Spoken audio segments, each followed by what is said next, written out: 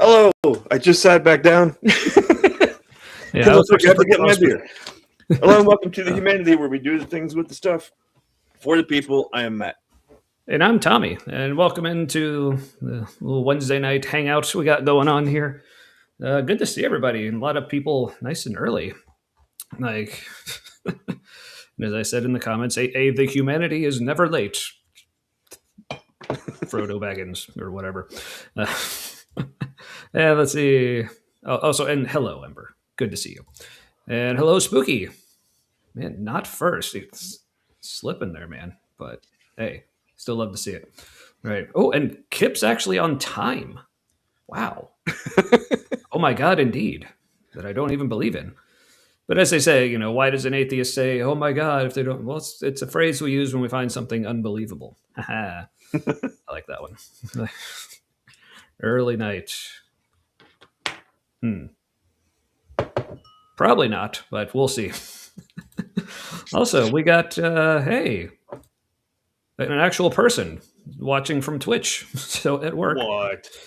Wow, watching while working and on Twitch. Wow, this is all kinds of unheard of. All right. Blessing Pro 7.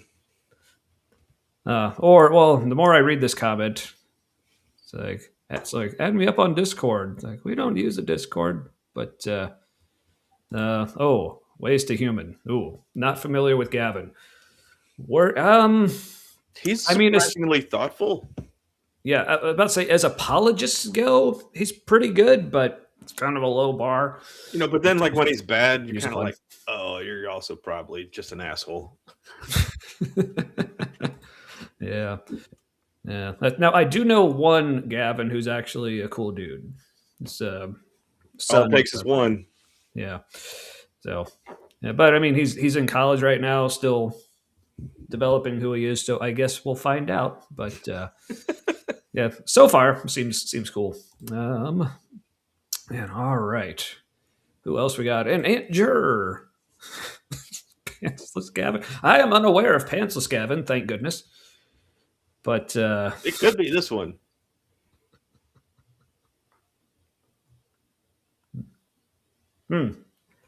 Yeah. Oh, All right. The chat. Oh, and we got a Chris Moore. Hello.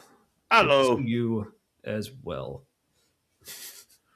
Oh, you like to give other chance. That's very nice of you, Spooky. I guess you had been hogging the front of the line for quite some time now, but well earned. You get here first. You deserve to be first in chat. So, but it's nice of you to share. We appreciate that.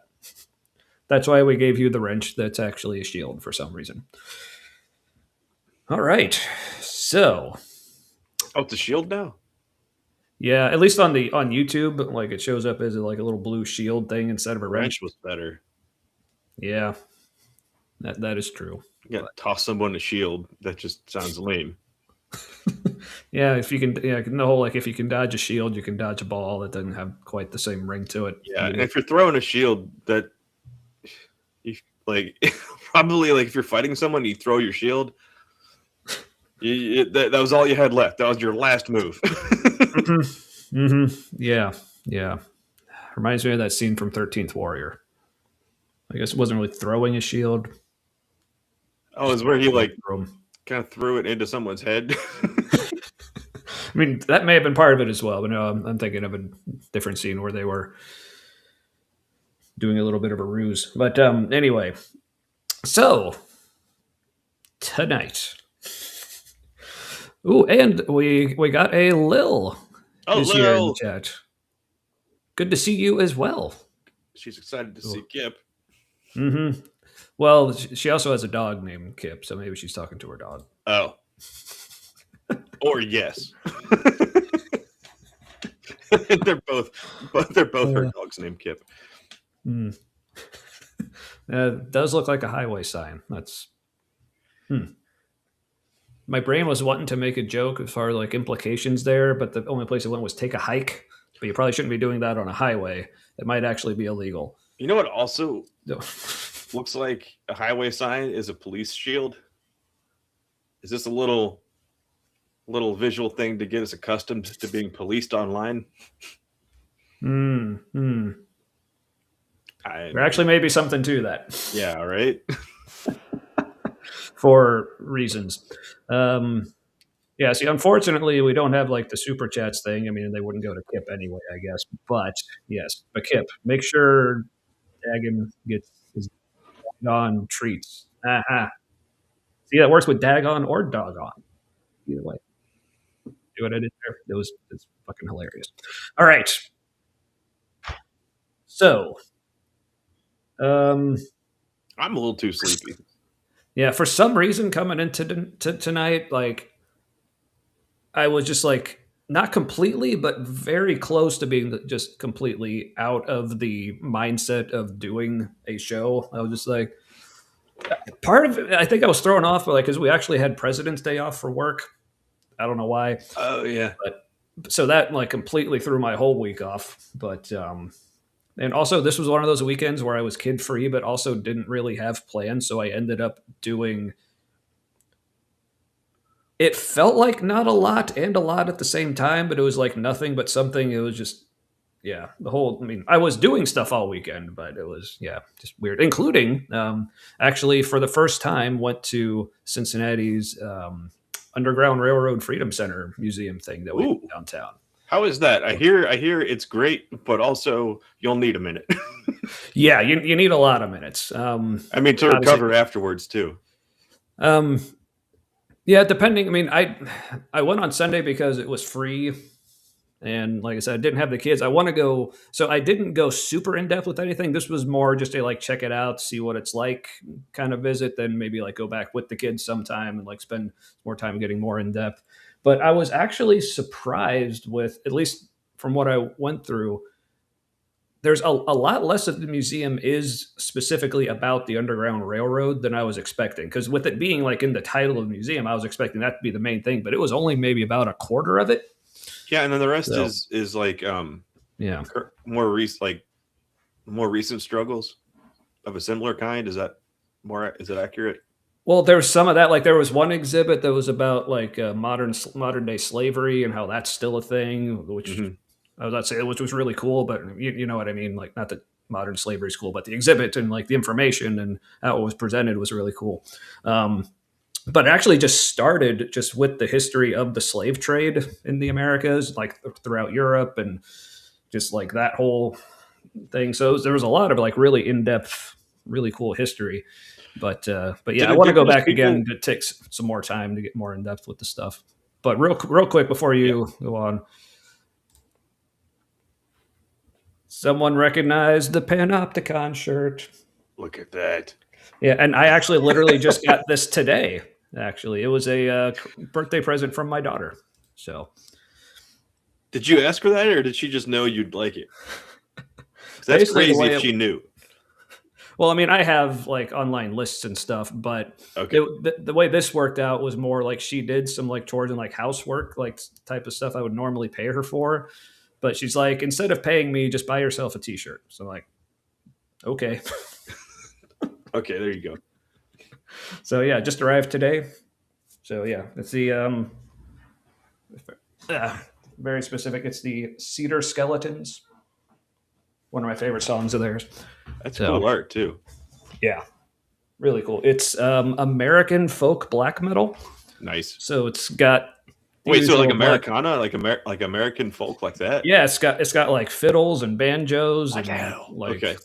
yeah, really good stuff.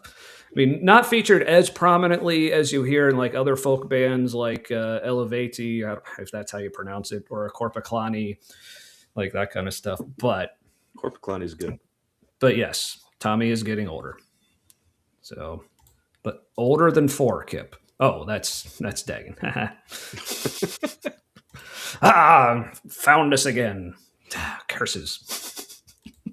Anyway, as you were saying about talking about the history of slavery, the Freedom Museum. Yeah, like yeah, I've never heard anything about indigenous people of North America using slavery. I have it like South and more central. Did you know Aztec is not the actual name of that people? That's the colonial name. It's not surprising. Fuck, the Mexica people, I think. There's Ah, Mex is interesting. something, and I was like, oh damn, that makes a lot of sense. It's called Mexico. Why don't we fucking call them like the Mexico people? Like Aztec. That sounds like a slur now, knowing their actual name. Yeah. Damn it. Why do white people have to suck? Yeah, I don't know.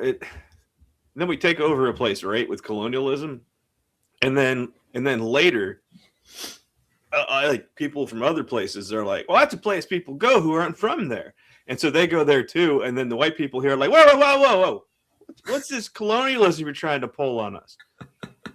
Yeah, I always think like I don't know why this is only something that just occurred to me in like the last like year or so, but thinking back to like the revolutionary period here in the States. But real quick, good evening to you as well, the real Melly. So tornadoes tomorrow. You didn't know about that? I guess well, so I guess the obvious answer for me is no, because I didn't even know there were any. Yeah, Cool. Well, there was a storm fortunately, system developing over the Rockies, I think it was a few days ago, and it was so obvious that like 4 days in advance, they're like giving a severe thunderstorm warning. Just like we're sure it's going to happen. Uh, yeah, so definitely severe thunderstorms, probably some tornadoes. oh, Um, fun. yeah, Yeah, see, fortunately here in Cincinnati, especially where I am, like the closer you get to the river and like the hillier it gets, like tornadoes don't, even if they do form in the area, they don't last very long with all the hills and whatnot. I But live in the part right where everything starts to flatten out a lot. So yep, right up 71. yeah, we did have Mhm. a tornado go over a few years ago. We heard it go over the top of our chimney. We heard that freight train sound outside. Oh, And I was like, mhm. oh shit. It really does sound like a train. And then it kind of went like over the top of our chimney. And we were right by the furnace. It's like the most secure part in our Yeah. basement. Mhm. Um, yeah, so which is right by the chimney. And so we heard it. And then like 3 blocks away, this giant oak tree got not knocked over so much as like picked up and then just dropped on the house. It was like its roots came out of the ground, but not like they snapped. Just like there was like Mhm. this nice little carve out, like the wind just went and just dropped it on the house. Oh, that's nice of it. The house is gone now. Hmm. Mexico. Oh, the empire was Aztec. What the hell? Okay, so it's still an appropriate name. Cool. It's a cool name if it fits, but Yeah, yeah. Mexico just makes it. I like how it ties the present country to the indigenous people, and how it's very Mhm. clear that Yeah. that It's kind of sure there. they were colonized, but like they kicked them out. Yeah. But yeah, the thing I was saying earlier. So, going back to like the American Revolutionary period, like I said, I don't know why, but it's only been recently it occurred to me, and I don't hear people talk about this very much, like as far as their specific reactions. But I'm trying to imagine what the reaction is from like the Native Americans who are already here, listening to the white British colonials complaining about, man, can you believe those people way over in Europe want to tell us how to do stuff and how to live and run our lives and stuff? They're like, yeah, bet that sucks. So, yeah. Yeah, there's a T-shirt of an Indian face. It looks like the wooden nickel Indian, but like a face on view, and it says Mhm.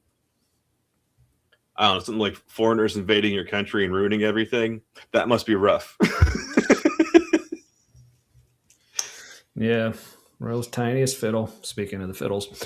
But also speaking of folk Oh wait, metal. we're trying. ICE is trying to deport Native Americans too when they can. So there's that, which is super cool. Yeah. It's like that's like all the worst kinds of ironic.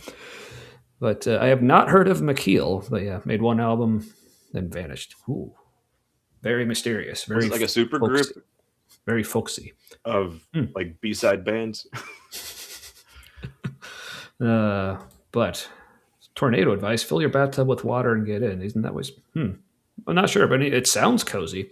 It also depends where your bathtub is. But I don't know, filling it. I know that like in a hurricane, if you've got nowhere to go, your last ditch thing is to get in the bathtub and keep your head below the top of it. Yeah, so stuff falls. Yeah. Earthquake is being a doorway if you can't get out. Hmm. Tornadoes be in the basement and stay away from windows that can break. Yeah. Lowest And point so, possible if you don't have one. yeah. See, in my house, I got like that room that's under the front porch that's just like a concrete box. So that might be the best for me. I don't know. But Yeah, that no, that's the old coal room. But yeah, no, that's a great place to be because it's a slab of concrete over the top. You'd be Mm. fine, assuming you don't run out of air. Yeah, that's true. Air is important. But speaking of air, I have some carbonated beverages here that I'm kind of wanting to get to. So, uh, What? I was reading a comment. oh, I was saying, speaking of air, got some carbonated beverages here. If you're Oh wanting yeah. to get to those, so you go first. Okay. I'm drinking it's Imperial Stout from Seventh Son, which is in Columbus, Ohio. It's I think it's pronounced oubliette. It's French. In American, it's oubliette or oubliette. It'd be oubliette. That's what it would be. Yeah, or Get that owl. Northern Kentucky accent going. Mm-hmm, mm-hmm. Yeah. So, well, what a coincidence because I'm actually trying to branch out a little more. I know, like, trying to remind myself there are other beer styles besides IPAs or IPAs. But I think that goes back to like back when I was like still like on immunotherapy from like with the cancer treatments, and I wasn't allowed to drink as often. So like when I did, I always just drank, just made sure that I loved what I was drinking. So it meant I was just drinking IPAs whenever I had anything because that was just my favorite. But so I was at the old liquor store today near my house. Has a great selection, and I found something that I'd never seen before, and obviously never had. But the title, I was intrigued just by the title. This is from Distill Brewery in Illinois. It's Destihl. Distill, I guess. Hmm. Not distill like liquors, but a Black Angel American Stout. I was like, Oh, that looks good. I like I haven't I seen like the that yet. name. I like the can. It's got a nice happy dude with a barrel and a top hat. It kind of looks like a Just Mr. Peanut clone. yeah, just having a time. So yeah, nice and dark. So let's see What's your how percentage? it's 6.7 I'm 12. with the yeah, but 45 IBUs, which for not an IPA is pretty decent. So mm,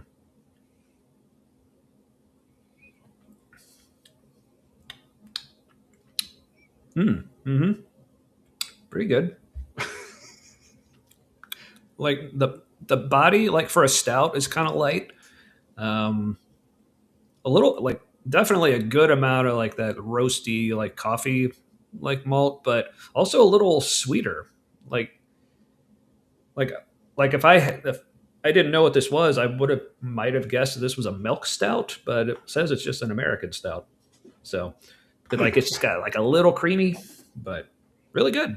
So I'm glad I got this. So mine is very bitter. Like the bitterness hangs around. Like it has a fair amount of hops in it too. But just the bittering kind. It also has that kind of acrid taste Mm, where it almost is a little ashy.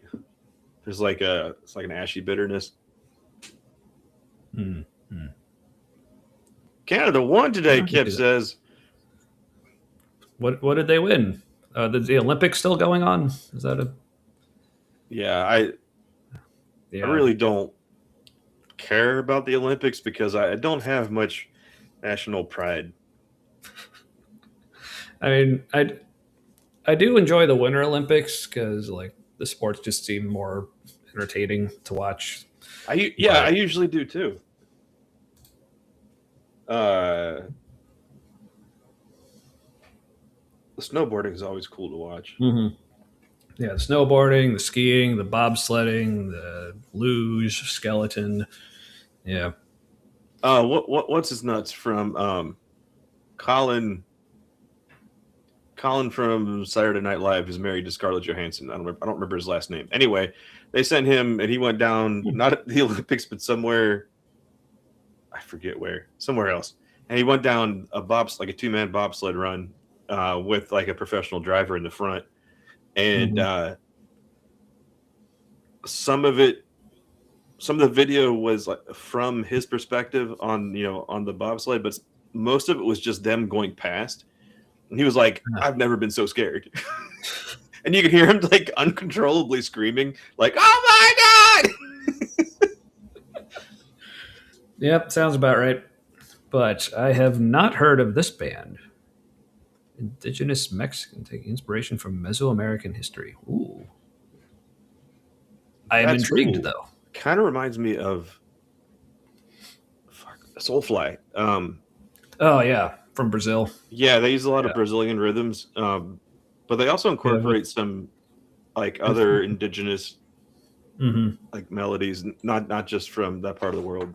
Yeah, and they're like the lead vocalist, guitarist Max. He's originally from Sepultura, Yeah, if I'm remembering correctly. Yeah. So, Soulfly is fun stuff. hmm Not all of it is very complex.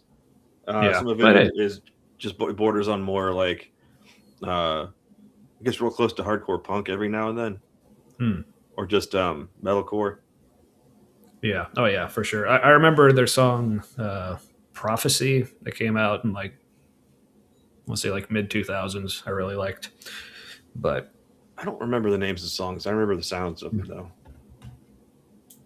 yeah, well, the guitar did a really cool like squealy thing, like as far as like the part of the main riff. It was neat, but I Oh, didn't do it Prophecy, you any said? justice.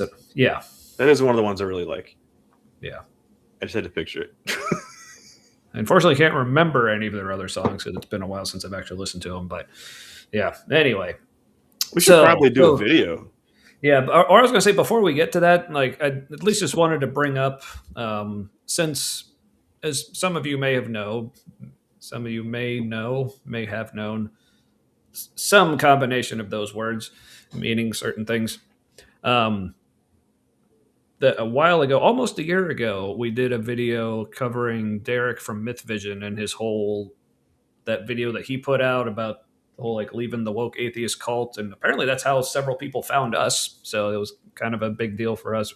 We did it like with we weren't thinking, oh, this is gonna get us a bunch of visibility. Like we were just like, it was more just like we saw a video that like annoyed us, and we want to talk about how dumb it was. And Which things video just was it that got us a lot of attention?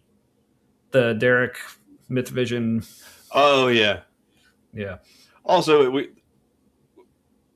we kind of felt like the people involved weren't going to be able to say what they probably wanted to say because professional reasons, and I don't know. Not that Derek would sue anybody, but yeah, you just yeah, never know. yeah. Also, But he's such a wanker. We had to bother him. yeah, but hey, apparently that's how people like Dr. Kip and apparently others found us here as well. So that was cool.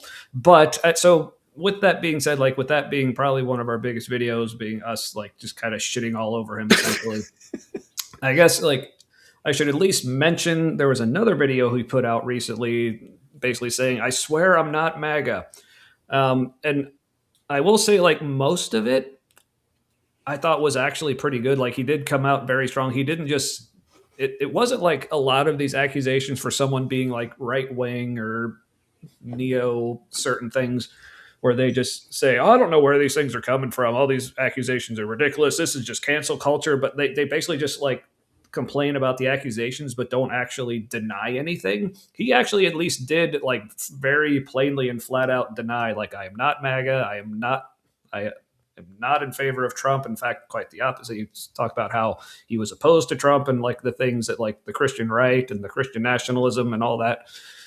So it was cool to hear that. And even him like tying it into how his like study of myth and saying myth has also been used throughout history to oppress people, much like we're seeing now. But then and like I said, I was considering like should we actually watch this on the show tonight, but I was like, I'm not actually familiar enough with. There's apparently another more recent thing where he had someone on his show. I don't even remember the name of the guy, like Jim Bob or something, who's apparently some not desirable type of person. Yeah, It's like Jim Bab the Nazi. yeah, something like that. But like I said, I don't really know anything about that. But at the end, it did. Derek did was still saying like, look, I'm just going to have people on my show, like regardless of political stance. Like this isn't a political channel, so I don't care about people's political stance. I'm still going to have whoever on my show if they're a good scholar, which is like, But have you though? yeah. So yeah, so like I said, I wasn't planning on talking about it too much tonight. Just wanted to mention it. Like I said, felt like I should, at least give. Like I said, a lot of the video I actually thought was pretty good. Again in a vacuum anyway. I don't, like I said, I don't know too much about all the details, so figured probably like throw him a bone there. But yeah, the way he wrapped it up, it's still there wasn't quite the as much of a distancing himself from the people he may or may not be having on his channel than I maybe would have liked. So He'll have anyone on there, but not everyone will go on there. Why is that? So I don't know. So yeah, I guess that's all I really had on that. Unless you had any further thoughts. No, my take was I haven't seen any of it, but I assumed it was going to be something like I'm not MAGA, but I will be MAGA adjacent for your cash. Yeah. Oh, apparently she just walked away from Christianity again. 37 minutes. What? Is this for real? Just you know what that means is the crusading types started to like cut him loose. Now he needs him in the chat again, going, "No, Derek, don't do it. Come back. Jesus loves you," and all that stuff. Driving engagement. That's what's happening. There you go. Like you do. Well, he said he's not MAGA, and now he's like, I mean, smoke bomb. I'm not Christian anymore. Ha. Anyway. So, I don't know. If people want to watch us do another video on that whole thing, let us know. But like I said, I haven't been keeping up with it. And so if you're wanting us to do a video, that would mean me it just hasn't been catching up very on good. things. But like last I checked, it was a lot of him. God, it was just a lot of him pretending to be somebody he's not. Yeah, like I said, it was an easy choice for me, like almost a year ago, to like unsub from his channel because, but like I've said before, even when I was a big fan of the channel, I wasn't there for Derek. I'll just no. He asked some good questions of people who knew a lot about what he had him on for. Some of the questions were a little different than normal, which was nice. But no, part of what was great is he let the guests talk a lot. He might prompt them a little bit, and they would talk for a while, and he'd let them, and that was nice. Some interviewers will try to guide things more than that, which would have been annoying. Is anybody else bothered that he doesn't use a diphthong when he talks? Well, I mean, he doesn't say real; he just says real. And then it bothers me because it's a North Carolina accent that like comes in only now and then. It's not like it's always there like a regular Southern accent. It's just all of a sudden he says deal, and I think he said dill.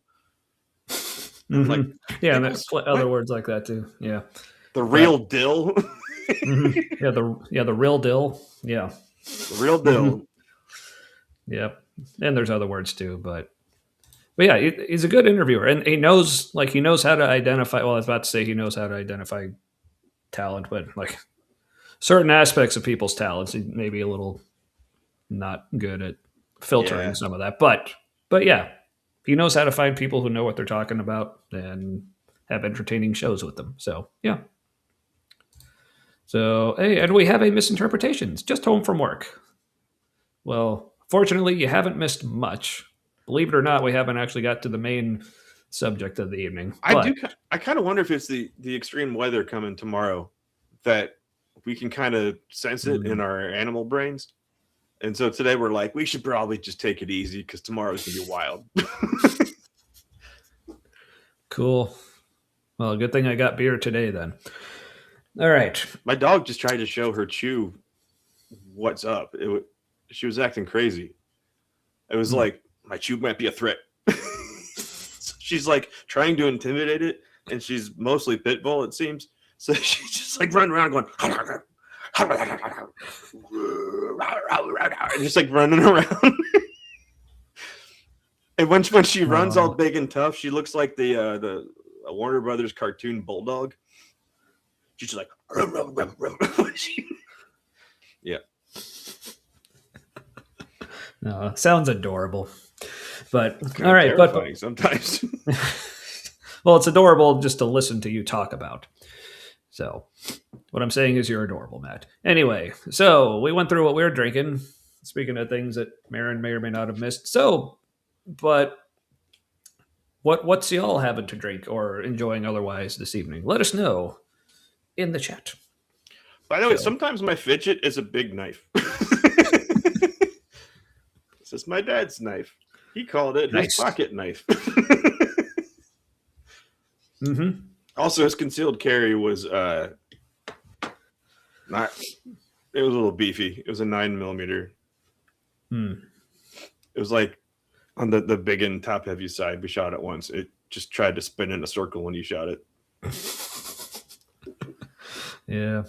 But good questions. Like, can Derek be trusted? Is there a path to redemption? Find out. So, yeah. Yeah. Does Tommy actually care? I do want good things for his family. Oh, yeah. I mean, it Or sucks like that he anyone. Yeah. couldn't foresee losing a lot of his income when he did a thing. That sucks. Mm-hmm, mm-hmm. Yeah. Ooh, and it looks like we're going with Melly to the grocery store, and looks like we're going up and down the produce aisle. Anyone? Anyone? No, but that was Ve- something. Have we got a show for you? It's Veggie Tales. Caffeine flavored bean tea. Huh. Hmm. That sounds like coffee, Yeah. The tea part threw me off. but much more entertainingly described. But I guess before we get to the video, I mean, Spooky wants to know. It was recent. It was almost a month ago, maybe like 3.5 weeks, something like that. Didn't actually do much for my birthday because that was like the weekend before was when we got like all the huge snow. But before we got the snow, my daughter was in a competition over the weekend, so that's what was going on. And then, so basically, we just did the competition thing, came straight home, and stayed there for days. So, yeah.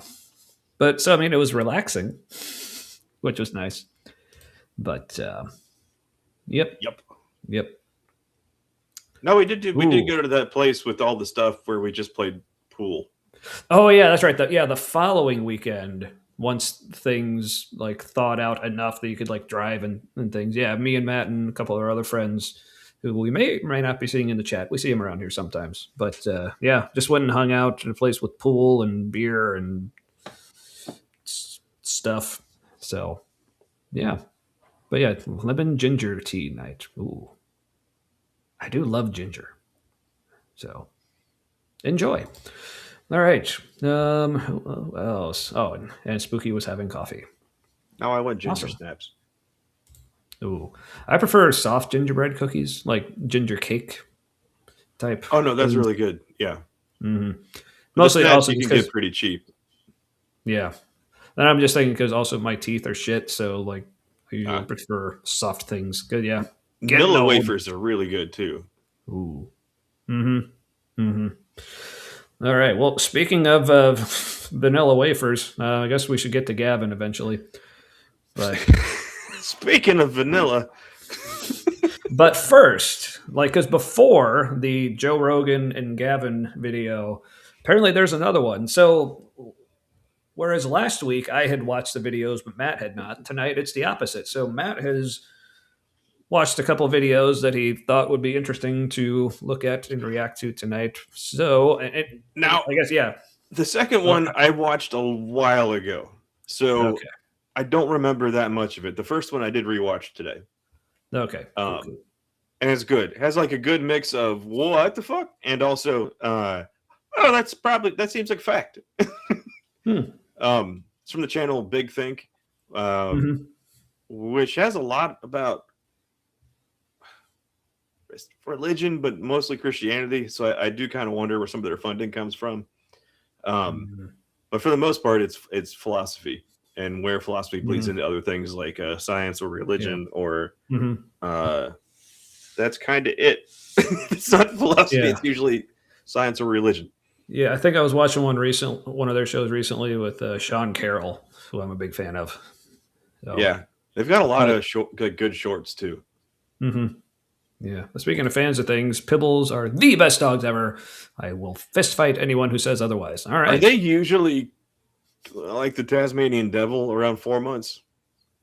Because she gets in these moods where she's just claws and teeth. We did a trainer come over today to show us how to do certain things so we could keep on our own. Um, and when Zoe was doing her puppy stuff, the trainer goes, "I will never get another puppy." I was like, "Cool! Did our dog just convince the trainer to never get another puppy?" Wow. So, but like, veggie broth with a dab of butter. Ooh. That could be good. Mm-hmm. Mm-hmm. Could be. Could be. Interesting. Yeah. Tea bandwagon's where it's at. I mean, this is like tea. I mean, at least like the barley and like the hops part of it, it's like rather tea like, from how you make it. So Yeah, you put it in the mucilin nuts. yeah, and you pull it. You got the big barley balls. Yeah. So yeah, again, we keep talking about it, but one of these days we'll do a episode like while making beer Yeah, at home, yeah. which is we haven't done in years. So we blame Matt for the video. I don't know. They're actually pretty good, but I don't remember much of the second one, so it could be bad. But there's definitely stuff to talk about from it. Yeah, but yes, if you don't like him, yes, blame Matt. So, all right. So, any setup you want to do before we get to him? What's the title of the first one? All right. Well, let's see here. Oh, also for tonight, I put the video on the other side because having my monitor on this side of my desk is just a lot easier with how I have things arranged, and also it shows our names when it's over here for some reason, but not on the other side. And also, I think I Also, just like looking this way better. And my look, microphone's here. everybody, it's Satan in the video. Whoa! I mean, they're probably Catholic. Well, I grew up Baptist, so we thought, yeah, same thing. Yeah, they haven't exactly been on most of the right sides throughout history. Fair enough. Fair enough. They know how to pick a loser, except, yeah,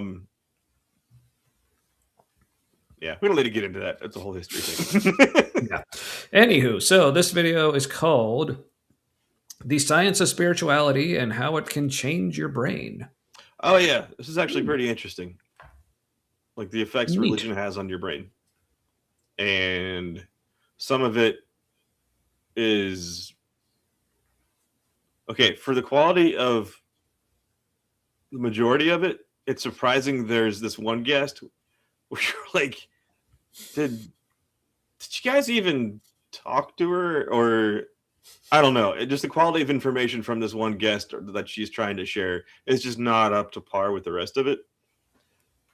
It'll stand out. All right. Looking forward to it. All right. Here we go.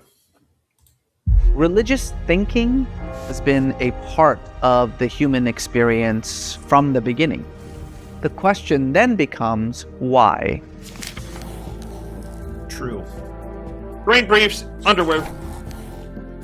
Studies of children have shown My brain's more of a boxer kind of guy, but anyway. that we are born with this instinct for what's called substance dualism, the idea that the body and the mind, or soul, are separate. Let's pause. Religious experience is a universal. Okay, so how does that strike you? Does that make sense? That makes sense to me. Substance dualism, just kind of like this assumption that the me is different than the me I can see. Yeah, that makes sense because I guess also like when you look at the world, I mean, your body is obviously a physical thing, but like the world is also full of a lot of other physical things that don't like move around and talk and eat and all the things. So yeah, that does seem like it would make sense that we would think there's something different and special about us as opposed to the rest of nature. Because even other animals, we seem to have different capacities and character traits and things. So Now, what I just thought of that might I wonder if whatever study that comes from, if it was mostly Western people that they pulled for that, because dualism is a concept that's picked up very early just by a kid growing up in a culture. So by the time you can actually measure it, they're already this and not this is already a thing, this and that. But then there are some religions, some cultures that have religions where things are not dualistic. It's um, the concept of this and that, but it's all part of the big that. So it's really not different. I think Taoism is kind of like that, the yin and the yang. It's all one. It's all part of one thing, and the binary aspect is kind of artificial. So, but it's also kind of the only way to develop meaning. Like, how do you mean? Everything's the same. Meaning would just be is. I don't know. Yeah, because we also do seem to be, what do you want to say, it's wired for, but have a propensity for looking for meaning, and or just thinking, oh, this must mean something. Again, I don't know how much of that is just because of a heightened sense of specialness about ourselves. So it's not only are we different from everything else, but we seem to like having meaning and purpose for things. So there must be a meaning and purpose for us to want to find and look for, if that makes sense. But Yeah, and we like meaning. We need meaning and a sense of purpose or hope. And so then there's the assumption that, well, the universe needs that too. But I'm noticing a downside to having us on this side. Every time I have comments up, Matt's face is covered up. Hi, I just eat the comments. I can put us back on the other side if you want. I don't care. It doesn't bother me which side you look at, but okay, if it's going to be bothering you, then well, it's going to be bothering me to have your face covered up every time I make a comment like this. I hadn't noticed until you pointed it out. I could just hide behind it. That's when I could be like, click, click. Yeah, it makes sense that people would notice when people die, they're just a body. Yeah, something goes away. Yeah, for sure. Yeah, I saw your comment that because I don't know about you, but I've watched somebody die. Actually, no, I think I might have been out of the room. But there was I did get to see life leave the person, and there is a sense that something that was there before isn't there now. And I'd been thinking recently about how, like, what if what we call us, like the deepest us, like in our consciousness or whatever, just the thing that you would call like your deepest self. I'm kind of wonder if that's not like a kind of like a phantom projection of all of our systems working together, and it's a thing that our brain creates that is everything functioning together. And it's like maybe the thing that we call us isn't, it's both a thing and not a thing. It's intangible. And so yeah, when somebody dies, something did go away, but it also never really was there. So that's comforting. It's like the hardware running software, and then the experience of the software running on the hardware, that's what we call us. But that experience of all that running is maybe not exactly even a product of the two. I don't know. That's okay. I don't either, and seems like most people don't. So we're in good company. And they're dang binaries. Yeah, Zember said I'll put that up there again. Now that's not covering that up. Yeah, I went ahead and just put us back. I was like, fuck it. I blame the binary plumbing of sexuality. Well, bimodal. Well, it's Bimodal? I don't know the right I word. guess the plumbing. I don't know. Yeah, because like I know binary means there's only two, but bimodal means there's more of a spectrum. But two seem to be like most things on the spectrum fall in one of the Like, two. I guess what I mean is for survival of the species, like reproduction, something has to go into something else. One like Right. tab A needs to go into slot B. Like Yeah, and so, there has to be like a sperm and an egg. so like in our like Yeah. Mm-hmm. most animal of brain, Yeah. we've got that this and that like baked in there. Yeah. That's true. So it's just reminding me of a story a former roommate of mine told about a coworker of his and a turkey baster. But less said about that, the better. All right. Kip says better on this side, so we'll put it back on the other side. Okay. Well, thanks for. Oh, so so you have the chat on and it covers our faces. Why does Can your you TV see do this? that? Because Can you see YouTube this, on Kip? YouTube on my phone bumps the screen smaller and puts the chat next to it. Yeah, on my TV it's the same. Yeah, it just shows the chat scrolling up the side. So Weird. yeah, not quite that simple, but that is a different show. So thanks for reminding us we were doing a show about a thing, Ember. I know it's not that simple. Yeah. The most primitive of parts of our brain probably do like super simple though. Yeah. So that's probably why a lot of people still refuse to break from that, among other reasons as well, because that's also not that simple. They might also be brain damage because John Fetterman, remember he had that stroke and suffered brain damage and then became a conservative? No. You don't? You know who John Fetterman is? No. Oh man, I'm more of a politics nerd than you. Okay, he's a congressperson from Pennsylvania, I think, and he got elected as like blue collar Democrat. But then I think it was just before he was elected, he suffered like a massive stroke and it caused brain damage. Like it's not a joke, like literal brain damage. And then since then he's become increasingly conservative and he's kind of into MAGA stuff now. And so that's the joke, because we have people already always joked, like how maybe they're brain damaged and that's why they hate everybody. It's like, well, I don't know, maybe it is. Right?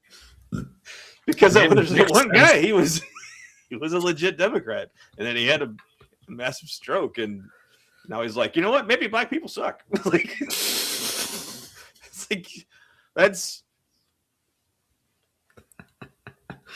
Yeah, that's unfortunate. That's anyway. So, substance dualism and things, but yeah. All right, ready to get back to the thing? Yes. All right, let's get back to the thing. Or soul are separate. If religious experience is a universal phenomenon, if it can be traced throughout all time, then there must be some adaptive advantage, otherwise it wouldn't exist. The problem is that the countless different answers. Yeah. Your face seemed like you had something to say. I'm thinking like religion is a universal experience. No. A religious experience is a universal thing that happens to people. Yeah. I'm going to back him up because I was distracted by something for that last part. I think it was like I saw your face like wanting to say something, but nothing was coming out. So I was like, oh, you had me on like high alert. So it's like blocking everything else out. then there must be some adaptive advantage. Otherwise, it wouldn't exist. The problem is that Okay, good. This is something I hear a lot now. Like I've said before, admittedly, I did not actually learn evolution very well. Like going to a very conservative Christian high school and elementary school. I don't know how much they talked about evolution in detail in elementary school. It's even in like my high school honors biology class. Like even without the whole conservative Christian thing, like my high school biology teacher, which is not a very good teacher, so I really didn't learn any kind of biology for the most part. But anyway, like, but my understanding of evolution. So what he just said there was like it would traits like this, whether like preference for like having a mind geared towards religion or spirituality or whatever, however he worded it. He's saying like this would only arise if it serves some sort of benefit or something along those lines. Well, enough of a benefit that people are able to reproduce before they die. Yeah, because that's the thing. My understanding is something doesn't have to actually be beneficial to emerge as a trait. It just has to not keep you from reproducing. Oh, that's right. I'd forgotten that. Yeah, because like, so like the way we think of things like in like we put things in certain categories, but really like whether or not my brain develops a bent towards religiosity or whatever is the same as like whether or not my arm hair stops here or here. So it's like, what's the evolutionary, is there an advantage to like where my hairline is, or like why my beard only goes up to here instead of up to here? Like, no, like, so I there's so many traits I have that that are the product of evolution that neither hinder nor help me in any way. They're just completely benign, but they still emerged because like everything about me is something that emerged through evolution. So is this making sense? Yeah. I mean, maybe case in point is testicles. Kind of in a dangerous, it's out in a dangerous way. Yeah. Now, apparently the reason is because it's more for like temperature regulation. It's for temperature regulation, but you would think it would be more beneficial that they would evolve to where they wouldn't need to be so sensitive about temperature regulation. So then they could just stay on the inside where it's nice and safe.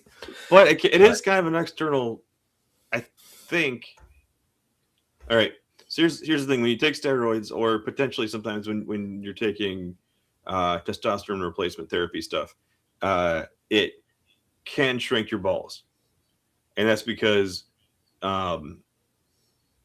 getting your levels where they're most beneficial for you can cause your testicles to stop producing some of the hormones themselves, because the body's like, I'm going to conserve energy because turns out it's just already here. So, we'll stop making it. So I don't know, maybe it was a signal to mates originally, like who was more likely to be violent enough to protect them. I mean, because humans are more closely related to some pretty violent apes. Like bonobos are fucking jerking off all the time, apparently. Also, they fight each other. Yeah, that is true. But wanted to point this out because, yes, I still have one of his books. I think it's The Phantom God. Where is it? Yeah, it's actually... okay. Right there. You probably can't tell. But... yeah, it always seemed like maybe religion was kind of a way to codify societal norms and values. And so it's like this software then that you can like teach to people, and then it's running in your mind, and your brain is kind of running on that religious software. And it's a way for everybody to kind of be on the same page and working towards loosely the same thing, because you have similar concepts of reality. Yeah.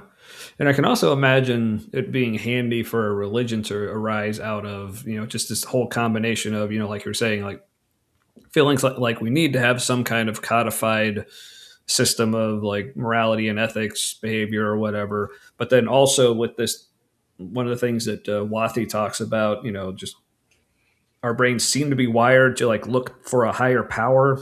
So I mean, we tend to call that God or the gods or whatever. An awareness of a singular thing called the universe or reality or whatever. Doesn't need to be a person. Yeah, just something higher than yourself. But yeah, also our tendency to we want to find agency behind things. So yeah, That is kind of that is a mixing survival those. thing. Yeah. So just mixing those things of like wanting a system of like way to behave, but there's some kind of higher power, and he probably has ideas, or she or they. Come on, it's always a he. Because the most violent person is the one that survives. That's true, but I mean, if you're a violent species, that's how you see it. I would think. Yeah, well, I mean, but there's a whole like Mother Earth and like Gaia and plenty of goddesses and other religions. But no, anyway, that's true. There always was a male and a female. Mm-hmm. Christianity is a little odd. Yeah, but like I was saying, so taking these two concepts of wanting a system of like codified morality and ethics, but thinking there is some kind of higher power, and like, well, they probably have opinions, and we should probably do what they say. You put them together, religion. So there, finally got to it. Yeah, and I don't think we made it on purpose. Sure, some people like realized it was a great way to control people, and they steered it here and there. But I think it was just a thing we felt like we needed. And because we hadn't developed science yet, we just had religious thinking. I think that was just early science. It was just early scientific theories. Because all we had to go on was human experience. We weren't measuring shit all that much beyond what we needed for survival or making $1. Not you. Oh, hey, and Tori's here. That's all right. We're only like we're not even a minute into the first video, so yeah, it's we know how to draw it out. So yeah, but let's get to it because there's a whole other 15-minute video. Because I think tonight there's more video than we watched last week. So yeah, this one we can let cook for a minute. All right. The countless different answers that have been given for why religion fail primarily because they're functionalist answers. What religion does, not why religion exists. We are a point and we are a wave. We are magnificently distinct and unique and diverse, and we are part of one field of life, one sacred consciousness. So it turns out that every single one of... Who's this? This is the one person I was talking about. Oh, okay. You're like, okay, so everybody was saying, like, even if they weren't completely correct, big thing sometimes is people come on that make assertions that are, like, correct within a certain context or sometimes just wrong. But usually verifiable, which is weird why they're sometimes wrong. This lady is going to be saying and has already said things that just aren't going to be verifiable. She's all about the experience of the spirituality or the religion. It's like, instead of saying maybe everything could be all part of one consciousness, we're trying to figure that out right now. She's just like, it is. Like, yeah, because that just makes more sense that way for her, for however her brain works, I guess. But here she is coming to us live from Heaven's Library. Also, thanks, Spook. Missed nothing. I mean, kind of right, but knocking down a peg. Point, and we're a wave. Apparently. I mean, kind of, right? Because we're made of particles that can function as both. So, but it's a stretch to say we are either. It's like, no, we're made up of things that are. Yeah, and such. All right. Well, let's go back. Never mind. All right. Also, she vaguely reminds me of my oncologist. Like, she could be my oncologist. Like, for some reason, for a split second, when you said oncologist, I thought you said gynecologist. I was like, oh no. I was like, that wasn't right. I heard that wrong. Oh no, she's nothing like my gynecologist. field of life, one sacred consciousness. So it turns out that every single one of us are all born with the neurodocking station for awakened awareness. Together with Which means what? God, it really just sounds like she's using like metaphorical language to talk about like real stuff. Like she's taken real information and then done the therefore, and now she's just giving us the therefore. It's like, yeah, okay, everybody's born with the ability. Okay, not everybody, but assuming you have the mental capacity to meditate, people have similar experiences when they meditate. It has similar experiences on people.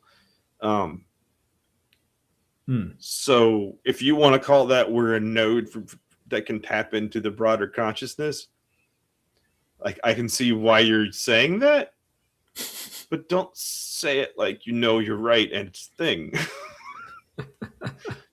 Yes. Oh yeah, the neurodocking station. Oh, it's all one word. That's why I was confused. But what's the German version? It's probably bigger and longer. oh, for sure, and more violent sounding. But yeah, the universal deism. Now, I normally don't want to like point out people's typos, but I actually appreciate this typo where it looks like you typed universal. To me, that's like something someone claims to be universal, but just really isn't. Like that's universal. I might have to adopt that in my lexicon now. I'm going to use that as a term for when people talk about these, kind of like when we were on Bad Science Sunday, talking about spirit science and the crystals and the chakras and all that, all these things that people say are so fundamental and ubiquitous about all of reality, but it seems to take a lot of work to actually understand and actually do anything with for something that's supposed to be just all over and in everything. So where they say it's universal, like that sounds more universal to me.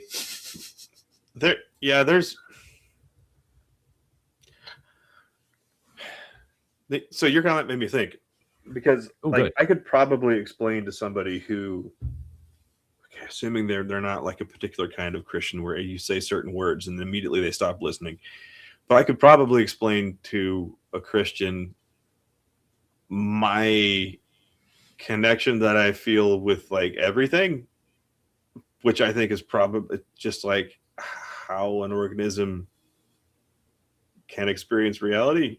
I don't think it's spiritual or religious, but I could explain it to someone who's a Christian using religious terminology, and I feel like they'd probably be able to understand my experience of that. Yeah, but I don't think it's that. Yeah, because really what it boils down to for me when it comes to any sort of like spirituality or even like there's just something greater out there, whether you want to call it God or just being itself or universal consciousness or whatever.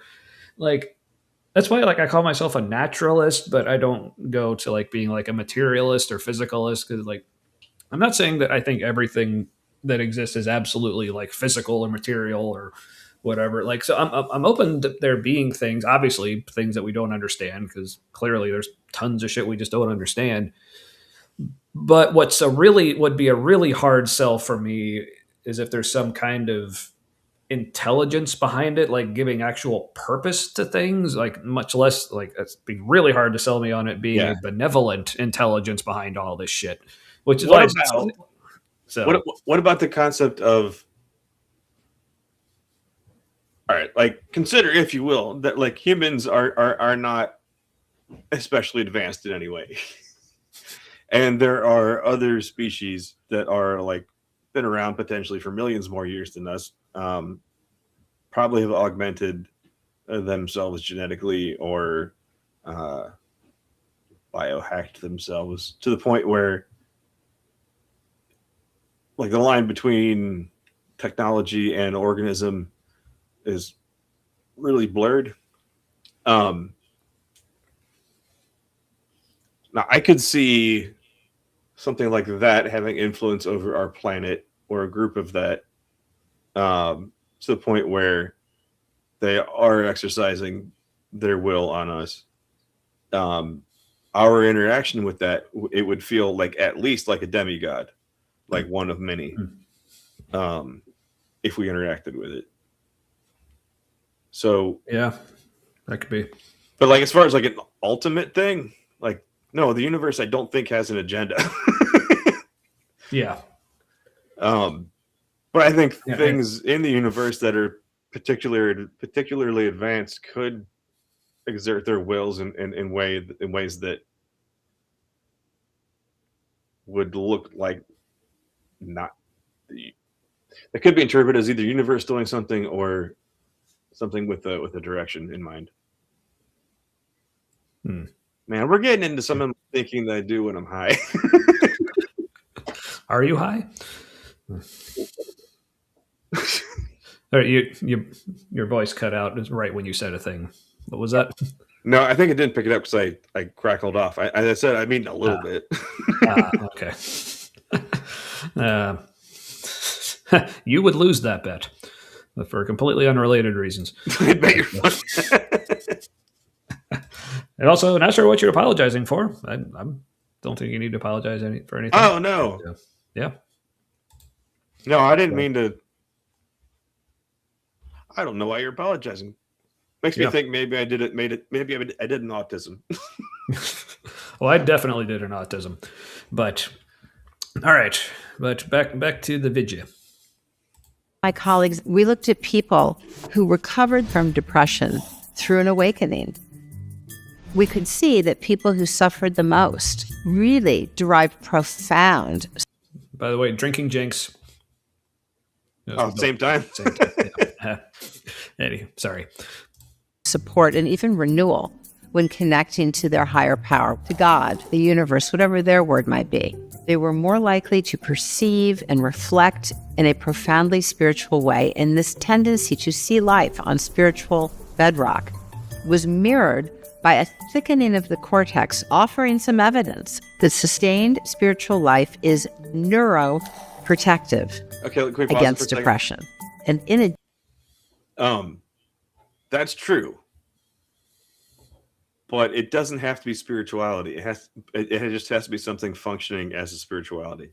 Like that's one of the things in when I was in involuntary lockdown for brain things. That was one of the things they talked. What'd you say? With special socks. Oh yeah, special grippy socks. Anywho, one of the things they talked about was a spiritual life. I didn't like that they called it spiritual because that usually means like it involves religion or deities, or I mean not always. Yeah, there are some though. Yeah. Meditating period seems to really help. A lot of things can be meditative. It kind of depends on the person. So things that function as spirituality in a person's life are neuroprotective against depression. I don't like necessarily how she framed it. Yeah, because I've heard a lot of people talk about this. Like, I mean, you'll hear it from people who are just, whether they're like atheist or just otherwise not very spiritual. Like they'll still talk about this, but the people on the spiritual side like love these kinds of studies because they go, you see, like, but to me, like it's a completely different question between is it beneficial and is it actually correct? You know? Yeah, and I think what's probably more beneficial about a lot of it is most of the religions in the world are not Protestant evangelicalism. So the results are going to be skewed towards traditions that aren't that and don't act like that. And a lot of those traditions are, if it's about seeking God or a God and getting more connected with that, it's also about knowing yourself more deeply. And I think that is what, I think it's kind of an accident of human development that it happens in relation to a God. It's the getting to know yourself more deeply that does produce better mental health. Because if you're just focused on, well, more of God and less of me, and just whatever, I'm gonna be more like God. I want to be more like Jesus, more like God, but my picture of Jesus, but more importantly, my people's picture of Jesus.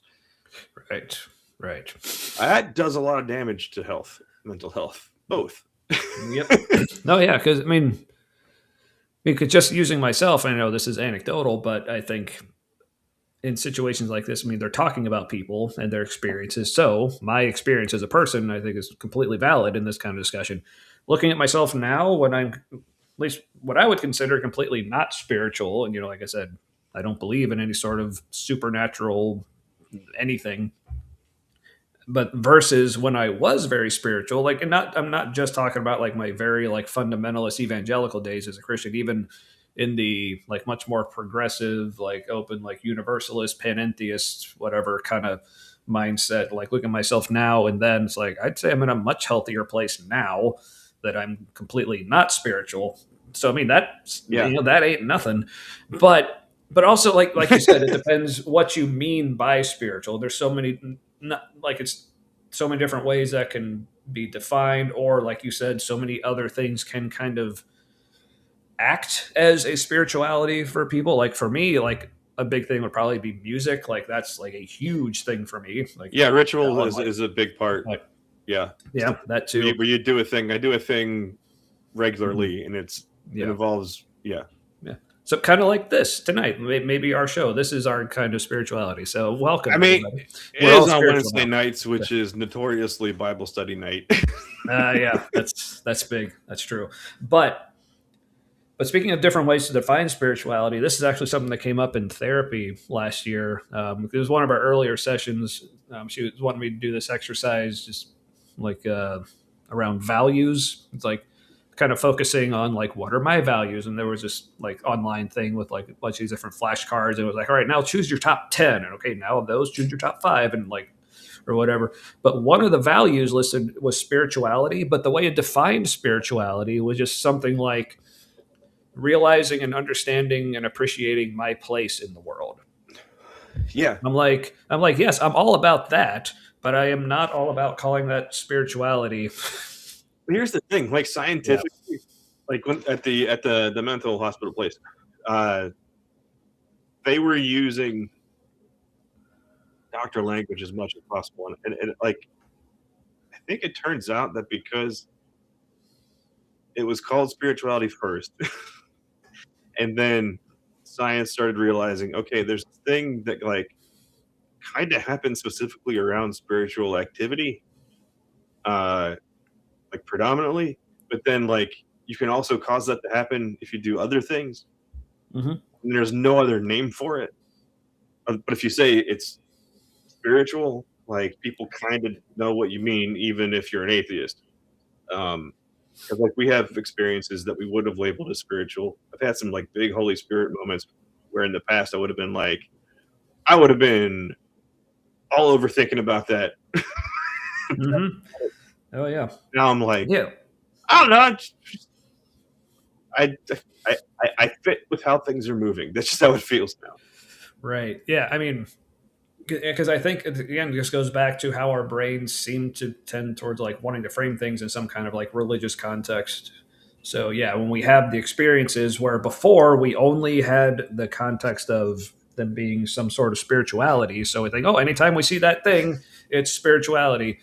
So kind of how like one of the teachings we had in Christianity was like all good things come from God. So therefore, if you ever see a good thing, that means it's God whenever it's a good thing. But then you were like, oh no, good things actually can be like ungodly or right. Because like, what if you get laid and you weren't supposed to, and it's like super awesome? You're like, I don't know how that wasn't a good thing.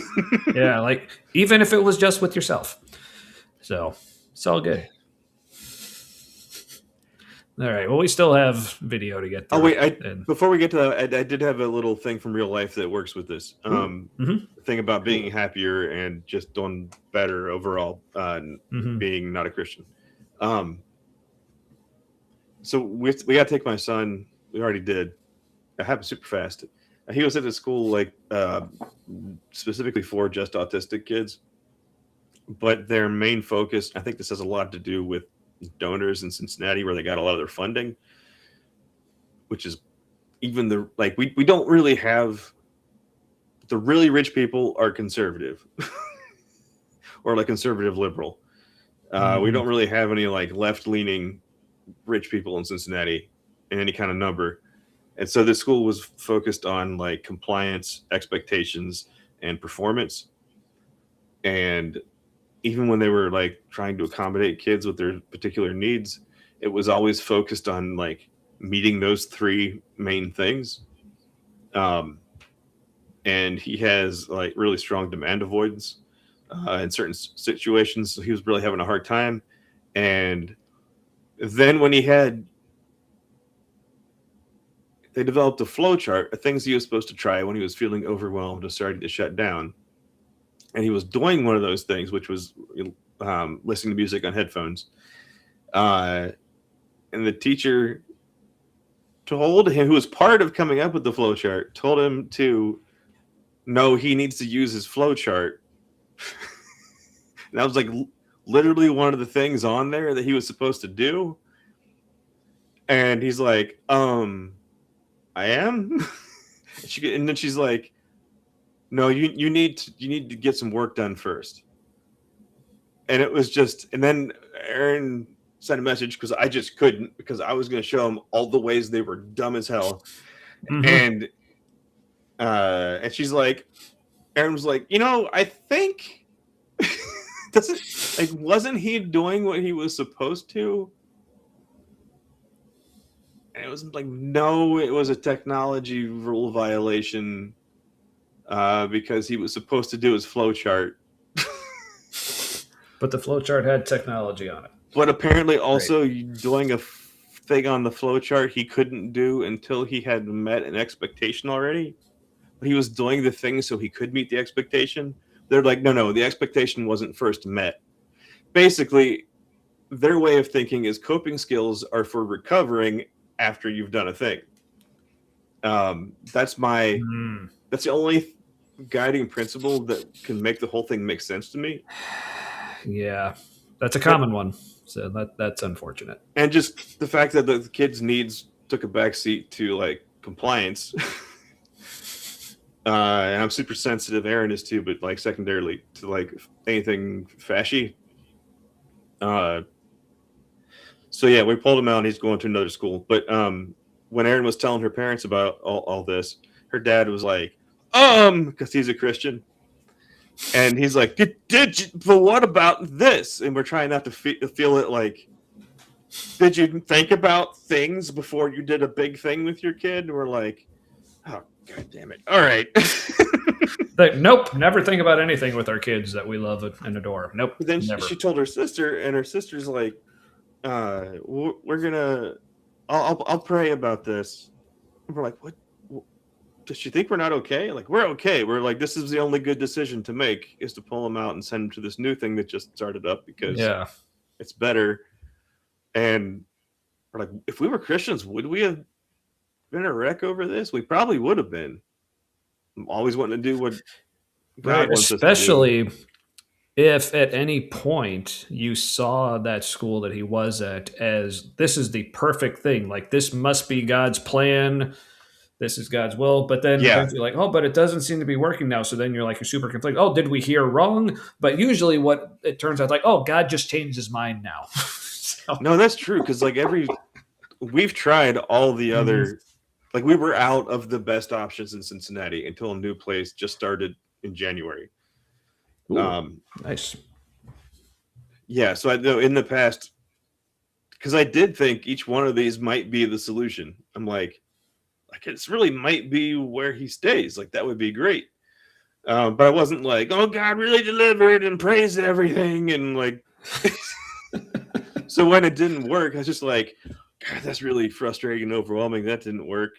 But I mean, what are we going to do?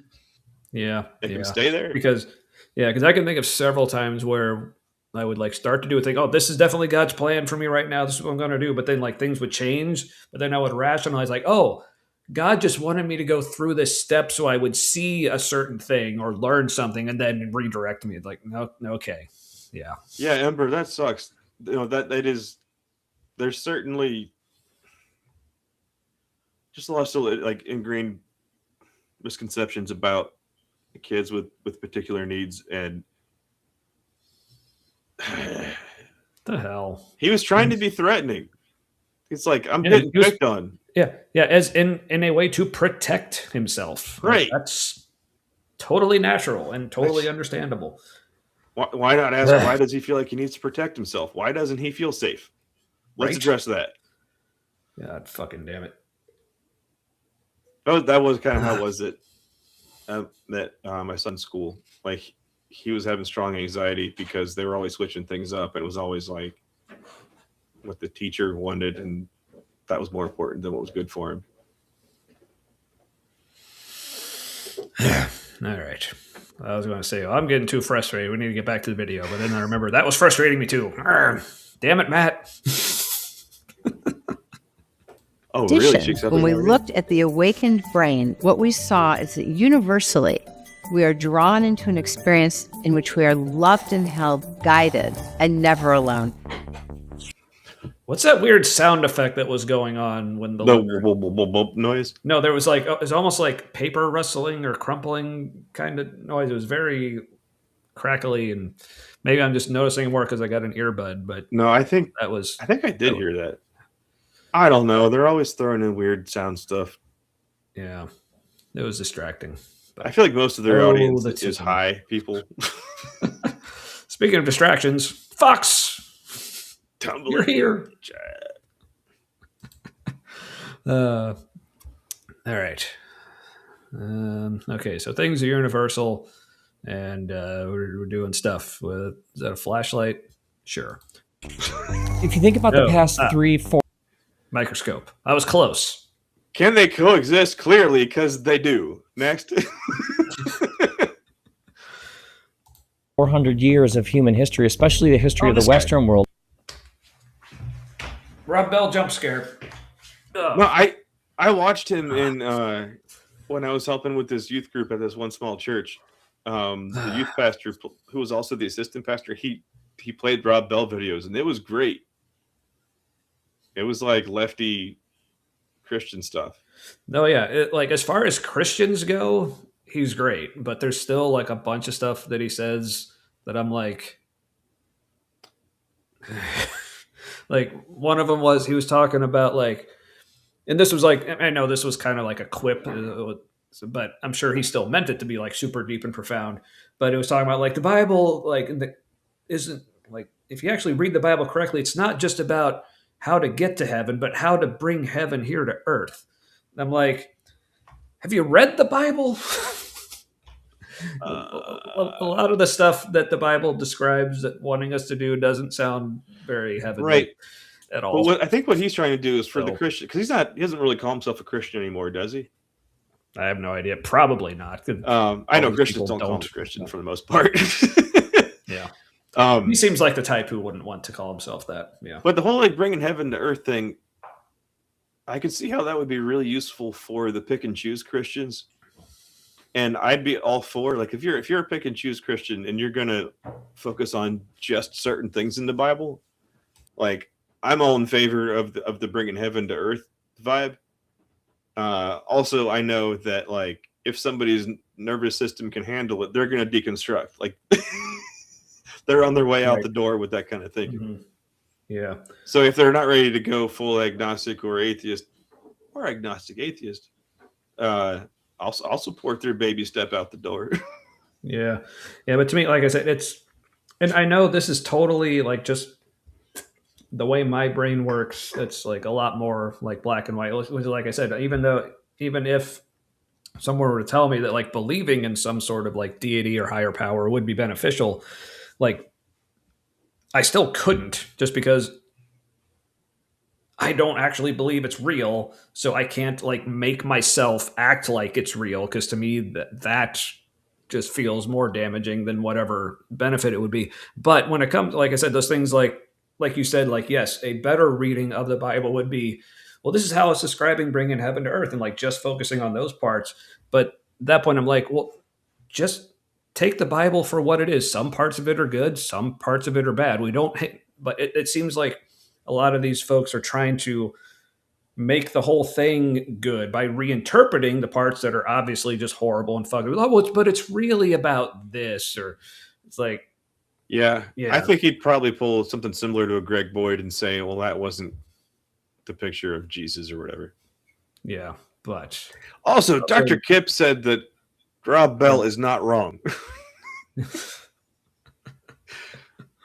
yeah, but first, David, coming in with a good point. Whenever heaven comes to earth, there tends to be a genocide. Yes. Yeah, I think when you assume you know for sure what heaven is, and you get that certainty in there, that's an issue. But if you're like pushing further left with your thinking and going, like, we don't know how good it could be. Like, how good can we possibly make everything? That's different. Yeah. So I don't know. The vast majority of people do not understand the Bible. This is true, nor early Judaism when it was written. Also true. But I'm just not sure, at least based on what I've heard, I'm not sure. I don't know how much Rob Bell actually understands the Bible or how much he understands it, but he does understand it, but only wants to focus on certain parts. But then, like I said, but to me, it's like, okay, just go that far and say, just focus on certain parts that are actually good. There's no need to try to twist the whole thing into like just one big, really good thing. It's like, no, it's some good stuff. It's some bad stuff. It's some confusing, some sexy time stuff. It's all good. So. But we're still here, and the Bible's still here, so it must be net benefit.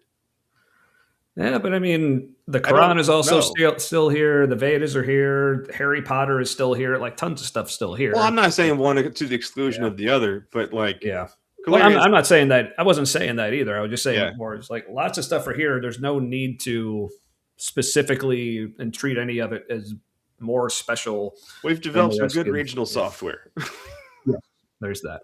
Yeah, I don't understand modern Christianity either, Fox. Yeah. Still don't understand early concept of biblical writing. Yeah, also true. Yeah, no, modern Christianity doesn't know it's humanistic yet. All right, but so I'm on to my little non-alcoholic beer intermission, but this is a new one I'm trying out from a local brewery, Rheingeist, the Ghost Haze. Oh, yeah. I'm curious how that is. So I'm not a fan of those new labels. Yeah, it's okay, but I'm noticing a trend with non-alcoholic beers. Like I have some that are made by just regular breweries and they have non-alcoholic versions, but then there's some like breweries that like just make non-alcoholic beers. I think the ones made by actual breweries have better flavor, but there's just a lot less flavor.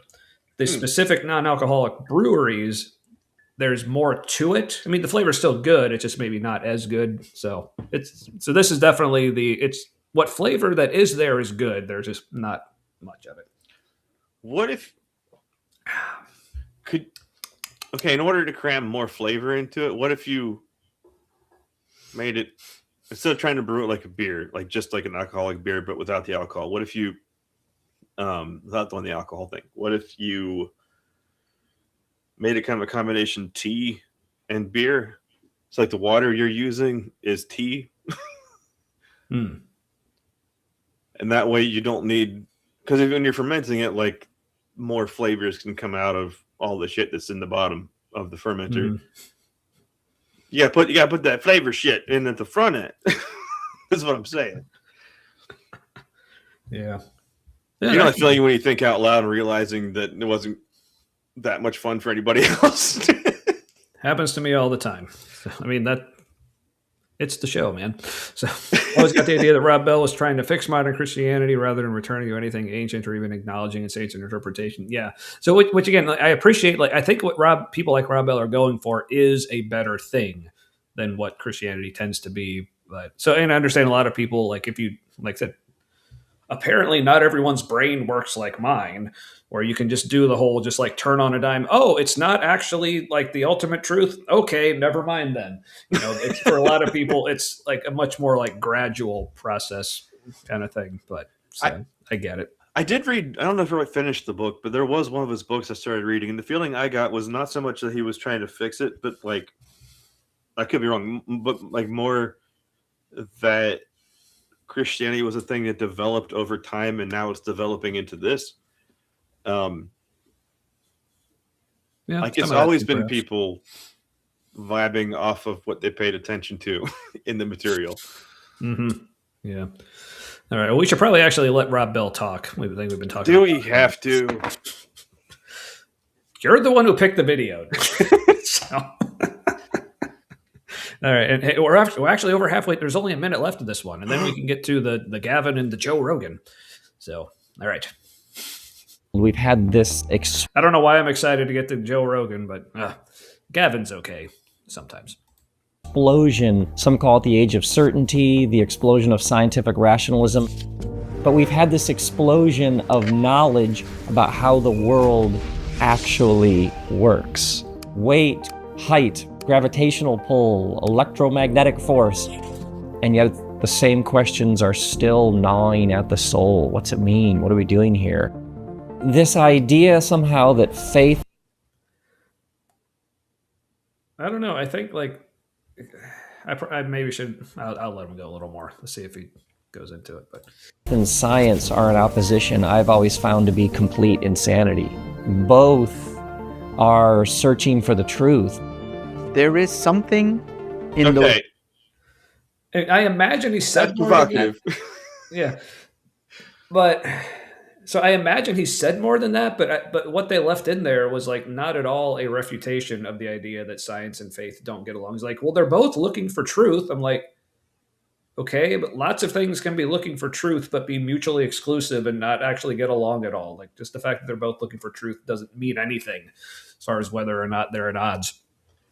So Well, it's there like, are different kind of truths too. There's yeah, like religion is, or spirituality is experiential truth.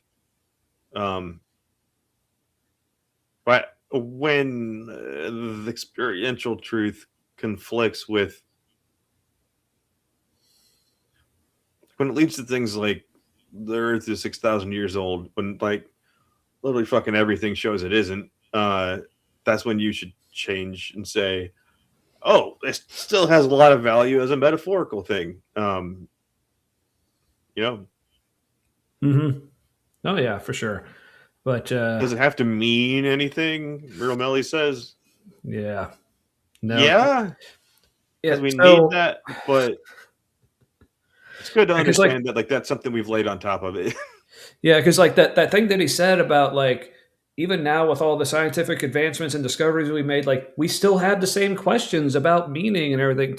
But to me, what that points towards it is like, so it seems like the way Rob Bell is interpreting that is like, well, through science and like all the measurements and discovering things about the physical, material, natural world, it's still not satisfying these longings we have for like wanting purpose and meaning and all that. So to him, that means, oh, this must mean that this is where religion and spirituality and faith can come in. But to me, that says, or maybe those things that we're looking for aren't actually out there. So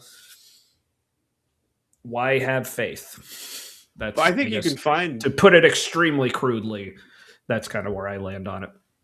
I think you can find personal meaning through like spiritual type exercises, Oh yeah, for sure. like listening to your music, or like looking at art, or sometimes just like watching really good animation. Mm-hmm. Yeah. Yeah. New has shown up with all hearts. Yeah. Oh yeah. This is Ryan, I believe. Oh, okay. Recognize her from like some Ember streams and such things. So yeah, welcome. Good to see you. But yeah. So did you get temporarily raptured again? Is that what we're doing again tonight? That's fun. So, but I want to go back to like Kip was saying about Rob Bell. Like, yeah. So Kip says, in my experience, when it comes to the Bible, Rob Bell has a much better grasp than most. I find myself usually agreeing with them. Yeah, I mean, I guess I would say, so I'll get to your other comment here. He would just comment about bringing heaven to earth. I get it. Both early Judaism and Christianity envisioned a new earth, not heaven. Yes, there's that. I mean, though, I don't know, from my understanding, like, well, maybe this was Jesus' form of apocalypticism, because I know Jesus was very much a, like, the world is about to end like soon, and we're all so. But maybe I guess it was, And I'm your guy. the end of this earth to like a new earth. Yeah, so that makes sense. But anyway, but but when I hear Rob Bell say things like, "Oh, the Bible's about bringing heaven to earth," so even, but it to me, but that's still like, but he's still talking about that as if that's a good thing and like that's our what should be our aspiration. But the way the Bible is talking about it, basically, the way I would put it is the heaven that the Bible is talking about bringing to earth, not so appealing. But the kind of heaven that Rob Bell is probably talking about, much more appealing. I just don't think that's what the Bible's actually talking about in a lot of cases. That's kind of where I'm. Yeah, the American religious understanding of what heaven on earth looks like is what's playing out right now. Yeah. Like this is them participating in Revelation, basically. Yeah. But like I said, I'm no expert. And I'm no cold case detective. But that's how things seem to me. All right. Ember's comment about science doesn't look for truth; it looks for errors. Yeah, but, like I'm kind of being contrarian tonight. But I would say like in looking for errors, it's trying to find the closest thing to truth possible. Yeah, so I mean, it could be like, you might say like looking for truth by process of elimination, perhaps. But Yeah, Amber, that's a good way to put it. I like that perspective as well. But yeah, all right. But yeah, the whole like what was Rob Bell talking about? Oh yeah, but I still, and this could be a topic. Well, I guess maybe this is the topic for tonight as well. But I still definitely see. Basically, when people say, like Rob said, like, "Oh, I think that's crazy that to think that like faith and science are in opposition," I'm like, I don't really understand what he's talking about. like I'm like, I don't know, because the more I understand about both, like they kind of are. But or I guess I would say science and it, like if anything is maybe just like uninterested in faith, because it's like that's not what we're trying to deal with. It's not about having faith in things. It's just figuring shit out.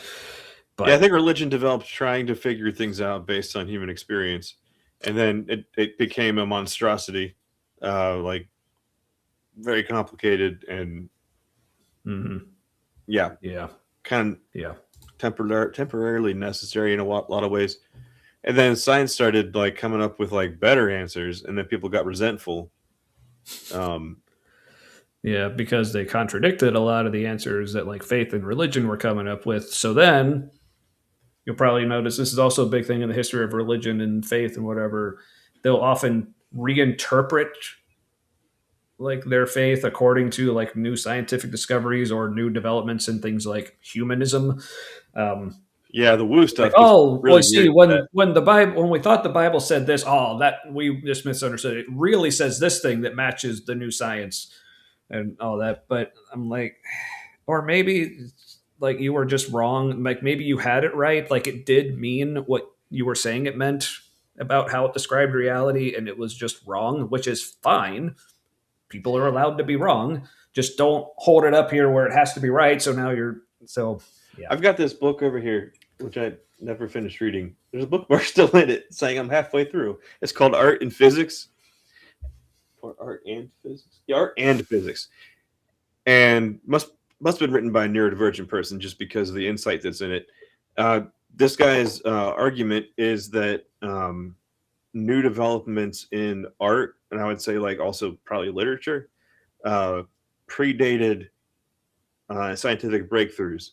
And like cubism, like new kinds of art that never existed before, at least the mainstream developing, preceded very similar developments in physics. But like you can't look at the new development in art and say like, well, clearly we're going to discover this next. But there's an echo of it that comes out in art before it actually is discovered. And I kind of wonder if that might be what's happening with certain things in the Bible where people look at it and they say, well, clearly that's talking about this. We just misunderstood. Or when we get super creative and use metaphors, like we say things we didn't realize was humanity trying to figure shit out. And we're going to figure it out soon. Mm-hmm. But this Yeah. is like us hashing it out in our Right. brain holes. Right. But yeah, but I just wanted to address this comment by Kip. I mean, yes, I definitely understand like American Christianity is not what the Bible was actually about. I do get that, but yeah. Also, I don't know Blasphemy. how to. I also don't know how to answer. What do you? I don't know how to answer. What do you think the Bible is saying? It's like lots of things. I'm sure I'm reading it how it was written. Like I'm never sure of that. But what I may not have been like explaining myself very well. But what I'm meaning, like talking about the whole like bringing heaven to earth and the way the Bible describes it, and how I'm not interested. I'm thinking about things like where it talks about like whether it's Yahweh or Jesus or whoever, like their version of like to them, like what like holiness and purity and justice, like their version of the way humans should act. I mean, it was like, no, that's just a bunch of ancient people and their ideas. And they're, like I said, some of it's good, but a lot of it's not. So I'm just like, I'm not really interested in these like thousands of year old like versions of heaven necessarily. I'm like, just thinking, like, it's just the whole. I'm having trouble putting words together. I feel like I'm only going to get more confusing if I keep trying to explain what's in my head right now. Sorry. But yeah. But yes, I understand what the Bible says, American Christianity, very different things. So sorry if I gave the impression to the contrary. So anyway. All right. We need to finish this damn video. People are saying good things. Way in the that chat. our We brains can't- work. Can't dwell on that. What? People are saying good things in the chat, but Okay. we don't need to show it because we'll talk for a while about each of the two that I'm looking at. Yeah. That compel us to believe that we are more than just the sum of our material parts. Is it possible that you have been on a quest, that you already are walking a spiritual path?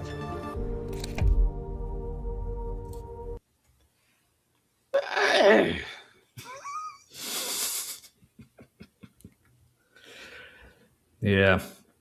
I don't know where I am is like I am the sum of my parts. The thing I call me in my brain, Mhm. I think that's the sum of my parts. Yeah. Yeah, to me, it's just this whole, like, and I forget how they worded it near the end, but it reminded me very much of that. Well, there's got to be something more. And the fact that we're desiring some, like, bigger, like, more grander, fantastic purpose means there's got to be something out there to match that. It's like, no, we just desire stuff sometimes. And like, what if some May of or our may not parts actually be there. feels like more because like the sum of the parts is not the parts. It is an extra thing. And maybe the sum of the parts is what dies when enough of the body dies. The sum of the parts goes away because the parts go away. Get the phantom sum. The ghost in the machine. I need to watch that again. But first, the animated one, because they used a white lady to play an Asian woman robot in the live action one. But I will watch Scarlett Johansson run around in skin tight things and make a movie. Mm-hmm. Yeah. Yeah. Some Gaia channel shit. Oh, at the end, yeah. Yeah. So, yep. All right. So, what do we got in this next video, Matt? Or is there more you wanted to say about the first one? Oh, no. Okay. No. I will say somebody. Fuck, I lost it. Oh, you know that thing where Christians say, especially the ones more focused on, especially young Earth creationism, they'll say that science is clearly inferior because it changes so much. It's like I heard somebody put it a certain way earlier today, where they said something that made. God, I'm talking too many words to say a thing. I know. Damn languages. Wouldn't it be better to be interested in the thing that cares about being wrong instead of the thing that is unconcerned whether it's wrong or not? Like religion and faith. unconcerned with being wrong. Just firmly hold on to the belief, hope against hope. But then look at that religion. Look at that science. look how it changes when it finds new things, finding out it's wrong. Look, you were wrong. But then also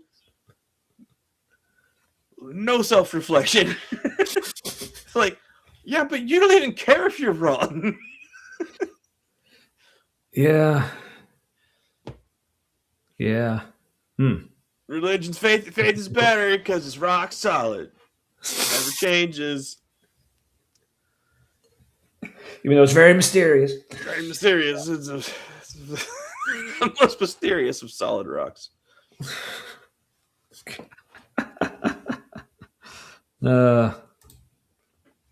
What? I was all like, yeah, I'll be all right. Thank you for your concern. I appreciate that, Ember.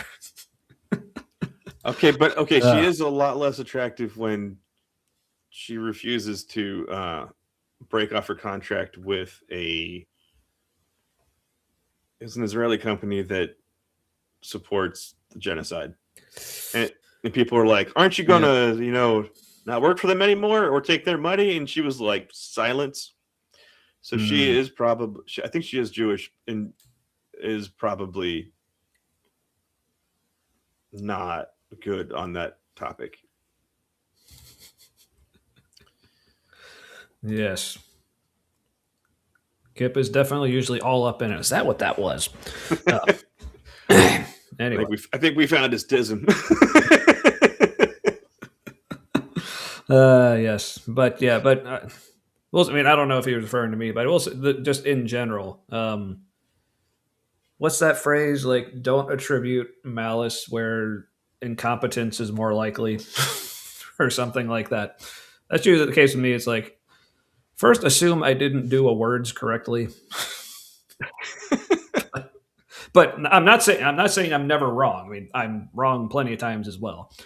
But yeah, I also suck at expressing what's actually in there. But yeah, because I usually know I'm doing that when someone is like acting like they're disagreeing with me, but then when they're trying to counter everything I'm saying, I'm reading what they say is like, I actually agree with everything you're saying, and I don't understand why that's a counter. It's like, I'm probably doing a shit job of explaining myself. So it's this happens to me a lot online, but get into like these arguments with friends where we both find out, oh, we actually agree. It's like, well, that was a fun, passionate agreement. So yeah, that was a rewarding misunderstanding. Oh, good. Like, well, I appreciate that, Kip. So, and same, actually. So that's similar to the fundamental attribution error in psychology. It's one of the few things I remember from that class in college, but it's where you attribute something someone is doing to a character flaw more readily than you do to they had a bad day. You jump to they're a terrible person instead of maybe they had a terrible day. Right? Yeah. Because I know every time I act like a dick, it's for a good reason because I'm going through something. Yeah. But when other people do it, they're just a dick. It's probably similar to attributing agency to something rustling in the grass. It's safer to just assume they're a bad person instead of giving them the benefit of the doubt. Yeah. All right. But thank you, Ember. Yeah. Hanlon's razor. Like, never attribute to malice that which is adequately explained by stupidity. Yes. So, but our current government does both. Which is very good at both. It's malicious stupidity. So what do you have to say about that, Hanlon? So, there we go. I wonder if the disconnect is over the assumption of whether Mr. Bell views the Bible as having a univocal, I can't not say it that way now, voice. Thank you, Sean McDowell. Yeah, honestly, I don't know. Like I said, I'm not too familiar with Rob Bell, but like I said, I've heard him in, like I said, okay, I've never like actually read any of his books, but like I've heard him talk. I've watched some of his videos, heard him in interviews, like podcasts and stuff. So, but yeah, I think it's more my thing with him, like, is it's not like specifically him, just general like progressive Christianity. Just the thing that bothers me is like them. The way I describe it is like they're trying to like rescue the Bible, like as in like they understand like all the flaws and things, but they're still trying to hold it up as some sort of like special, like above all other things. This is still divine, and trying to find the good in it. But I'm like, just treat it like any other set of ancient writings. Like there, like I said, there's some good in there, there's some bad. Like, don't feel like you need to rescue any of it. It just is what it is, and I think he let it be probably what it is is. like that now. Like he So, might yeah. use the Tao Te Ching in a similar way. I watched a he did like a it was like a performance art piece. It was a monologue, and he was, from what I remember, his approach was secular, but like in a way where like religious types and secular people would both get something out of it. He was using kind of like universal language, and that was really cool. It was after he left being like a pastor and all that. He was just doing like speaking stuff. It was actually pretty cool. Yeah, seems like it would be. Yeah, I guess I can tell we're interesting because now that we're having discussions about USB-C cords in the chat. So, anywho, all right. So, what's up in this next video we got? Joe Rogan says a thing that Gavin Ortlund was like, yes, but no, and that's basically how it goes, I think. Fantastic. So it's called "Why Joe Rogan is Sticking with Jesus, and You Should Too," in parentheses. So, all right. So Yeah, he's all up in. Joe Rogan's all up in the billionaire Christianity circuit. He's fun. been so manipulated by people. Yeah, I would say fortunately, like, I have no idea what any of this is about because like I never like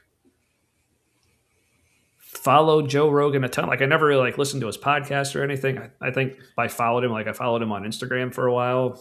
I don't really actually know why, but He says occasionally a thing. Mm-hmm. So, like, just the short version of what's going on with him and billionaires and Christianity and stuff. I recently heard that there was a discussion with the Epstein class people, orbiting in that circle, like feeling the need to get Joe Rogan on board with like messages they want out there. And so I think Epstein actually tried to get on Rogan, or that was floated or something, and that was a no-go. And so since then he's had on several people in Epstein's close orbit, and whenever they're on, they were trying to, how guests on a show, I don't know, people who have seen it, he doesn't notice when someone's trying to nudge him in a particular direction, and he'll just kind of go along with it because that's like his agreeable conversation style. But they end up like actually changing his mind or shifting his perception of something over the course of the interview. And so he's been a stooge for like yeah, he wouldn't meet with the guy, but like he ended up being manipulated and brought into social circles with like Peter Thiel, who was very much in the orbit, and is manipulating like his whole outlook on things. Yeah, Fox is a good way to put it. Yeah, Rogan is most often an unknowing propagandist. Yeah, that sounds right. But also, good call out there. Yeah, Two Truth Knights. That is a peculiar title. Oh, fun with Fox. It looks like L's. It registers more as L's than a U. Yeah, that's true. And it just looks like nice. My brain doesn't know what to do with it, and because that the I dot is part of the H, it's a fucking weird place to put it. Mm-hmm. Now it kind of looks like an N or an R, maybe a K instead of an H. Terrible Yeah. design. All right. Sorry. I know I keep wanting to get, but before we get to the video, like more thing from Kip here is like, I do ask for too much a lot. I know. Like I said, that's just the way my brain works. It's just very like one or the other. But my fear is because I understand like that view of like still treating the Bible as special, even if you're not looking at the whole thing as special. But like my concern is, and maybe this is me like, because the way pendulums go, like maybe like trying to push the pendulum a little too far in one direction, hoping it gets to at least this point. So I got to push it a little extra. Like there's the thing for me, like to be cautious of is if you're viewing even if you view the Bible as okay, some good, some bad, but you still view the whole thing as being like divine and special, I think it's much easier to err on finding the things in the Bible that actually are bad, but still trying to find a way where they might actually be good. So you're still kind of putting the bad things in the good category. Yeah, if that makes sense. That was our camp we used to be in. Yeah. So, like I said, that's just one thing I want to caution against. Like, but. Obviously, don't gotta listen to me. It's like, but see, there's rape, and then there's biblical rape. Right. Yeah, this is also why, like, I like to harp on how, like, I think Jesus is quite overrated because I think that's even a big thing in like the secular, even atheist crowd. They'll still say, "Well, Jesus was still cool." It's like, I don't know. Did you actually read him? A lot of the stuff he said actually wasn't cool. But if you're viewing him as cool, like, oh, maybe that thing he said about. Still, if you're like dirt poor, you should still give all your money to the temple. That's still a good thing. It's like, no, that's not. don't do that. I do. It's weird how in the Gospels, the character of Jesus was really vague. You had no idea what he looked like. You had no real sense of him as a person. Even in the same Gospel, his personality seemed to change. So yeah, he's kind of an empty suit or a vehicle for an idea. Like the closest thing to like a clear view of him as a person was probably in John, but then that felt heavily mythologized and not for sure approachable. All right, I just love these two comments back to back. If you try to read that logo, it sounds like you're having a stroke. Like, yep, that's what that sounds like. The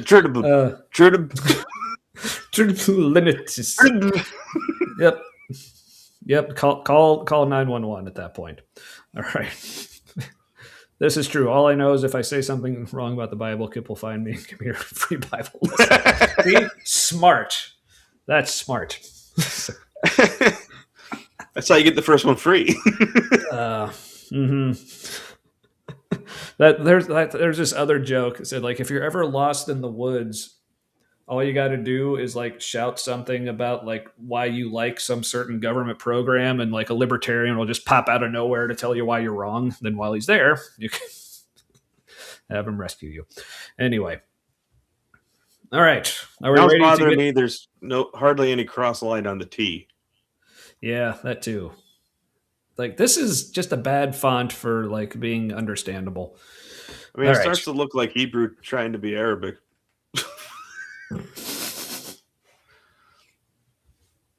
I'm not sure what that looks like, but I don't know. But like, I'm sure in the wrong crowd, that's racist. All right. We ready to finally get to this? Yes, I'm ready. No, Let's sure. go. In this video, I want to argue that science not only hasn't replaced God, but by its very nature, it never could. What started me thinking about this recently is some comments that Joe Rogan. Science and religion is that science only asks you for one miracle. Tommy, Yeah. how's the video here and you're not? I don't know, because when it brought me back, it put me backstage instead of bringing me back here. So, I don't know. We're all getting raptured tonight. Raptures for everyone. Yay! Look under your seat. All right. Man, I'm even hardwired tonight. Come on. All right. Oh. Is this shirt pink or is that a weird white? Don't like. Look, Kip. Like, I'm sorry if I pissed you off, but that, like, comparing anything about this show to David Falk, that's just going too low.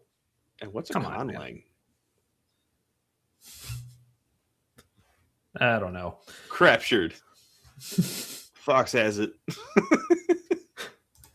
Yes.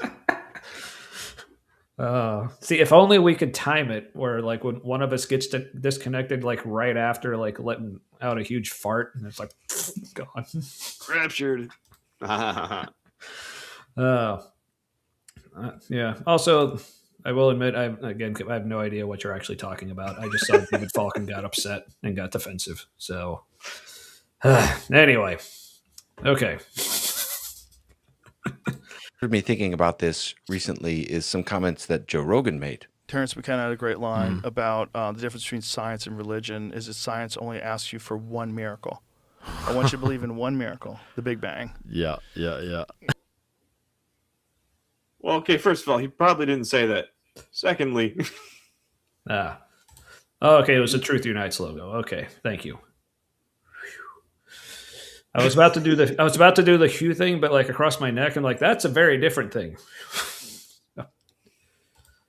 My body doesn't know how to do anything right now. All right. and Terrence McKenna, is that who he said? Probably wasn't using that to mean an actual miracle. Just like a thing we will probably never be able to fully understand. Yeah, because I think this is the problem with people of like religion or faith, like conflating like their interpretations or their framework for viewing mysterious things versus how science looks at it. Because when science looks at, like, I'm sure, like, I mean, they may use the term like colloquially or just like as an expression. Oh yeah, it was a miracle. But I'm sure if you were to actually like drill down on it, they'd be like, well, no, the Big Bang wasn't a miracle. Like, it was a natural thing that actually happened. We just don't know what it was. That's different. But in the faith community, like, that's what a miracle is when something we don't have a naturalistic scientific explanation for it. Therefore, it must be a miracle. But in science, it's like, if we don't have an explanation for it, that just means we don't have an explanation for it. That's it. Oh, my TV's still on. I just realized the lighting changes a little bit now and then. Oh, what you watching? It's just the Google TV photo rotation of a lot of graffiti, actually, which is pretty cool. 9 hours. I'm sure it probably felt like that. I mean, yeah, that first video was, or maybe it's us. I don't know. But thanks for sticking with us. Joe Rogan has a cool sign. That is cool. Yeah. But yeah. Miracle, they mean unknown. Yeah, that's what I'm thinking. And sometimes they call things that actually have a known, like Tommy's cancer going away. His immune system just started beating the crap out of it. That's what happened. Yeah, I mean, I refer to it as the miracle of modern medicine and modern science. Or for people who like follow me on the social medias, remember like a couple years ago, I started like a second account that was supposed to be more for my like atheistic rantings and things. I kind of unofficially kind of bailed on that, and I'm just doing all that on my regular page now. But I was super proud of the title I came up for, which was The Lesser Miracle, kind of a play on David Hume's like, always I reject the greater miracle. But to me, I was like, oh, that kind of implies that there's a lesser miracles, because like you can still like have a completely naturalistic view of things, but still view things as somewhat miraculous. So, but yeah, that doesn't mean it's anything supernatural or actually miraculous, but yeah, I just like that term and I'm proud of it. So I may have to use the lesser miracle for something else at some point that I actually stick with. Anywho, back to Joe Rogan and his fun sign.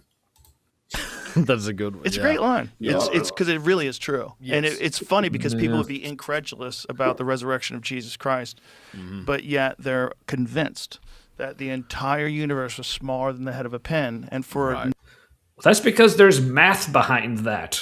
Like, is there any math behind Jesus rising from the dead? And we're like, in order for all of this stuff to be real now, it would have done this in the past. Maybe we don't know how or why, but like, yeah, it just makes sense that it it would. Like, it'd be miraculous if it hadn't. Right.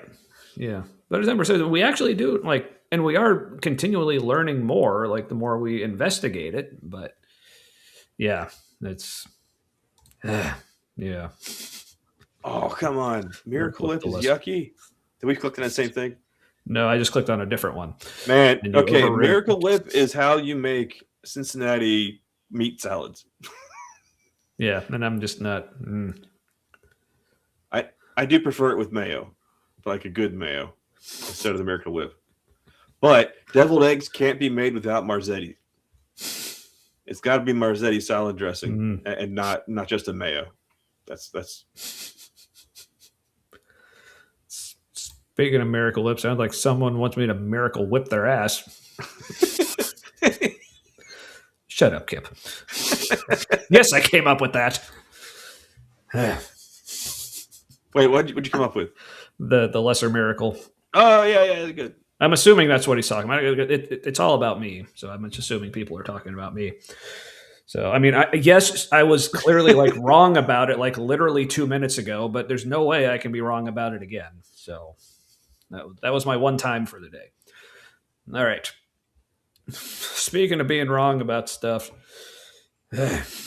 No reason that anybody's adequately explained to me that makes sense. Yeah. No. Wait, are you? Don't call yourself stupid, Joe. I just love that. I've understood anyway. Yeah, he's like, well, I can understand it, therefore it's ridiculous. That's no, not how anything works. Hey, you remember that line from Half Baked, where somebody goes, "You done smoked yourself retarded," something like that. No, never saw the movie. But really, you're surprised that there's a movie I haven't seen? No, actually, I'm not, because you would have been all on the Christian stuff, and it was like a '90s movie about smoking all kinds of weed. Mm-hmm. Yeah, it was funny. Yeah, this is basically the apologetic, as it were. Joe Rogan finds the Big Bang confusing, so God is real. I mean, that's the same with like pretty much any like young Earth creationist and evolution. Like they don't get it; it doesn't make sense because entropy or whatever, because they don't understand entropy. So therefore, God does the real. Okay, who's got money on him coming out someday and saying maybe flat earthers have a point? Honestly, I'm surprised if he hasn't said that yet. He's like, I'm not saying they're completely wrong. That'll probably be what happens first. Speaking of not completely wrong, it's Jimmy Tux. Hey-o. How's it going, man? Okay. Say it ain't so, Joe. Became everything? Yeah. Okay. I can't buy that. I'm sticking with Jesus on that one. Yeah. Like, Jesus makes more sense. And I find very... So are Jesus and the Big Bang a dichotomy now? Like when were we presented with this choice? Okay, seriously, Joe from like 5 years ago would kick today's Joe's ass, I think. Like, did you just fucking say you're sticking with Jesus over the Big Bang? Like, did you even have Jesus? Yeah, I'm just stuck on like the two are, like I said, the two are not mutually exclusive. Like you can have both or neither. And from what I understand, like the podcast leading up to this, he hadn't, because I follow people who kind of follow weird shit he says. And he hadn't really come out as a Christian. Like he started kind of going to church sometimes. And it was whatever church he was going to, it was appealing to him in some way, because he seemed like interested in going back, like it was doing something. But for him to go, I'm sticking with Jesus, it doesn't make any sense. It's a weird kind of exaggeration. Speaking hyperbolically about your nearly faith. Yeah. So like I said, I mean, I don't follow him, but yeah, that definitely still felt like it kind of came out of nowhere or a weird place. So, all right. Well, I'm on second actual drink, so I'm back to the good old Black Raja, Black IPA. I'm moving on to an arrogant bastard. Ooh. That's what she said.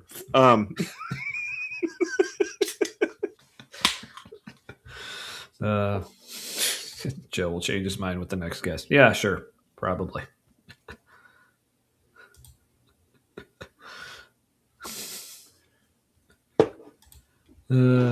So, hey, James is back. I made a mess. Bro Jogan is so open-minded and childlike. He's awesome. It's like, again, Good wordplay on the name. I like that. yeah. Also, like, once again, am autistic. Can't tell if sarcasm or not. Please advise. Oh man, that could go either way. Yeah. But either way, hey James, how you been? I mean, sarcasm from James would be new, wouldn't it? But the road Jogan, like, so he's at least being sarcastic in one way. Either he's just being sarcastic and he actually doesn't think Joe's awesome, or he's doing like the reverse psychology version of sarcasm, where he's like being ironically sarcastic about. Is that what conservatives try to do nowadays? Is that what the Babylon Bee is? That might be. Oh, here's a good, Bro Jogan. That's a good one. Oh yeah, that one's good too. Mm-hmm. All right. Well, looks like Gavin's really excited to say something about. He looks a little bit like Brian Tome, doesn't he? A little bit. Yeah. Like the way he says certain things, his mouth does a tome. Freaks me out. Yeah, and also bugged me like on the previous video. Big Think had the BT. So we just can't get away from him. Damn, you cover one of his. I haven't seen that, but now I'm going to see it every time I watch that stuff. You're welcome. I'm sorry. Well, that's our tagline, right? We apologize and you're welcome. So very on brand. All right. Sensible here, this sentiment that believing in the supernatural, for example, believing in Jesus, looks more coherent than thinking of a naturalistic explanation for the origin of the universe. Of course. Way to polish that turd there, Gavin. That's his job. It's like, that must be what he was really saying. Like, maybe, kind of. But you're trying to smart wash Joe Rogan.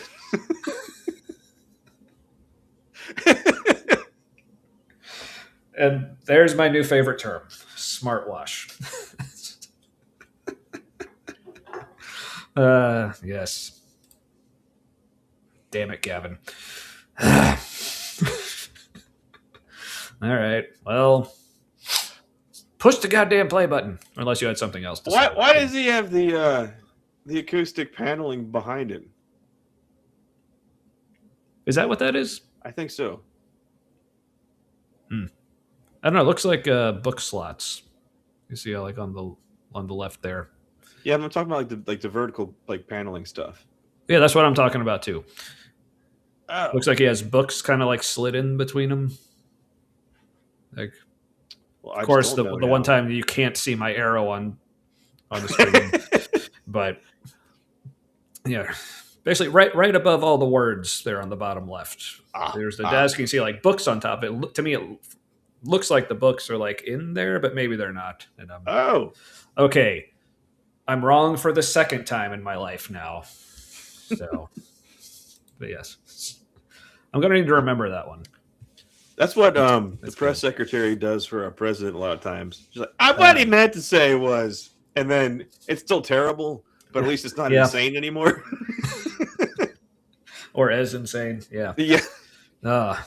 Man. That's a little bit. I swear, I don't care. Like for any president, press secretary has got to be like one of the worst jobs in the world. Well, they don't stick around very long, typically. Yeah. It's amazing this one's still here. Yeah.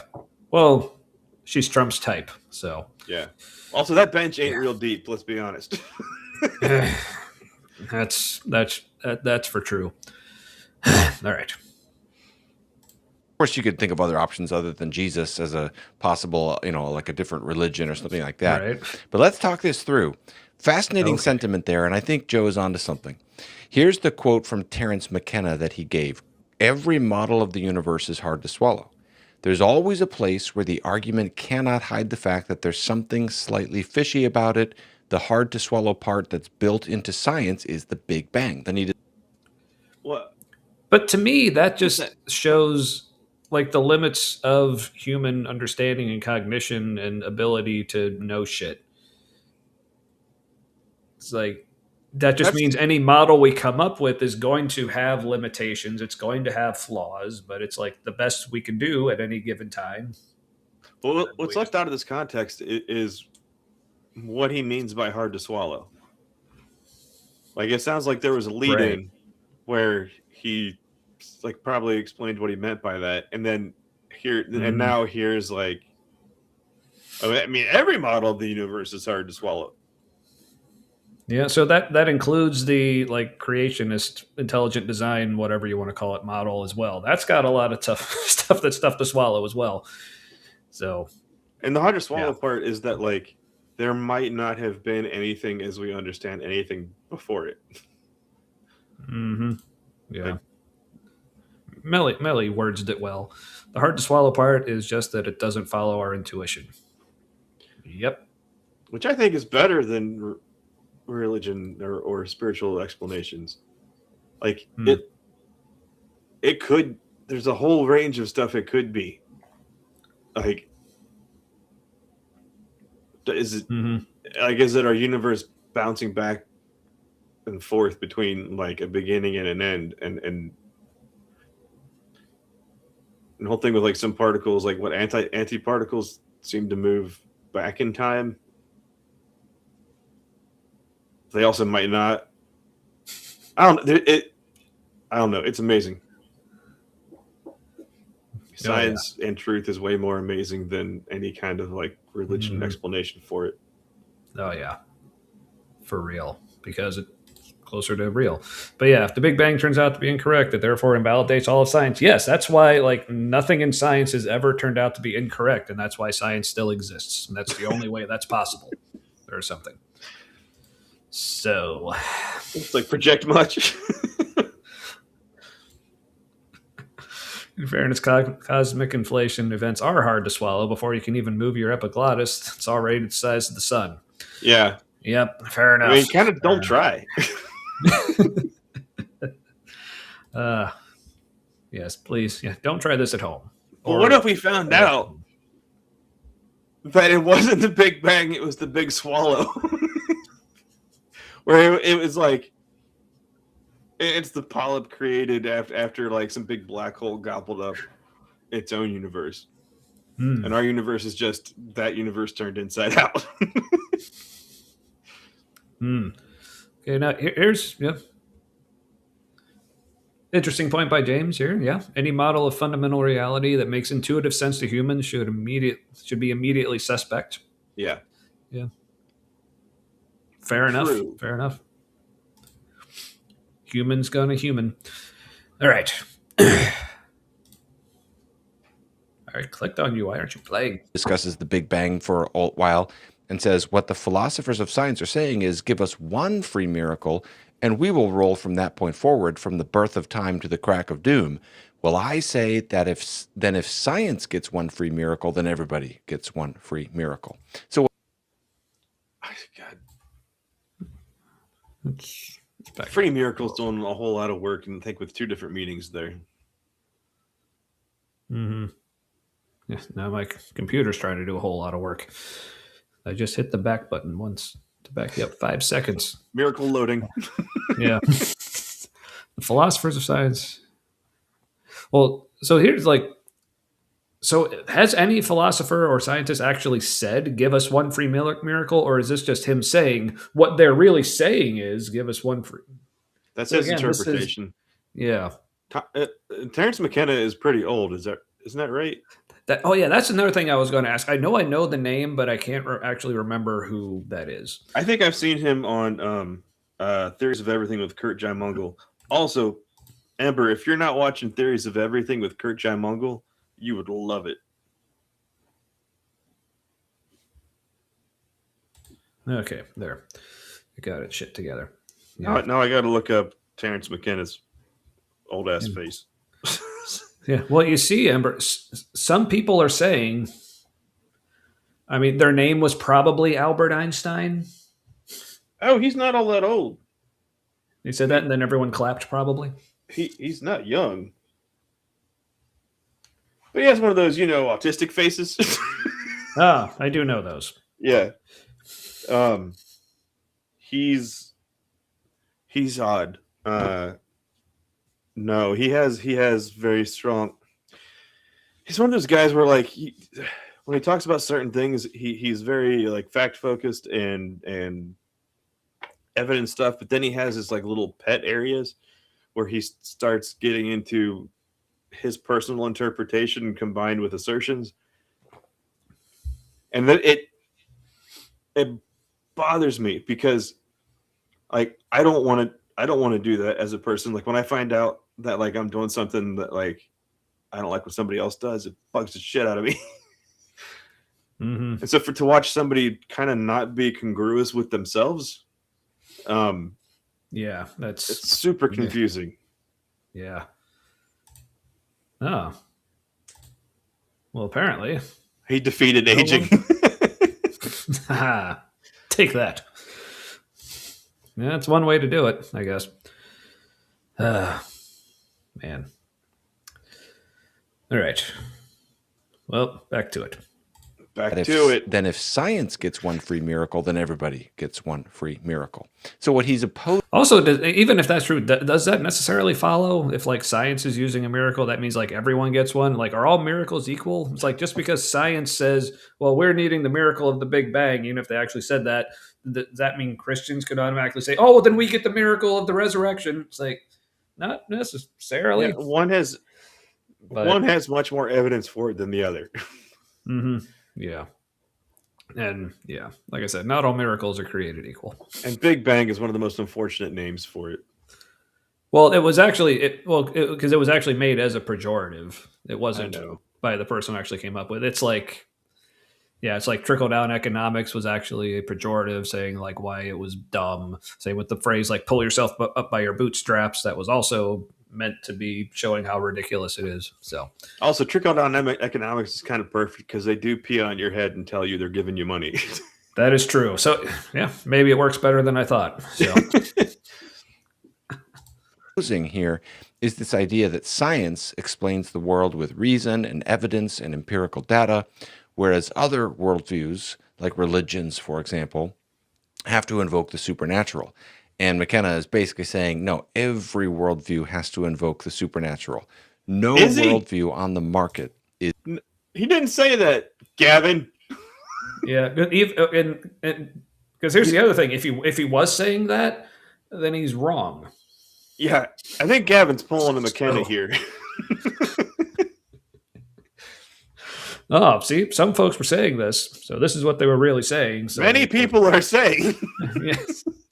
It's like, look, he was saying that many people are saying. We're just getting many people are saying inception here. Or something. Ballsy move to try to smartwash somebody who is clearly smarter than you. You're saying Rogan's smarter than Ortlund? No. It makes more sense for Ortlund to try to smartwatch Joe because Joe is he's kind of a monkey. But no, I don't Gavin trying to smartwatch McKenna. Okay. It's like what he meant was. I got you. What Gavin means is what I heard was.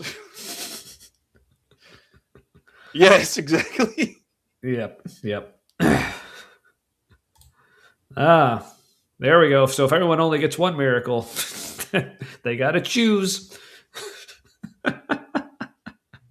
Yeah, is it creation? I blooped away. Yep. But it's really weird when I can hear myself leave. That's weird shit. But yeah, we really do need to get to 130. I think we're like 131, maybe 132 on the YouTube subs. But yeah, good night, Ember. Get some rest. 69 times 2. If you do it twice, you're doing it right. What? Sounds very nice. So, all right. Here we go. is entirely explicable in terms of empirical observations, rational deductions, cause and effect that's observable, and so on and so forth. Let's put these words back up and remember these as we go. Every model of the universe is hard to swallow. Now, I've thought about this. So he's going to take this probably incorrect quote and make that the entire point of his video now, isn't he? Yes. Yeah. Well, you got to appeal to that authority. My authority.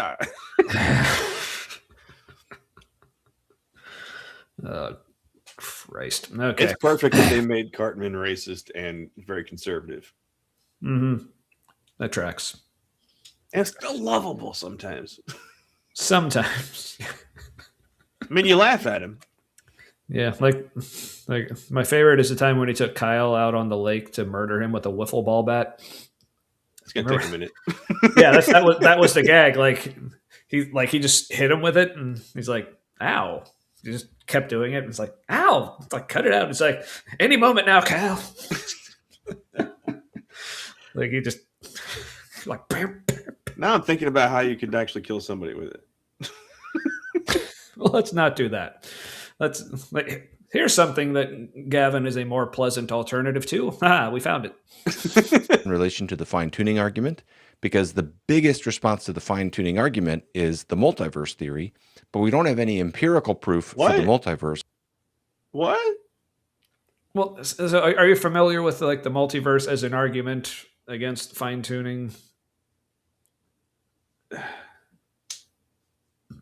Just the fact that there's potentially many? Yeah, it's basically like playing the odds. So, like, because one of the arguments for fine-tuning is like, well, what are the odds that all the things would be just how they are? First of all, we have no fucking clue what the odds actually would be for that. But I mean, there's probably different universal constants that can still result in something. Yeah. Or my question is, what could the constants have been to make it better than it is now? We're not just allowing for more life, but maybe even allowing for things that are better than life that we don't even have any conception of. Yeah, that's nuts. Because, like, what if there's a kind of life where there's just not as much suffering required? Right? We wouldn't even be able to conceive of that. Mm-hmm. But I want to. Good point, Kip. Yeah. Again, it's like Ember says. People like Ember, like, see, too bad. Like, I actually have like morals and principles. Otherwise, I could just become an apologist and bullshit my way to bazillions of dollars. Yeah, theologians. It's like hierarchies of bullshit. Mm-hmm. Yeah, like Greg Boyd, different than apologist, but yeah, hierarchies of bullshit. Mm-hmm. Indeed, but world building. Vati Video is going to start making some videos on that. Probably, maybe one of you have any idea what I'm talking about. Anyway, my son started writing. He started writing a novel. He stopped because he realized everything he had set up so far wasn't where he wanted it to go. But he had like lore archives he was like developing that were like part of the story. Ooh. And these different SCP creatures. Secure, contain, protect. It's like X-File entities. It's a whole thing. But he basically just was world building, and like that was the whole story. It was very cool. Wish he continued it. I was into it. I mean, that's essentially how Lord of the Rings started. I think it's like Tolkien. Like first, it's actually he made up languages, and he's like, well, I'm gonna need people for these languages, and then yeah. And he's like, oh, and then there's a ring for some reason. And I'll bring that up to him because there was a lot of cool stuff in there. But yeah, where the story was going, he had a better outcome, and where he had gone already, he has to change it. Yeah. Well, and tell him I'm interested. So hopefully that doesn't provide more pressure, but I'll let you judge how to. Dude, some of this stuff was actually terrifying. Like it's like low key horror stuff sometimes. Like some of these entities. Like one of them is it was a clock with giant gears that runs on blood. I was like, the imagery of that is messed up. Yeah, like he needs to just play like bloody gears like mashing together, and it's like blood water wheels. Ooh. But Which where's the reminds- blood he- coming from? No one. It's just there. He should play Bloodborne. Yeah, dude. If we were Christians still, like Aaron and I would have been freaked out. Oh yes, yes. One monster murders people this way. That's cool and creative. Before we wouldn't like, oh no. Like, intervention prayer right now. It's like, Yeah, I'm I'm getting- afraid to call the people I would normally call for this because what are they going to tell me to do? Right? Cast a bunch of things off of something. All right. So, sorry, Gavin. What the hell were you talking about? So, Now, I've thought about this in relation to the fine-tuning argument because the biggest response to the fine-tuning argument is the multiverse theory, but we don't. yeah. So the multiverse theory being like, okay, just playing the odds. If the odds are a bazillion or whatever to 1 that the universe turned out this way, but if there's at least a bazillion different universes, then of course one of them was going to turn out this way. But the problem is, and I don't think he necessarily worded it this way, but a lot of apologists seem to think that the multiverse theory was created as an attempted argument against fine tuning, but no, it actually developed completely separately. In fact, when they developed the multiverse, from my understanding, they weren't even trying to figure out if there is a multiverse. Like, they were just doing the math about something else, and they realized, oh, this math also says there might be a multiverse. So, Yeah, that's when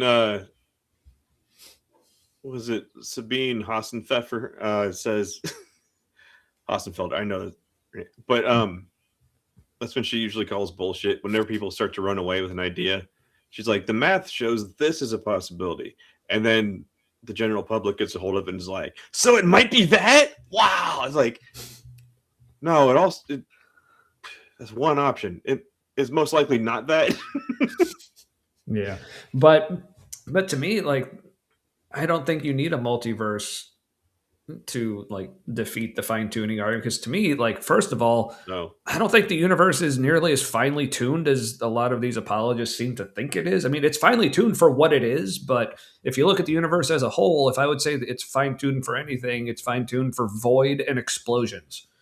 Because that's what's everywhere. Saying it's fine tuned for life. That's why it only exists in, at least as far as we know, just this one place. But even if there was life on every planet of the universe, that is still such a minuscule portion of the entire thing that's like saying like this whole entire apartment complex is finely tuned for having restrooms, and the whole that by that meaning in the entire building there's only one working toilet, but to flush you gotta jiggle the handle a bit. I did live in a place where everybody else on the floor had to share a toilet. I was the only person that had one to myself. It was like an old boarding house style place. What were we talking about before that? Multiverse, fine tuning. Oh, it's more fine tuned for suffering than life. Yeah, because it's fine tuned for life that mostly involves suffering. So, and thank you. Humanity has created meaning around the suffering. That's probably why we needed meaning, because we got smart enough and then needed a reason for everything to suck so bad. we're like, wait, so we're here and it sucks, and then we die? Why don't we just die now? It's like, but then internally we're like, no, we must survive to reproduce and go on. Like, okay, so we're gonna need meaning for that to just not drive everybody insane. It's suffering, but I must be here until I die. Right. All right, but let's see if he says anything else about the whole multiverse business. Don't have any empirical proof for the multiverse. So either way you go there, you've either got the universe fine-tuned for life because of design, or the universe appears that way because there's this unfathomable number of parallel universes that you can't. But there are so many other options. Again, like this false dichotomy where before it was Big Bang or Jesus, now it's intelligent design or multiverse. Like there's so many other options. But I just noticed a lot of his. But thank you, Marin. His hand gestures when he talks are very much like, I'm honking my boobs, I'm honking these boobs. Like it's very like I'm grabbing here, I'm grabbing here, I'm grabbing here, now moving them here. Like it's all very grabby. So I guess hugging these boobs, and I'm done with you now. Put you on the shelf. Also my boobs. Oh yes, self-care. Yeah.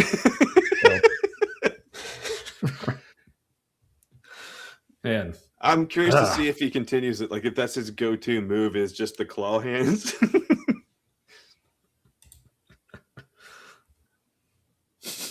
Yeah, I tried. Yeah, he's given.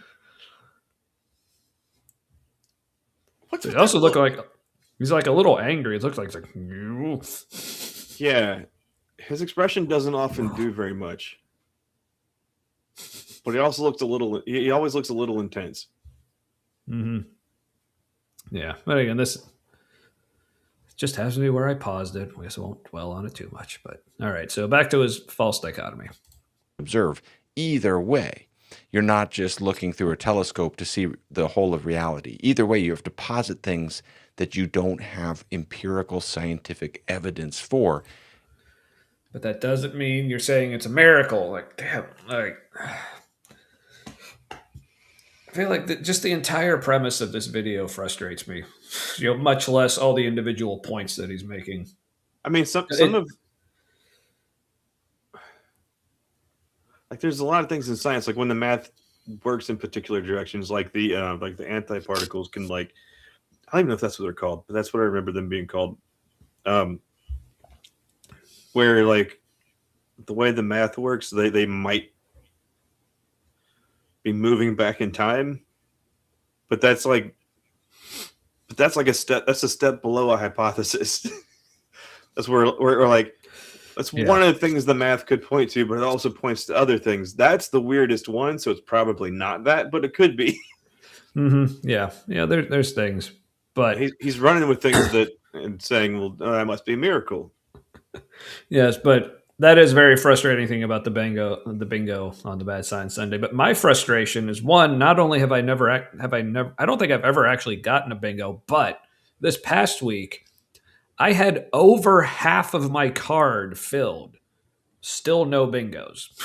So I was like, I was impressed with how bad I was at that. Yeah, that's mathematically unlikely. Mm-hmm. So, yes. The universe hates bingo. That's all that means. Or at least my universe does. That's right. I have my own. No, we all kind of do. Our experiences of reality are a simulation that's run on our personal hardware. Like nobody else's version of reality is the same as ours. Mm-hmm. And that's good. I want my own. Damn it. You get your own reality. Yeah, well, you see, the neurodivergence has thoughts about that, and those thoughts are no. What? Bingo cards, like, because Kip, I don't know how many bingo cards he's running every Sunday, but I can barely manage having one open and remembering to flip back and forth. So, how do you do multiple bingo cards? Never mind. I had answered my own question in my head. Yeah. The same way you have multiple bingo cards in real life. Yeah, you just have multiple bingo cards. Yeah, that's how I was going to answer it. But yeah, no, any more than two, and I was having problems. Yeah, like I said, I was having problems with one. So, yeah, it's never played 10 cards. It's always 12. So, very biblical number. Time for ease, apparently. Yeah. Or is that just how you spell have in Canadian? Like sometimes you add extra letters, sometimes you take them away. People are weird. Yeah. You have that little France that's a whole fucking province. That's the problem. So you think you'd have like extra E's. Like I feel like every one of these words should have an E at the end of it. French words nearly have extra syllables in the word that you don't say. You don't pronounce them, but it depends on what the next word is. So that's one of my favorite language Yeah. I'm still convinced that the French developed because everybody was drunk speaking Latin. Yeah, that's one of my favorite things. Like when I took French in high school, like this realization I made, where this entertained by the question, like you could ask so many times in French, like, well, how do you pronounce this word? And the answer could be depends. What's the next word?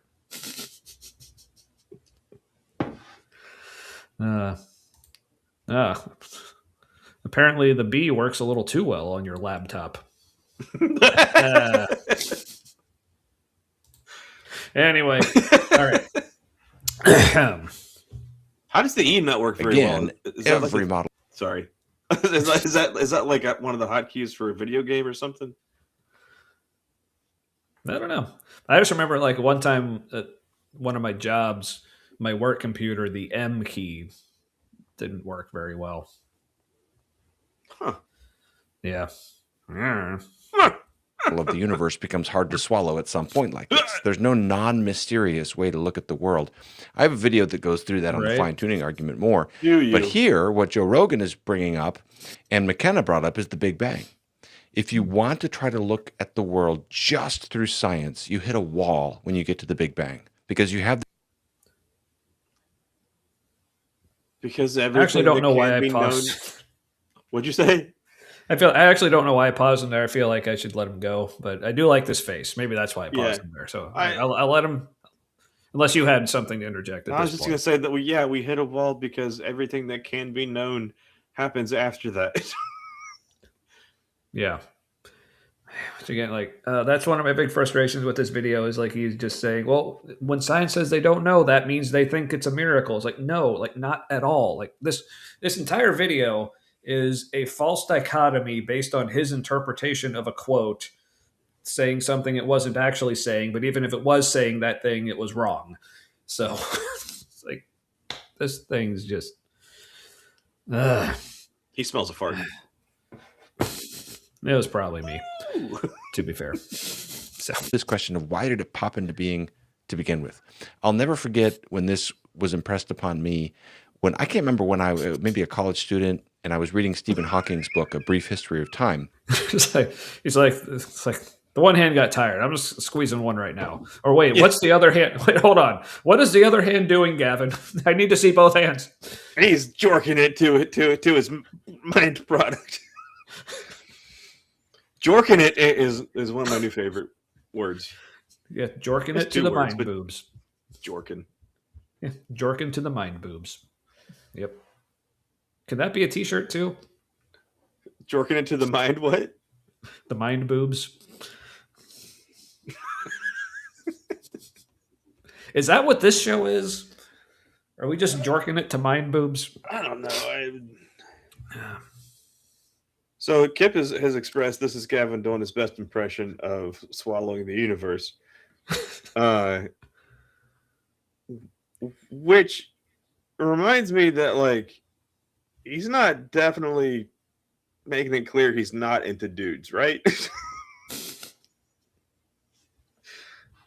Which, I mean, good for him, if so. Yeah. Maybe that's why he's like overcompensating. Like, no, guys, I like boobs. Like, that's why he's doing all the grabby.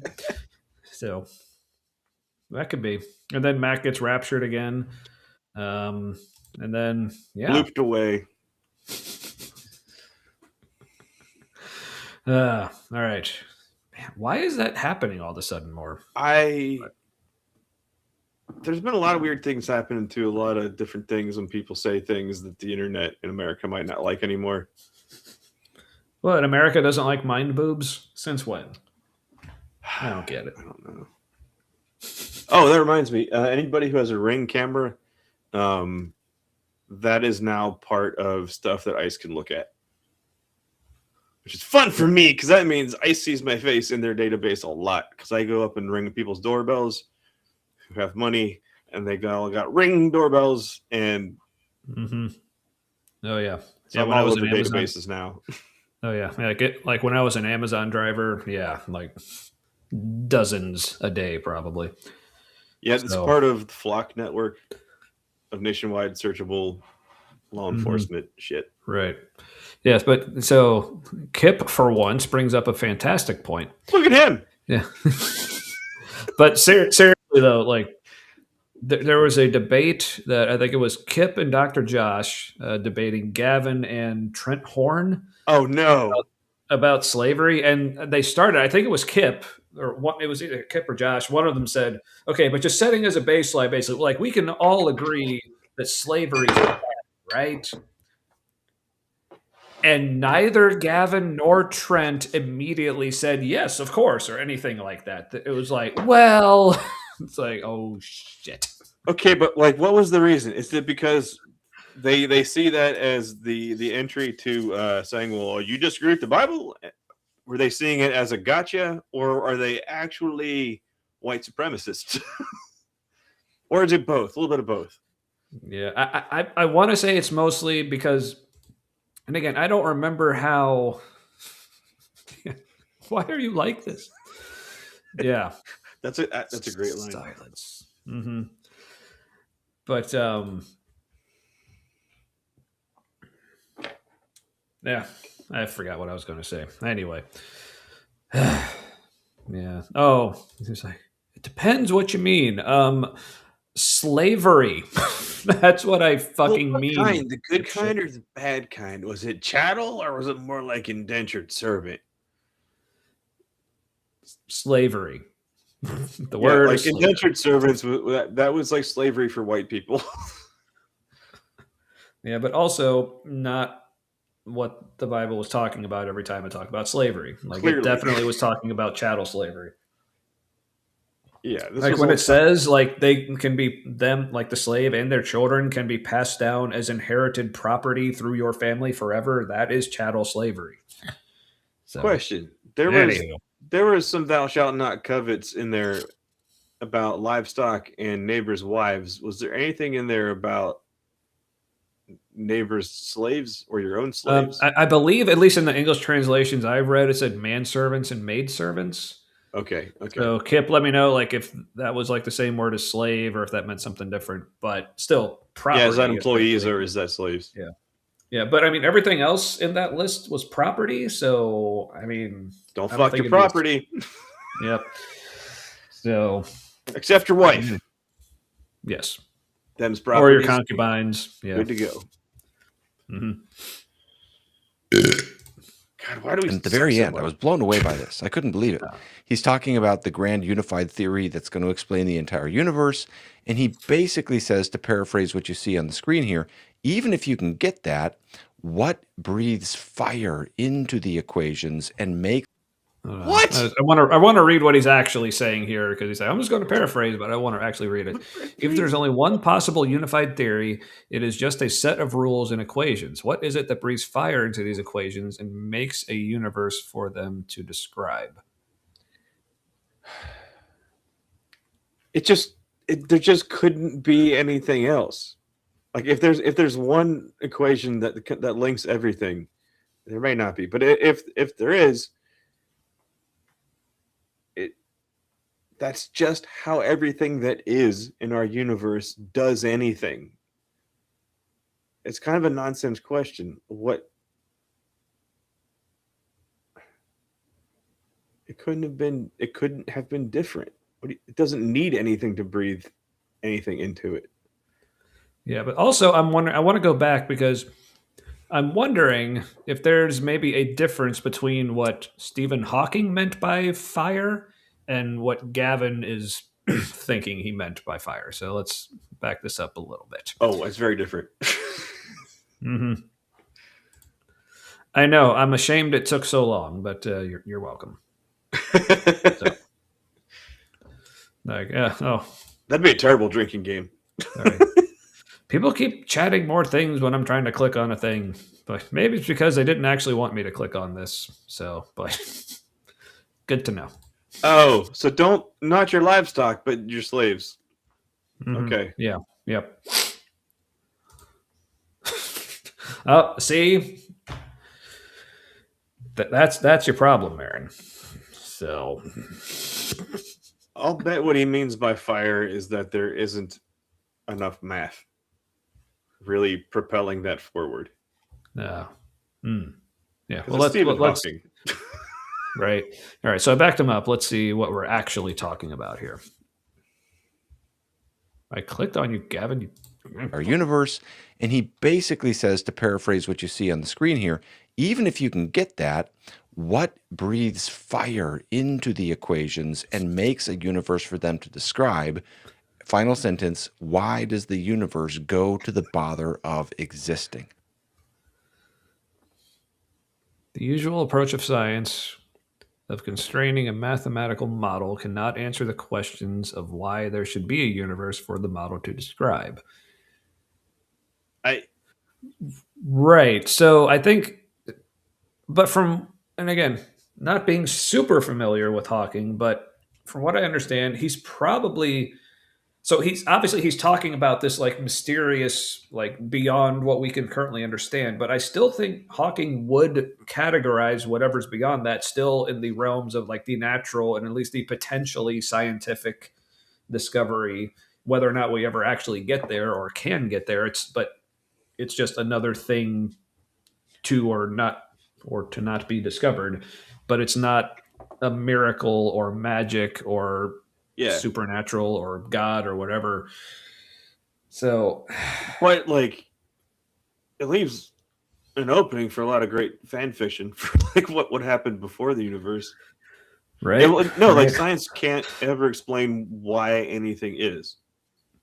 Like, why was there anything at all? Like, it's probably going to pretty well explain why everything is the way it is. Like, why, but not the reason for anything happening at all. Mm-hmm. Yeah. So I think. Yeah. So again, I think where Hawking is talking about a bigger why or a bigger reason behind the things happening, he's still probably talking about things in the realms of the natural. But Gab's like, oh, see, he's looking for a why. That means God or the supernatural or whatever. But yeah, some interpretation says maybe there can't not be a universe. Like, that's true. Like, necessary existence is crazy to think about. Yes. Yes, but when squeezing it in something that tight, remember to lube your God up real good before squeezing it in there. So, yeah, unless they like that sort of thing. Yeah, hey, like I said, I don't judge. I'm not going to tell you how to do your thing. But, seriously, judging God on their kinks would probably be a terrible thing to do. Seems like it. All right. There's no universe that goes well. No.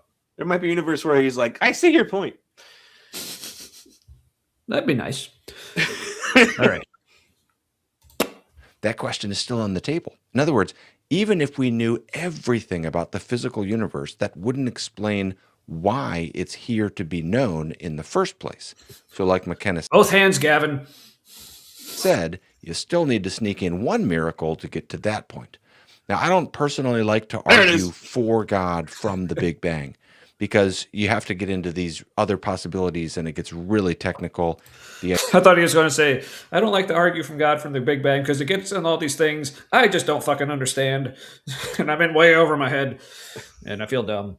But no, he didn't go there. But that's just where my brain went tonight. But does it have to get really technical? I mean, it'd be a first for apologetics. This is true. There you go. Ooh. Arby's. Idea that maybe the universe was produced by another universe, theories about a self-creating universe, and all of that, it gets really dense. There are three main kinds of what we call cosmological arguments, or arguments for God as the first cause.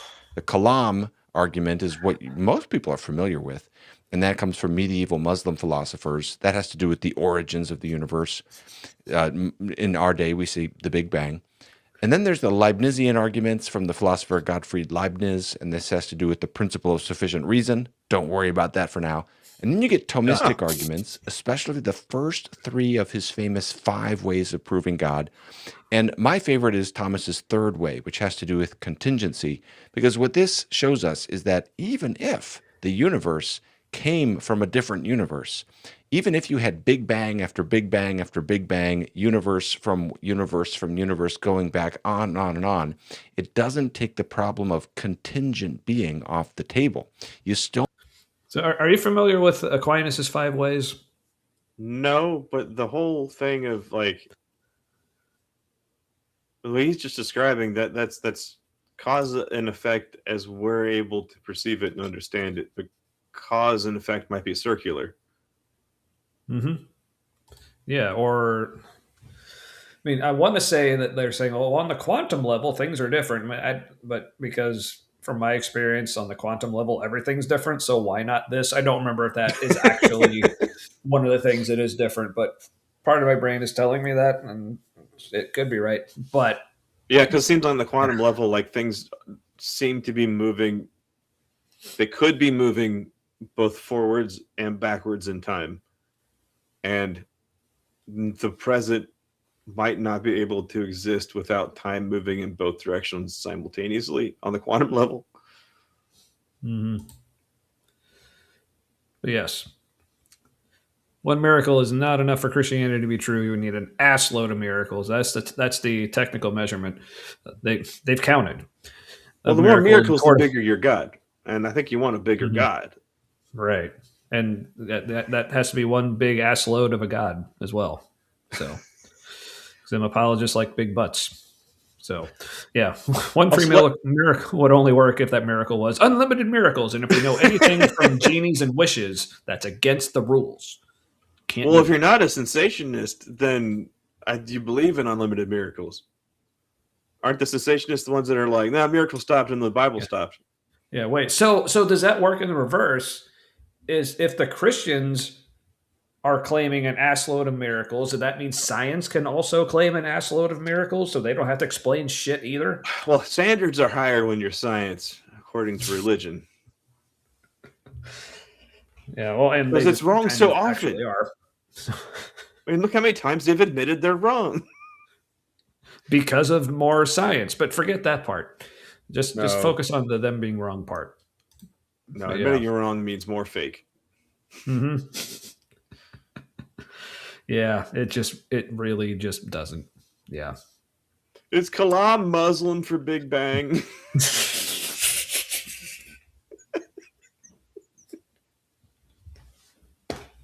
Is that like in Muslim comics when it's Batman instead of bang it says Kalam?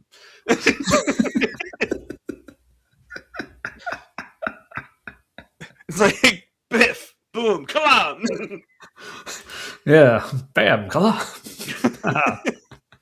That's the Batman comics in Arabic, right there. I mean, Kablam is a sound probably. Effect. Yeah. But that's the thing. Like they say, like the universe began to exist, but the thing they misunderstand, like the Big Bang wasn't the beginning of the existence of the universe. It was like it's not like nothing exploded. Like no, like everything was, or the singularity or whatever was condensed. Like so, like it existed before the Big Bang. If before the Big Bang makes any sense, I don't know. But yeah, it's just. The Big Bang is not necessarily the beginning of the universe. Like it could have been like a whole like accordion universe. Is that what they call it? Where it's like it's inflated, but like then collapses again, then So yeah, or maybe it's a whole cycle. Maybe it's like a pulse, where like there's like the what we call the Big Bang was one pulse of the universe, and then like our pulse eventually will expand out and experience heat death, and then there'll be another pulse, but we would never know because. Eventually, everything expands faster than the speed of light. You'd never be able to see it, even if you look out far enough. And now there's talk the universe might not even have a center, which is all kinds of fucked up. Yeah, it just goes on forever. It's like an Atari game. You just like go off one edge of the screen, come back on the other. Wow, how messed up would that be if that's like an aspect of actual reality? Or like you can't go back in time, but you can bloop off the edge of the screen.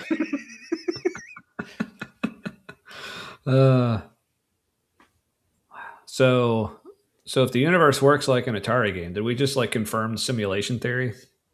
No, I think reality is a simulation, but it's one being run by whatever hardware, whatever glopware the being has. I think it's a glorpware. Glorpware, okay. Like the way we see reality. Damn it. What just happened?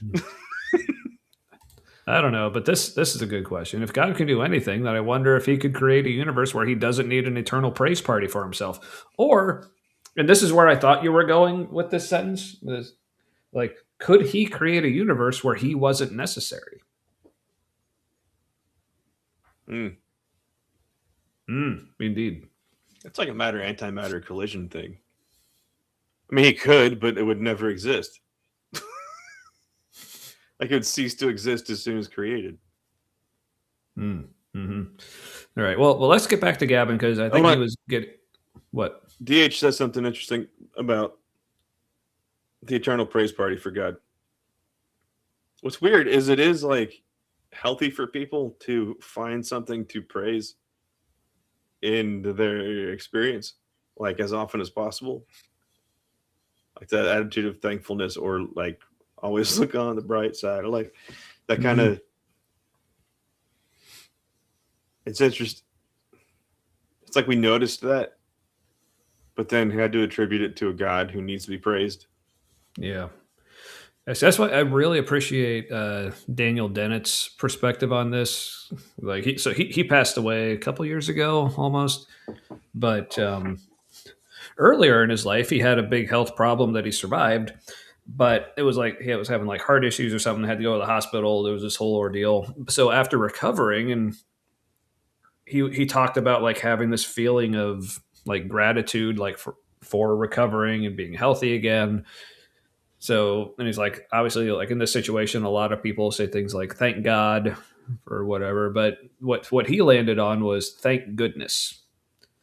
Like the goodness of like, you know, his medical team, like all the doctors and nurses and everyone who's taking care of him, and like the goodness of the people to develop medical science, and like the goodness of just like the people in his life who were like coming around him and taking care of him and stuff. So I was like, yeah, just thank goodness. That's really good. I like that. Mm-hmm. All right, but so he's talking about Aquinas's 5 ways, which that's like I would like to cover those sometime. In fact, I was intending to a while ago. Like if you remember when we talked about the last time we did a Trent Horn video, because when I was looking for videos that week, I was initially looking for Trent Horn talking about the 5 ways. I'm blanking on Trent Horn. Oh, he's that Catholic asshole. Yeah. Oh, he's racist and a half.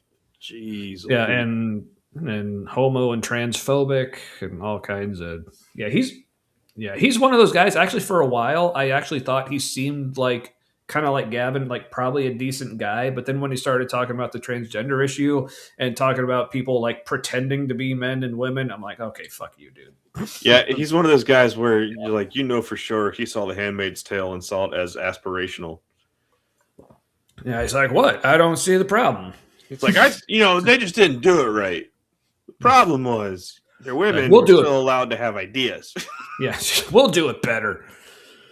So, and we're not going to film it for fuck's sake. Gee, that was our first problem. I really want to finish watching The Handmaid's Tale. It's worth watching. It's amazing. The acting's fantastic too. Yeah. Like many things, I should probably watch that someday. Anyway, all right. Let's see what else he has to say about the 5 ways. I want to see if he goes anywhere on the contingency argument here. Only to explain why is that which is not necessary here. And this is why a lot of people who, even though they believe... Oh, crap. I just wanted to back him up, but I forgot my computer just doesn't want to do that today. You made the internet think. I know. My bad, everybody. contingent being off the table. You still need to explain why is that which is not necessary here. And this is why a lot of people who, even though they do believe in an eternal universe that's always been here, still find the need for an unmoved mover. And that's Aristotle's view. Aristotle thinks there's an eternal universe and you still need an unmoved mover. What? Nonetheless, I still... Well, he's stupid. Or he's just saying something like I said, I don't actually know what Gavin's talking about, like what Aristotle quote or thing he's pulling from here, but is it where Aristotle's saying like he feels he still, as a person, he still feels the need for a first cause, but there I don't know. doesn't need to be. Who knows? Yeah, like I said, I try to assume the best, but based on Gavin's track record, just in this video alone, it doesn't seem too far-fetched for me to assume that he's misunderstanding or misinterpreting whatever he's another episode saying. of Gavin hears what he wants to hear. Yeah. So, like I said, I don't like to do that, but Gavin, I mean, you got a track record, buddy. So, I like thinking about the Big Bang.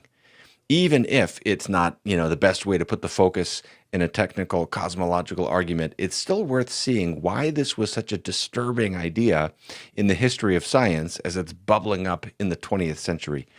The term Big Bang was first coined by one of its opponents, Fred Hoyle, a famous astronomer. He was giving a radio address in March 1949. He's trying to account for the fact that, this amazing discovery going back to the 1920s that our universe seems to be expanding. And he's advocating for a steady state model in which new matter is continuously being created as galaxies are moving away from each other.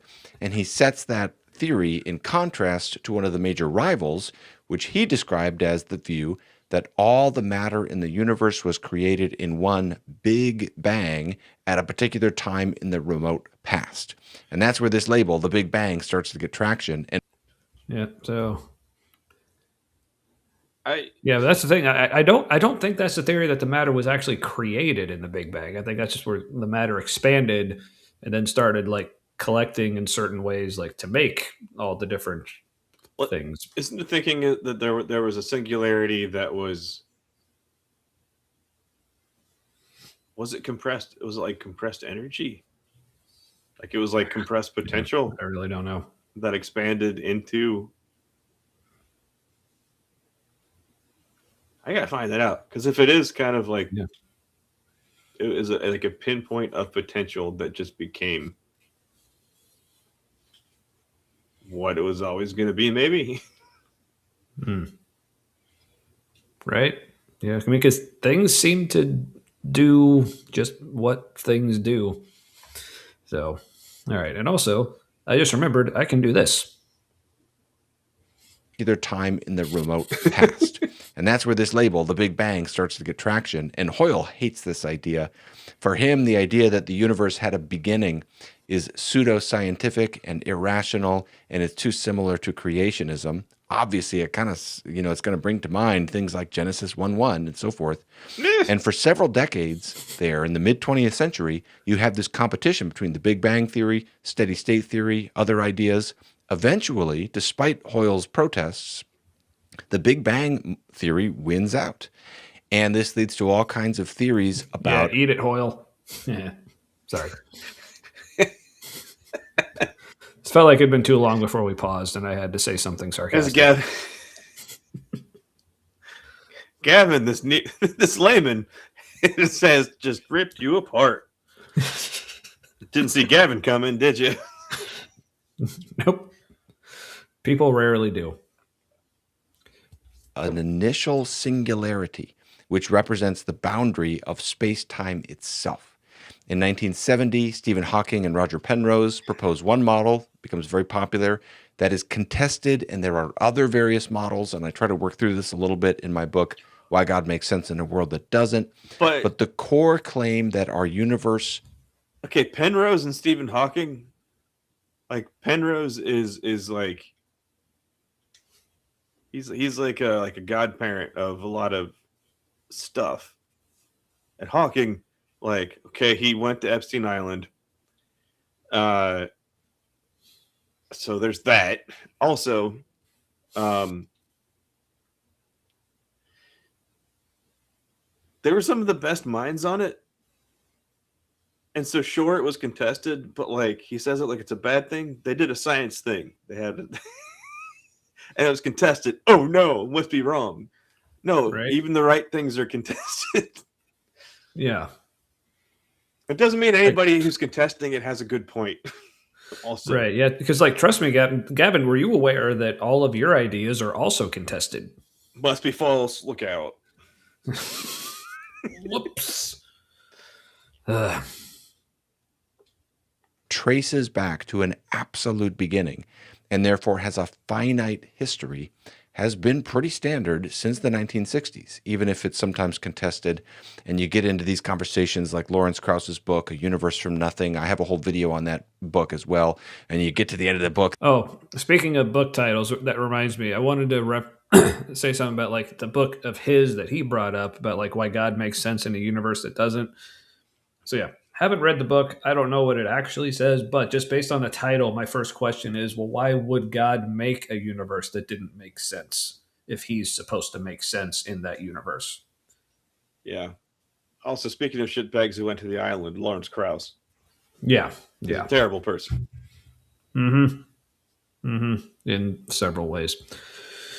And looks like it. Yeah. TBH. To summarize my video there, you get to the end of that book and you realize you're not really talking about nothing when you say a universe from nothing. But also, like, not that I like to say this very often, but in Krauss's defense, like, yeah, he knows that. Like, he knows what he wrote and what he meant by nothing and what you mean by nothing. And there's lots of different ways to define nothing. But there's a certain way he was talking about it. And I don't know if he ever actually admitted, but like a lot of people have said that was an unfortunate way to title the book because it would give a lot of people the wrong idea of what he was actually talking about and will lead to a lot of this. Well, he might have. He also might have named it that way on purpose because he knew it would get a lot of. It might get him in a lot of televised conversations where he gets to explain himself. Oh yeah, I mean it's the book equivalent of clickbait, basically. So sure. For the case on that. Here, I just want to observe how devastating it was to so many scientists in the history of science, because what this discovery does is it reinforces McKenna's point that Joe Rogan was emphasizing, that everybody has to sneak in at least one miracle. Let me explain this.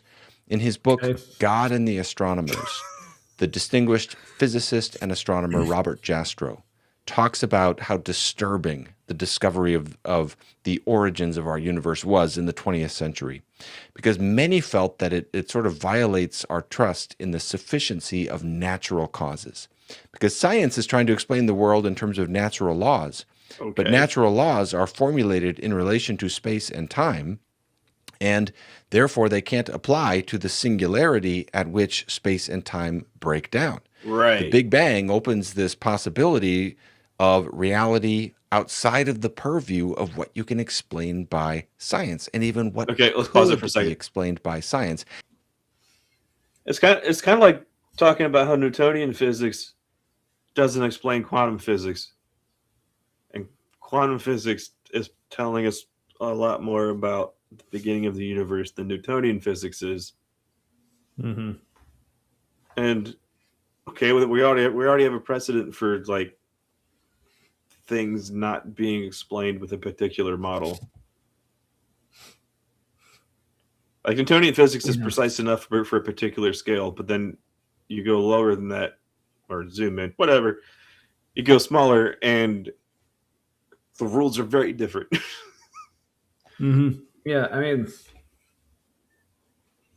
again, this thing that he just keeps coming back to, like this idea of, because of the Big Bang, now scientists they're all like thrown for a loop or whatever, because now they got to agree that the universe had a beginning, and there's like that. What did he say about like now they can't rely on natural causes or something? I'm like, again, the Big Bang is not the beginning of the universe. Period. It's the beginning of our instantiation, or whatever the word is, Yeah. of the universe. Like this version of it.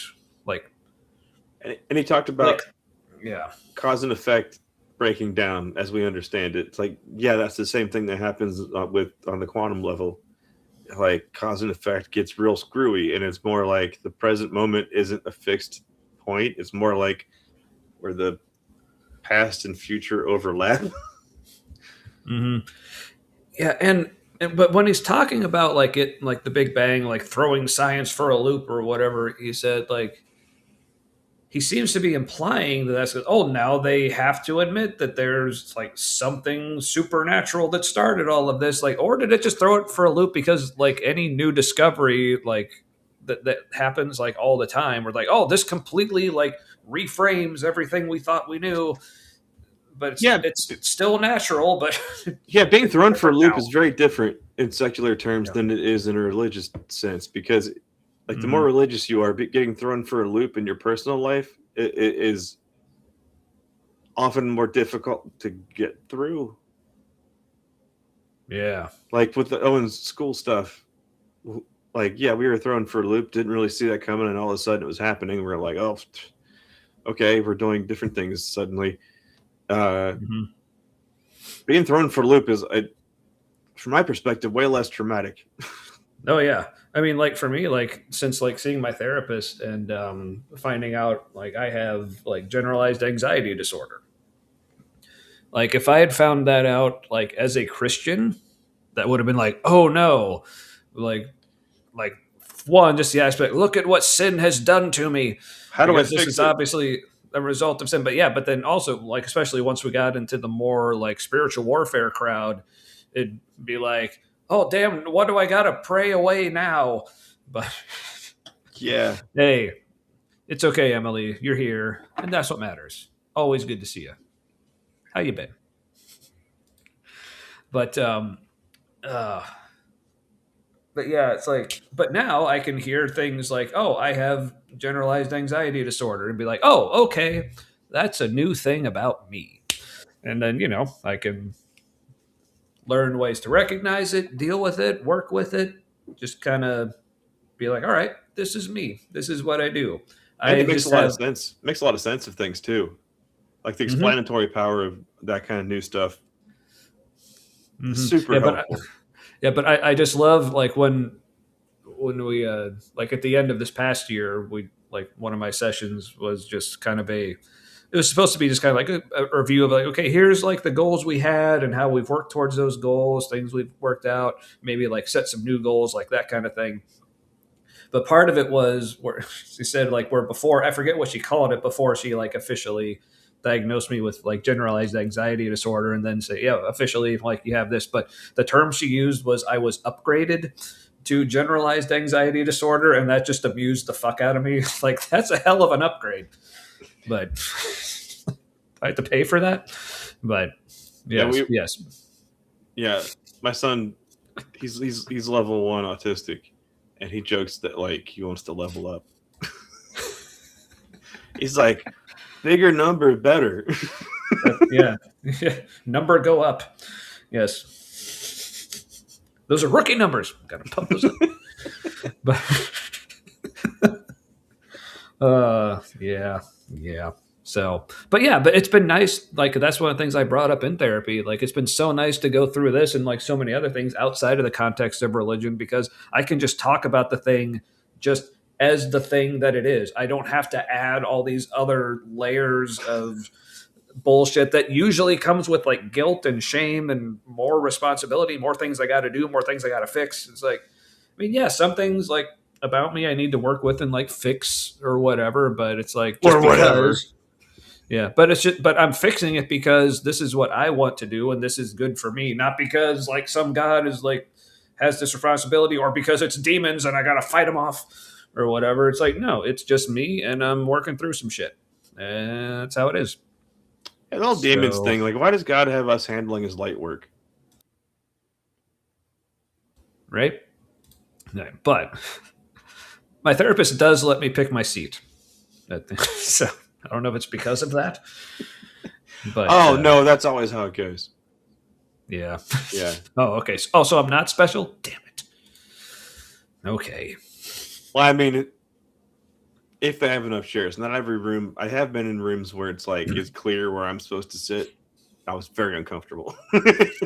No, like usually, like so at like the offices where I meet, like there's like a few different rooms, but like the one we usually meet in is like she has her chair, but then there's like 2 sofas, and I usually of 2 sofas. course, yeah, but of course, me being me, I always sit in the same spot on the same one because it's the one that like the way her chair is angled, it's the one like most directly in front of her. But since that sofa is also right in front of a window, it's out of the sun, so that's my spot. You sit in the middle of the couch or off to one of the ends? One end. Yep. See, there you go. It's weird sitting in the middle of a couch. Yeah. It's like I'm on a very wide, narrow throne. Yeah, it's like I can't do it unless the ends are already taken by other people. Then that's like if the middle is the only seat available, that's when I sit in the middle. But yeah. Does anybody else get angry when you're sitting on a couch and there's too much pillow to get to the armrest? Yes. You're like, I gotta move your fucking pillows to use your couch. What is this, a test? Especially like, if there's like an end table there to have like a drink or something on, now I got to reach over that just to like get my coffee or beer or whatever. So for some reason, couches that like the back is all pillows and no cushion, it's like an existential threat for me. Yeah. Yeah, and there's this one pillow in her office that we've talked about because I don't even remember what it is, but it's some sort of like wheel, like it has different colors and it's like different things. I don't know if it's supposed to be like some sort of like mental spectrum describing something. All I know is the way it's divided up, it's not like even quadrants. It's like there'll be like one line down the middle, but then like this quadrant, but like this part of the line is like up a little bit, so it's not a perfect right angle. So I'm like, and that happens so often, like on this circle, whatever the fuck it's supposed to be. So I told her like, I cannot look at this pillow. It's just. But she actually agreed. She's like, yeah, it kind of bothers me too. So we keep that pillow off. Like, why do you have it? It's just causing problems. Well, there's probably someone who likes it, but anyway. So, oh yeah, we were watching Gavin. So what? Get back to that? Things. Yeah. Hey, we're over halfway through. I did not expect Look at that point. Wow, look at us. And Jastrow talks about how if any scientist really examined the implications, he would be traumatized. Now, Jastrow is an agnostic. He doesn't claim any belief. The implications of what? The Big Bang? I think. Do I need to back him up again? Damn it. I think it's just the fragility of what we know to be real. Like, did it poof? Did it not poof into existence? If it did, what is anything? Because, like, what is the before anything? Yeah, but again, this just smacks of one scientist said that like this thing you discovered must leave you traumatized, therefore God. It's like, and is he speaking hyperbolically? Because it is a little traumatizing, but like on a micro level. Yeah. When you're like, that's okay, Kip. I may have as well while talking. I do. Yeah, when you reach the point of like wondering what even is anything, it's a little traumatic. Yeah. But is anything is anything right? Really? Yeah. Really? Belief in God. But note how he closes the book. You may have heard this quote. For the scientist who has lived by his faith in the power of reason, the story ends like a bad dream. Yeah. He has scaled the mountains of ignorance. He is about to conquer the highest peak. As he pulls himself over the final rock, he is greeted by a band of theologians who have been sitting there for centuries. Wait, who is this guy? Robert Jastrow? Kind of a cool villain name. Right? But okay, but again, he's like, well, this one author said this, so therefore that be how it am. Like, nuh-uh. Okay, personally, I wouldn't say theologians who have been there for centuries. I would say mystics. Because there's a lot of like mystical experiences that tend to have like some kind of, it's like the experiential overlap of science things. Yeah, but also like, so are we assuming that the mystics or theologians were actually correct though? Like what were they, what are they saying that they, I don't like, know. where is it that they are, that they've been for centuries? Like, okay, It seems to me like they were experiencing something. The experience is analogous.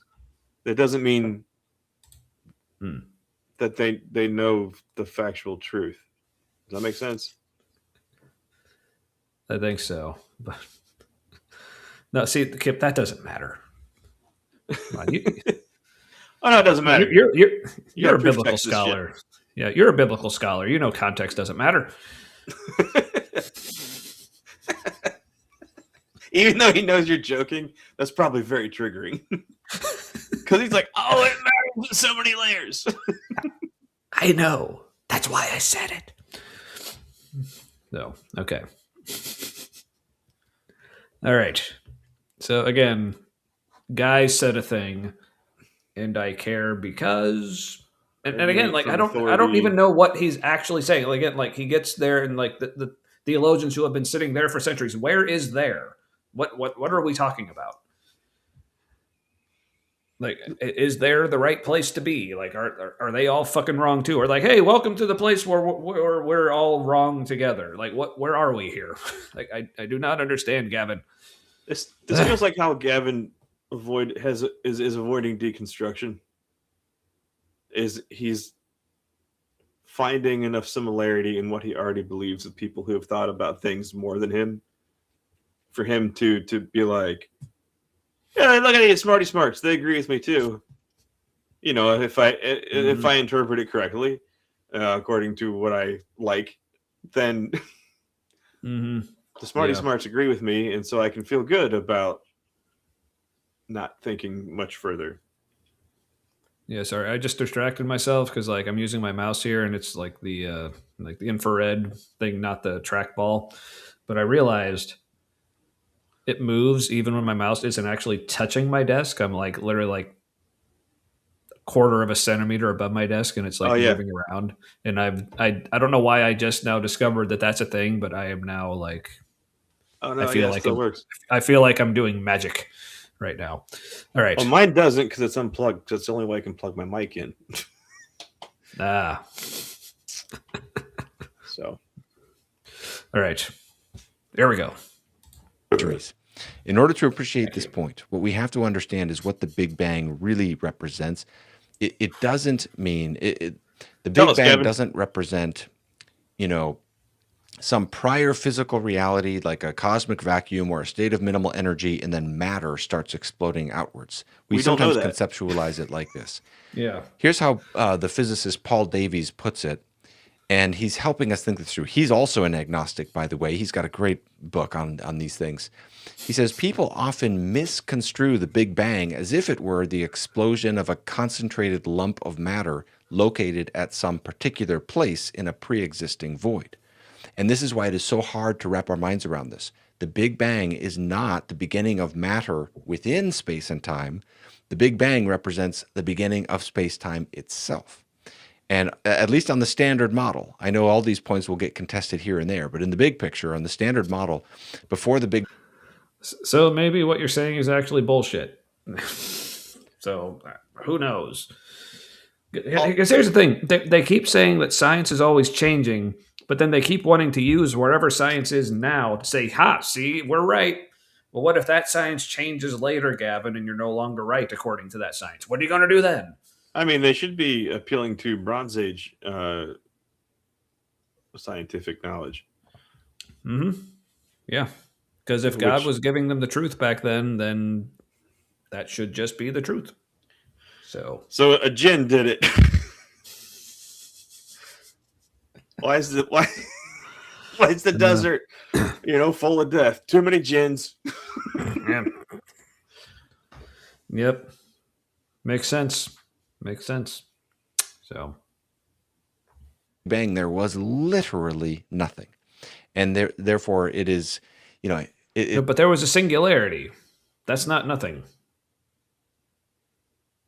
Right? I mean, I'm no cold case detective, but to me, singularity is not nothing. Oh, here's Dr. Kip with the. Oh, damn it. Here's the first part. I clicked on the second part because he popped it up. Humbling moment when the humbling moment when scientific evidence for the Big Bang caught up to what theologians had long asserted. He meant that scientists relying solely on reason were forced to acknowledge a limit to knowledge, finding that faith-based concept of creation had preceded them. So they basically just saying that the universe like began. Is that because people who wrongfully misinterpret the Big Bang as the beginning of the universe itself say, "Oh, all the theologians, oh, we were there the whole time with like in the beginning, God created." See, welcome. It's like, but that's not what.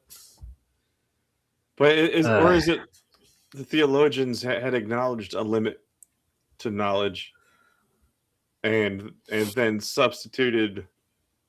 I reject reality and substitute my own kind of thinking. Huh. I do want to get one of those shirts. That's an Adam Savage shirt.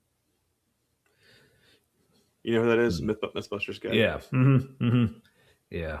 That was a great show. But all right, so let's just say like, because here's the thing, like the universe either had a beginning or it didn't. Like it basically one of two options. Or it never truly ends or begins and is perpetual. Well, that would fall under it did not have a beginning. Correct. Yes. So I retract my statement. So basically what you're telling me is on a 50-50, like one of two choices, religion got it right, kind of. It's like, but how many other things did religion get wrong about science? Like religion also told me that donkeys can talk. So, or that there was a first, like, there were two first humans. Like, again, this is all if you're taking the stories literal, which I know you're not supposed to do, but I'm not saying I'm separating the Bible from the religion. The religion says there was one original man, one original woman, and it was only a handful of thousands of years ago, and that humans are special and set apart from the rest of creation, which is really not true. We just another ape. Also seems to be our main problem. Yeah. It's thinking we're special. Yeah. That's one of my main issues with any sort of like religion or spirituality or whatever. Anything that puts like humans are obviously special. It's like, no, we're fucking not. So, oh, that one donkey talked. All right. Well, that hello, one was special. Also, if you eat the right kind of magic plants, you'll think donkeys talk. That's true. All right. So, in other words, the universe began, and we have no idea how that happened. Yep. Leave at the time, a lot of physicists still thought the universe was eternal. Yeah. Which, again, I mean, from my understanding, like the Big Bang model still fits in a eternal universe. It was, again, if I don't know if it's necessarily like a series of expansions and collapses, but yeah, to me, like a Big Bang and eternal universe are not mutually exclusive, but yeah. No. I mean, like, what? We don't know. I guess it's that you don't really know, like, what the could the substrate for existence have existed before matter and energy did? Like, did everything expand from a certain beginning, or did it expand into something that had already been there?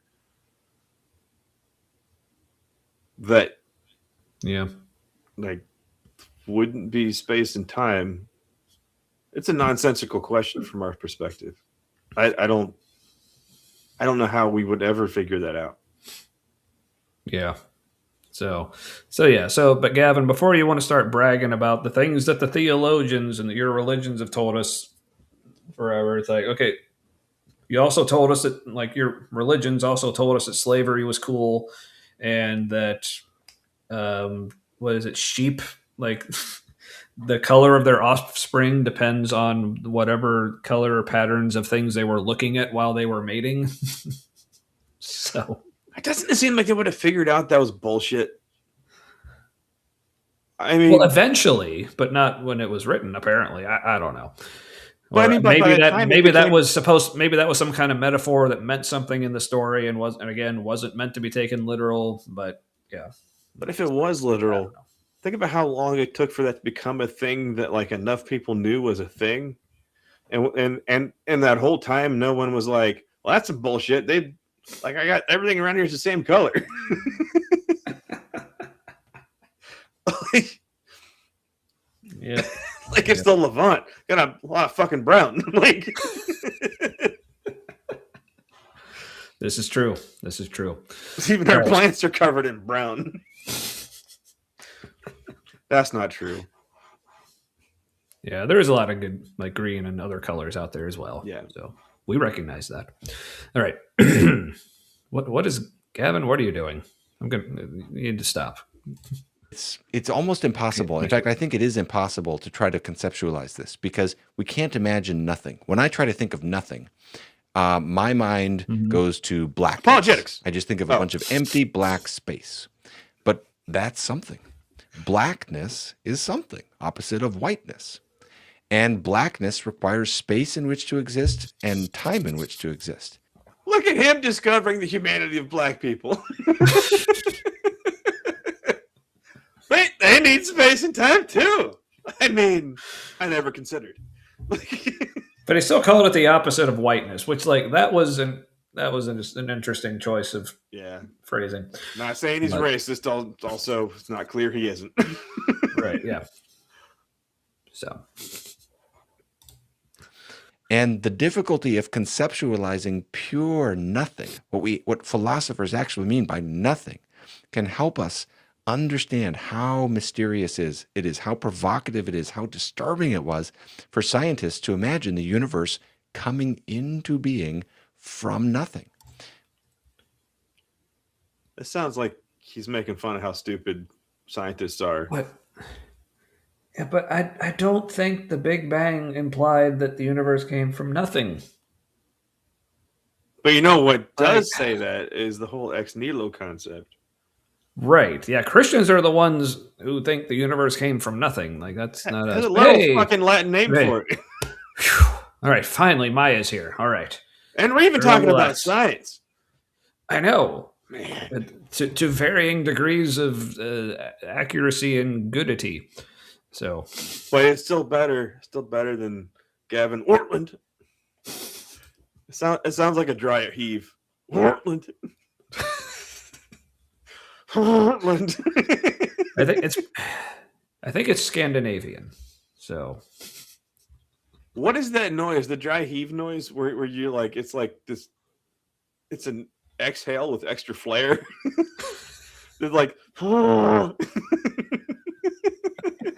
And Maya is so glad she started watching right now. Yes. Yeah, especially if you have like one of those like anti-puke triggers that some people have. Yeah. We're showing you Gavin Ortlund making a puckering face and us talking about dry heaving noises. Welcome to the humanity, everybody. So also, right. Gavin just can't stop honking the air when he talks. Yes, squeezing the mind boobs. I think as we put it. All right. Oh yes, and then you also missed me remembering I can do this. Paul Davies, like Robert Jastrow, is an agnostic himself, but listen to how he puts it. The significance of this result cannot be overstated. People often ask, where did the Big Bang occur? The Big Bang did not occur at a point in space at all. Space itself came into existence with the Big Bang. There is a similar difficulty over the question, what happened before the Big Bang? The answer is there was no before. Time itself began at the Big Bang. As we have seen, St. Augustine long ago proclaimed that the world was made with time and not in time, and that is precisely the modern scientific position. A lot of people... Like, even though the Bible says that there was something that God created from, there was he was hovering over the surface of the waters or the deep or whatever. So it seemed like there was time, and then God created. So misinterpretations with a textbook answer. yeah. So Big Bang does not say everything comes from nothing. It says the universe was in a hot, dense state and expanded.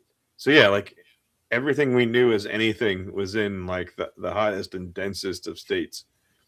Like it was the tiniest of things that became everything. But also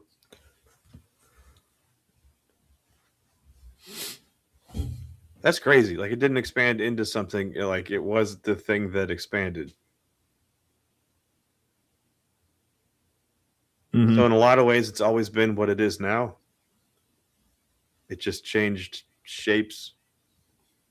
Mhm. Time got involved. And as soon as time got involved, then change was. Man, reality is very, very cool. And again, why are you like this? But also my please don't, I'm scared.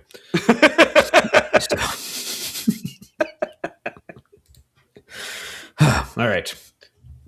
And I'm out of regular beer. Isn't it weird that Gavin's kind of like yada-yadaing like a lot of these existential crises of these people? Mm-hmm. Mm-hmm. I mean, it's not a problem for him. The stuff that they're describing. Oh, well, good for you, Gavin. Why isn't it? Does he just not take it seriously? I don't know. Define seriously, I guess. Well, I guess when you've latched on to something that doesn't matter if it's wrong, then other people having crises about reality, it's just kind of like water off a duck's back for you. You're like, lucky me, I just don't care what's real. That is handy. I'm in my own bubble. My bubble doesn't change. It's immune to external facts. You on the outside amuse me. So the bubble was comfortable in some ways. Oh yeah, for sure. There was a lot. Well, no, there seemed like there was less to be concerned about. However, there was low-level anxiety kind of constantly. Apparently, the Weasels accused Kip of yada yada in the Bronze Age collapse. I could see that. It's like me. Well, I mean, we kind of don't know why it happened, so like everybody has to yada yada it. Like it's not like there's much to explain. It's like, why did they stop doing all that cool shit with the stuff? And we're like, I don't know. The sea people, it's unclear.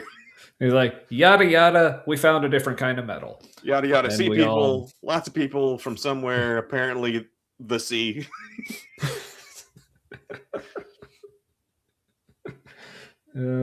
I like to think the sea peoples were a lot of like lower class countries in the whole like hierarchy of nations, and maybe they were like exploited, right?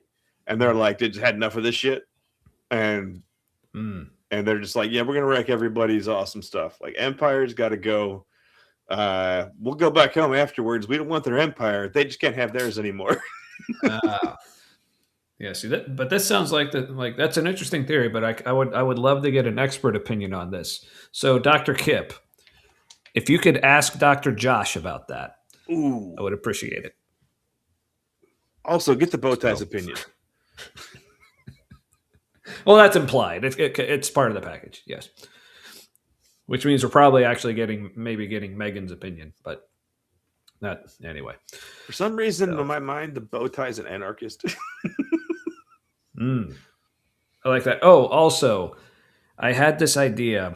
I think I got it when Kip and Josh were on like the fundraiser thing for Helen, which that's another thing I meant to bring up. Who's Helen? I didn't know until Friday. Someone that Ember knows, and apparently a bunch of other people in the community know this person. I think she has a YouTube channel, maybe. Anyway, long story short, had a medical issue and is now in like shitloads of medical debt. So they're like Ember and other people were having this big fundraiser to like raise funds, which again, like I didn't know Helen at all before this, but I went ahead and like gave towards it because I can definitely understand, like, because going through my own medical stuff, even having insurance that actually covered it, it was still expensive, and knowing that I would have been in a world of hurt had it not been for people helping me out. So always glad to pay that forward. Yeah. It's criminal that anybody has the power to make being alive that expensive, staying alive. Yeah. Yeah. So, but anyway, Kip, while you and Josh were on, I got the idea. I put it in the chat. I don't know if either of you saw it, but I would love to see like the biblical scholar equivalent of a buddy cop movie with you two. What? With who two? With Kip and Josh. Okay, like buddy cop road trip? Or are they just like going out and arresting like apologists? No, like it's not a buddy cop. It's the biblical scholar equivalent of a buddy cop movie. They're not actually cops, but they're biblical scholars. Right. So what's the equivalent of that? What are they doing? Just do they still drive around? Oh, for sure. Okay. Yeah. But so the initial idea that came in my mind was we had like Josh, who's like this like budding like rookie like scholar, but he's trying to get out of the shadow of his like far more successful and much more intelligent wife. So he's paired with like Kip, like, the grizzled old veteran who like Josh is still in the phrase of, oh, gotta play by the rules and by the book. And Kip's like, fuck all that. Kip's like Denzel Washington in Training Day. Yeah. So, yeah. Also, I've never seen Training Day. But I know how that character is. And I haven't either, but I agreed anyway. I think any Denzel Washington's movie is worth watching, especially Man on Fire. That's a special kind of action movie. See, I think normally Kip would drive, but then you'd be like, oh, now I got this like new rookie dude. I'll make him drive. And yeah, because sometimes you're too cool to drive. Yeah, sometimes. Yeah, sometimes you're too cool to drive, but other times you just don't drive anyway, and it has nothing to do with that. That's kind of what I'm. But you just walk everywhere like Highlander, or you make the bow tie drive for you. But anyway, so yeah, there's my idea. So all you like, if there's any movie people out there, and you just call Doctor. Just when you talk to Dr. Josh, you just talk to his bow tie, and you just call him bow tie. You're calling him like Josh Bowtie. Mm-hmm. Mm-hmm. So like Josh is just the vehicle for the bow tie. So yeah, somebody make that happen. Where's B.S. Lewis? He could probably at least flip something up on this. But all right, we're like almost done with this. Wow, we haven't even gone 4 hours yet. What are we gonna do? I do have another 5-minute thing. What's that? I do have another 5-minute thing. The presenter's a little insufferable, but did you say you have another 5-minute thing? Yeah, if we need it. Another video. Oh, okay. I don't think so. I think we'll probably be good with this one, but yeah. People look at this and they say, you can understand why people are looking at this and saying, this kind of sounds like the old idea of a creator God makes a lot of sense. Like that seems like one candidate on the table that would have explanatory power for what we're looking at here. And that's my sense as well. Doesn't it make the story of creation in the Bible wrong? Yeah. Basically, the only thing that like the biblical story of creation would have in common. Again, this isn't actually having in common with the actual Big Bang Theory, but their interpretation of the Big Bang Theory is that it began. And it needs a beginner. So it's like, it's still a leap.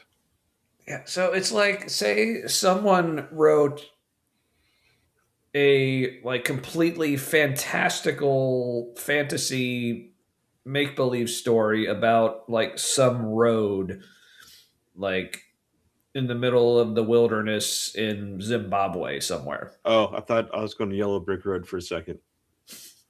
But okay. But And it's like this is a road like that either like just hasn't been discovered yet, or was like known to some ancient civilization, but no one's heard anything about it or knew anything about it forever. But someone like thousands of years ago wrote this completely fantastical story that had all this like total like fantasy elements, like nothing in it made any sense, had any sort of connection with like natural reality or anything. But then then eventually like archaeologists like whatever, they discover this old road and like, oh hey, this road is actually real. But then you have the people who've been like have built this entire religion and philosophy around this old story and say like, this completely vindicates every part of our story now. It's like, no, Yeah. It's like we found one part. Yeah, and you know how also the road that we found is actually it is a road, but it's nothing like the road that the story describes. The only thing it has in common is it is a road here. Nothing else matches. But you they're just like, described a lot of evangelical tourism to Israel. Yes. It's You're like, like, it's a real place. He was really here. Oh my God, I'm so connected to everything. And it's like, we found the ancient city of Jericho, and it had walls. Therefore, it's all true. like there's tours where, I don't remember the actual city, but there's one with the fountain, and he did work on the Sabbath. And there's like this like walking tour you can take between the different places. And like, as far as like story immersion, that's really cool. And to connect to, assuming it's an actual event, connecting to the reality, even of the potential of an actual event. I get it. Also, evangelical America, you're being taken for a ride for the benefit of this other country's questionable foreign policy. Yeah, questionable. Yes, like mildly. Yeah, and foreign policy is kind of in quotes because sometimes it's not quite so foreign. Maybe it's especially domestic. Yeah, there's that too. Super cool though. The stuff they tried out on that domestic crowd, the one they pretend doesn't exist. ICE is using that now. Good. Yeah. I mean, look how well it worked. I don't want to though. Tracking targets and whatnot. It didn't matter. It didn't matter so much if you're hitting the right targets, just targets. Yes. Coming to a neighborhood near you. Yay. Until we stop it. All right. So anyway, Gavin. The Big Bang does not prove that. There's number one there, as I'm trying to leave allowance for here, there are competing models, and that's difficult to rule all them out. It gets really complicated. It's difficult to rule them out, mostly because I have no idea what the fuck I'm talking about. So that makes all of it very difficult. That was I'm pretending to know more than I do, and I'm going to say this. Yeah, there's a reason why some are more accepted than others, like much more. So maybe it's not quite that difficult to rule some out. So, me too, Melly. Me too. But I realize, like, if I want to not feel like shit tomorrow, 2's pretty much my limit. So I'm back to the non-alcoholic here. So, yeah, Aaron dropped. It's almost good enough at this point. I'm in the same place. I normally might open. All I have though is another tall boy of arrogant bastards. That would be a lot. Oh, also, yeah, that's like 2 beers at least. we had a quote get accepted tonight that we sent today, and nice. It's to do tomorrow. So yeah, I gotta. But it's priming. Priming is like a fun, easy thing because I tend not. I don't usually do anything else that day. Maybe there's an estimate or a quote in the afternoon I got to go to, but like usually I just get to take it easy. Nice. Take my time because I've got nowhere else to be. It's the thought of beer that counts. That's good. I like that. I'm going to use that. This is a thought of beer. Yes. Oh, I do have bourbon upstairs. It's 1783, Evan Williams. Ooh. Yeah, it's their higher end bottom shelf. No, it's not quite Yeah. bottom shelf. It's second from the bottom shelf. Anyway, all right. Well, I think we're almost done here. Yeah, we're getting there. It's like another 3 minutes, man. All right. The point is, it seems like everybody needs a miracle. It seems like Is no that the point? worldview on the market No. is reduced. Okay, that's his point. What? But That's your takeaway? so again, like my brain just cannot get over how he's saying, like, when science says we don't know, that means they're relying on a miracle. Like, no, that's not at all what that fucking means. Was It just everything means after they that don't quote? know. Remember the early quote that he put up about you need a miracle, blah blah blah, no matter what. Yeah. Was everything after that until now just filler? Was it just to make it more plausible for him to come to this conclusion for his audience? Because he's right back where he started. He circular logicked himself. Yeah, 'cause that's the thing. Like I said, I didn't watch either of these videos going into tonight, but it seemed like the topic was going to be very much like, faith versus science, and like that's a topic I have a lot of thoughts on. But he didn't it's really do that. Yeah, it's like he's not really hasn't really said anything useful. Like, it's just been, like I said, the whole thing has just been based on a set of completely flawed premises. So it's like, Apologetics. yeah. So many things with apologetics, I feel like my only response, or I feel like that's not necessarily my only response, but I feel like I don't really need any more of a response other than nuh-uh.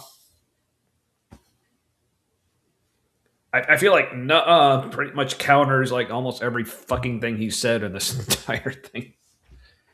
Just That is kind of what it always boils down to. mm-hmm. And a lot of it seems like a lot of apologetics responses to people trying to apply, science and logic to what they're saying. Like anybody that says against it can be dismissed because it's like they're expecting apologetics to do a thing it was never designed to do. It was always just to keep the bubble intact. It was never to really explain anything. Mm-hmm. Like make the bubble okay. That's that's the point of it. Right. Yeah. So Kip here with some good questions. What other models? Aren't all of them just expressions of the Big Bang? I honestly don't know. I think so. Yeah, because it seems to be, at least as of now, like the Big Bang, like whatever you want to call it, is. It's like I said, that seems to be what the math points to. So I guess it would seem like, at least at this point, any models you build would have to include that. But yeah, if I'm wrong on that, someone in the chat knows, let me know. But I think there are some like the was the God particle, Higgs boson. When I've heard things, but it's loosely connected in my head. I think when it was either that or something else that was observed in like the big colliders, where it gave them insight a little further back towards the Big Bang. Mm-hmm. Yeah. But got another question here from a name I don't recognize, but good looking guy 3 says, would you guys say the universe isn't a miracle then? Yes. Yeah. I would say that. I'd need to know how you're using the word miracle. Yeah, again, it depends on the definition, but yeah, I mean, like I'm a naturalist, so to me, like, yeah, it's certainly, there's a lot about it that certainly appears miraculous in the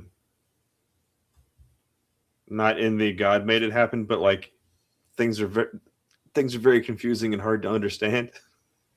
Yeah. Oh, yeah, for sure. And maybe even beyond our understanding, because it contemplating anything before the universe or the universe as we understand it,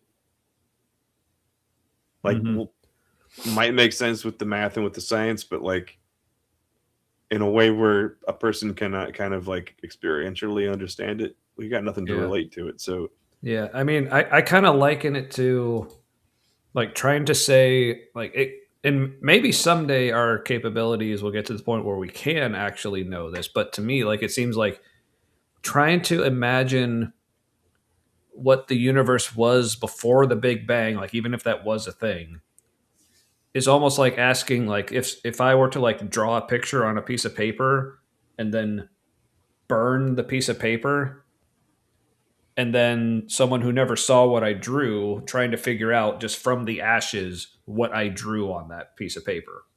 It's like because of the thing that happened, what happened before is just unknowable now. Like that information is just gone. Like completely undiscoverable. So I kind of wonder if there's like layers to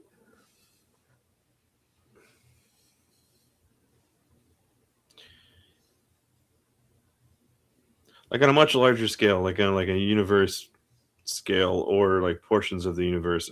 Is there stuff going on that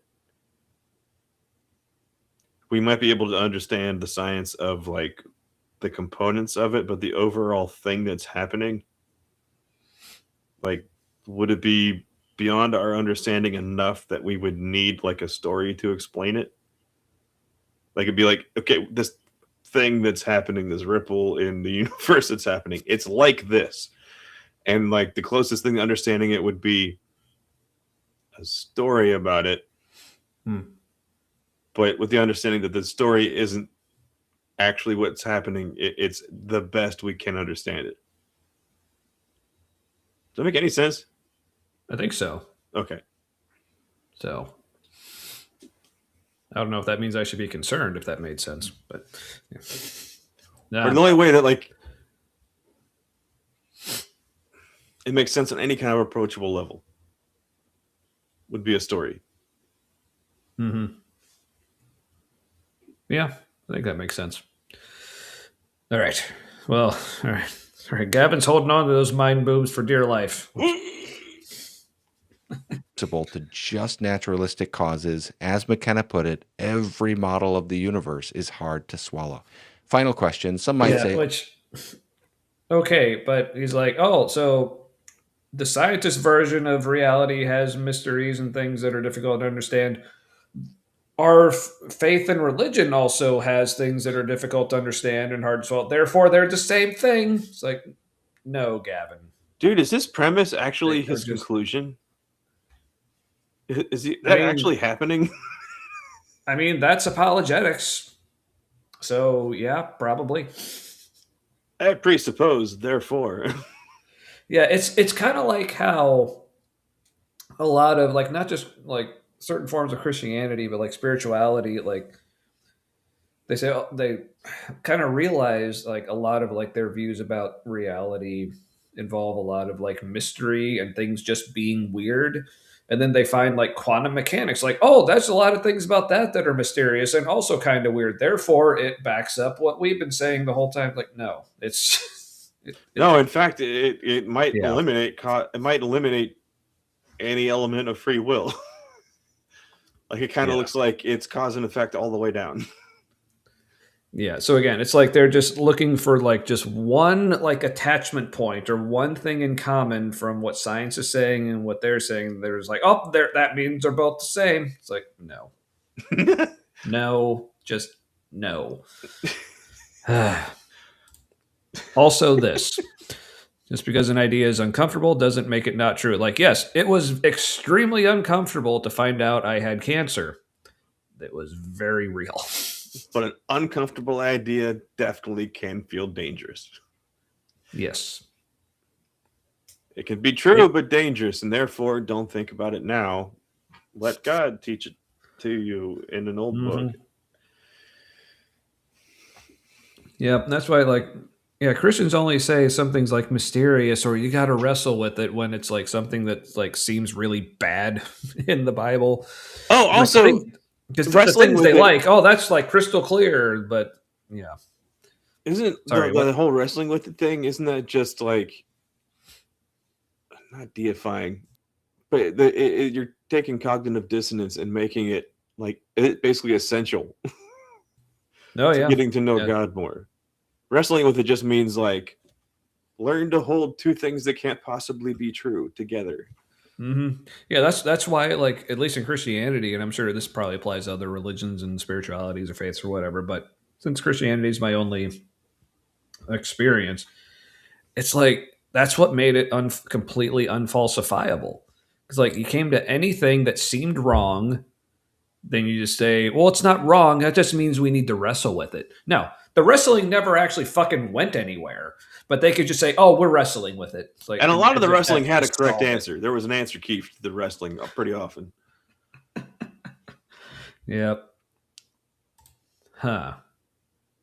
Interesting. Truth is, there's nothing in either Genesis creation story, in either Genesis creation story, yes, because there are two, that maps onto the Big Bang. Just nothing at all. Except both Not had even a the universe beginner.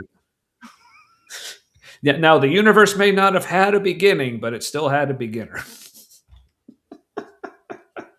Well, you need somebody to keep like Uh, everything moving, right? I mean, you got your clockmaker, right? And then you got yeah, I think you got to yeah, I think wind the that thing clock. I think the thing that keeps it all moving is called physics or No, something.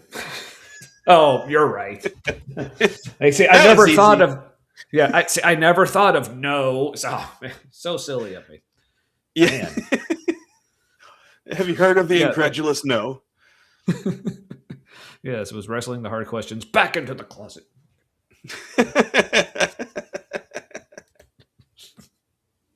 That's where you get the broom and just gotta stuff them in there. You know. The broom of righteousness.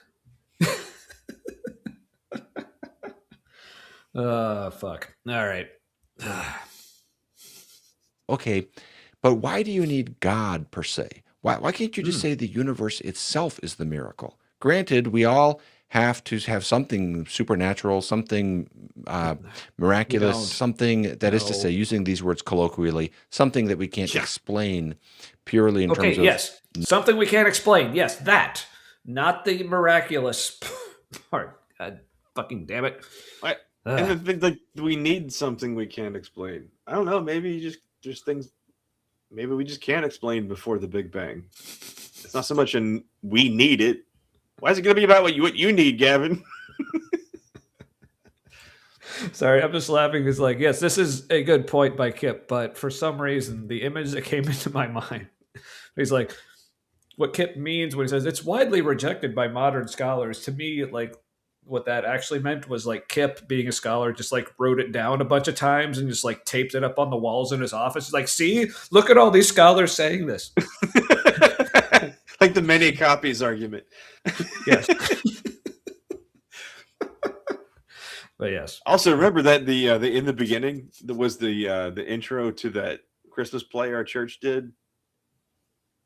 That like weirdly was actually good enough that it became like a professional production at the Aronoff Center. the Aronoff Center, like our like Cincinnati's like downtown like professional theater, like where I saw Stomp. I never many saw years Stomp. ago. That would be good. That was fun. But anyway, Didn't the show travel too? What wasn't it like Mhm.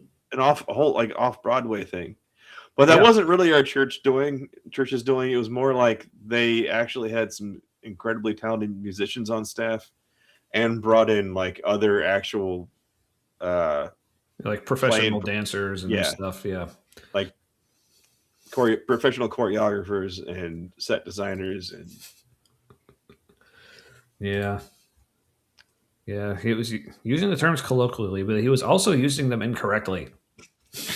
So he was colloquially wrong.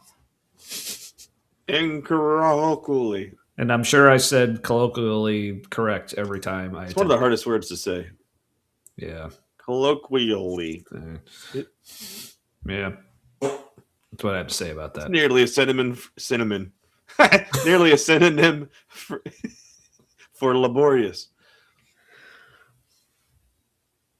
It's laborious to say, colloquially. I see what you did there, kind of. Anyway, so, all right. Gavin, what were you being wrong about now? He's being colloquial. Natural cause and effect and so forth. So, but why does it need to be God per se? And I have a whole video that tries to address this. It's about the objection if everything. He tries so hard. At least he admits it. So. I'm going to tell you my other shit you didn't pay anything for.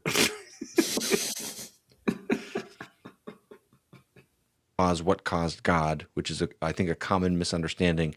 Briefly, to summarize here to finish this video, the answer here has to do with what we mean by the word God. The universe is a hugely complicated array of different entities, characterized by highly specific laws and conditions that seem like they could have been different. And it looks like it did have a beginning point in the finite past. God, by contrast, is held to be a singular, simple, necessary being. He is held to be infinite, lacking any limitations, and absolute. And therefore, by his very nature, he's a better candidate for the one miracle that everybody needs. Or the stop. Wait, so God is the nature, miracle? But he says, but by his very nature. But no, it's by the definition that you created for God. We don't know that actually is his nature. That's just how you're defining him. It's like, hey, Gavin, spell ad hoc. Why? G-O-D. So I love this. Like, with the whole, like the way they answer the whole, well, who created God then? So like, well, that's a ridiculous question because God is the uncreated creator. Like, that's called special pleading, Gavin. Like, just because you defined him as being an exception doesn't mean he just automatically gets to be an exception. And what if God doesn't know there's another God above him? Right? Yeah. What if God's an atheist? Yeah, here's a question. I can't remember where I heard it, but talking about, like, the triomni characteristics of God, someone actually posited that it's impossible to actually be omniscient or all-knowing, because it's really impossible to actually know that you know everything. Because if there's something you don't know, and you just don't know that you don't know it, then you can't know if you're omniscient. Like, even if you actually do know everything there is to know, you don't know that you know that, if that makes sense. But what about panentheism, which God includes and transcends all things? So in that case, God would know because God transcends. But how would he know that he transcends? How would he know that there is nothing that he doesn't transcend? Well, you see, all-knowing, so he just would. Oh, right. You have to. That's right. If you define him as all-knowing, then he knows everything. Okay, that's how this works. Yeah, I get you. Yeah. And also, you are welcome, Bryce. We honestly couldn't do it any other way and feel comfortable about it.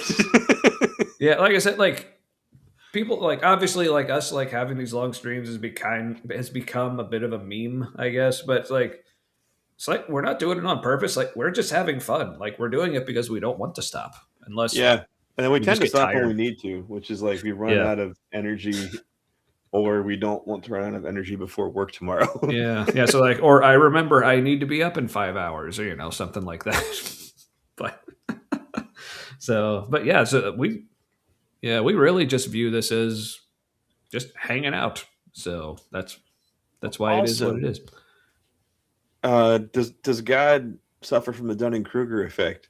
Would that mean that, like, the Dunning-Kruger effect is like the governing law of consciousness?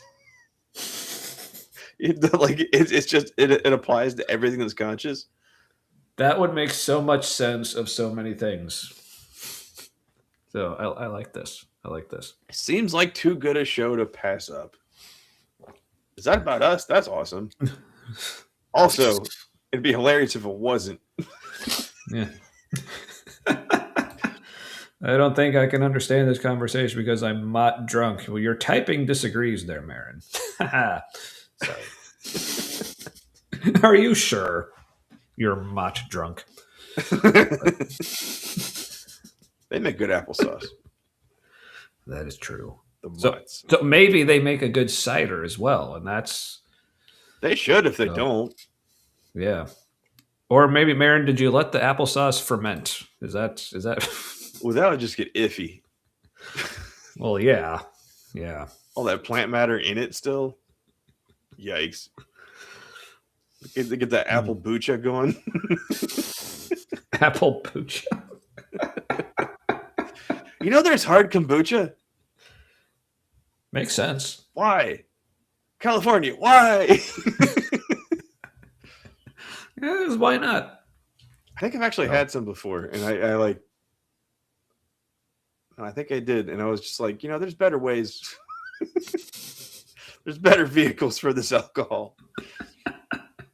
Like, yes. I felt bad. I felt bad for hippies. I was like, why do you hate being alive so much?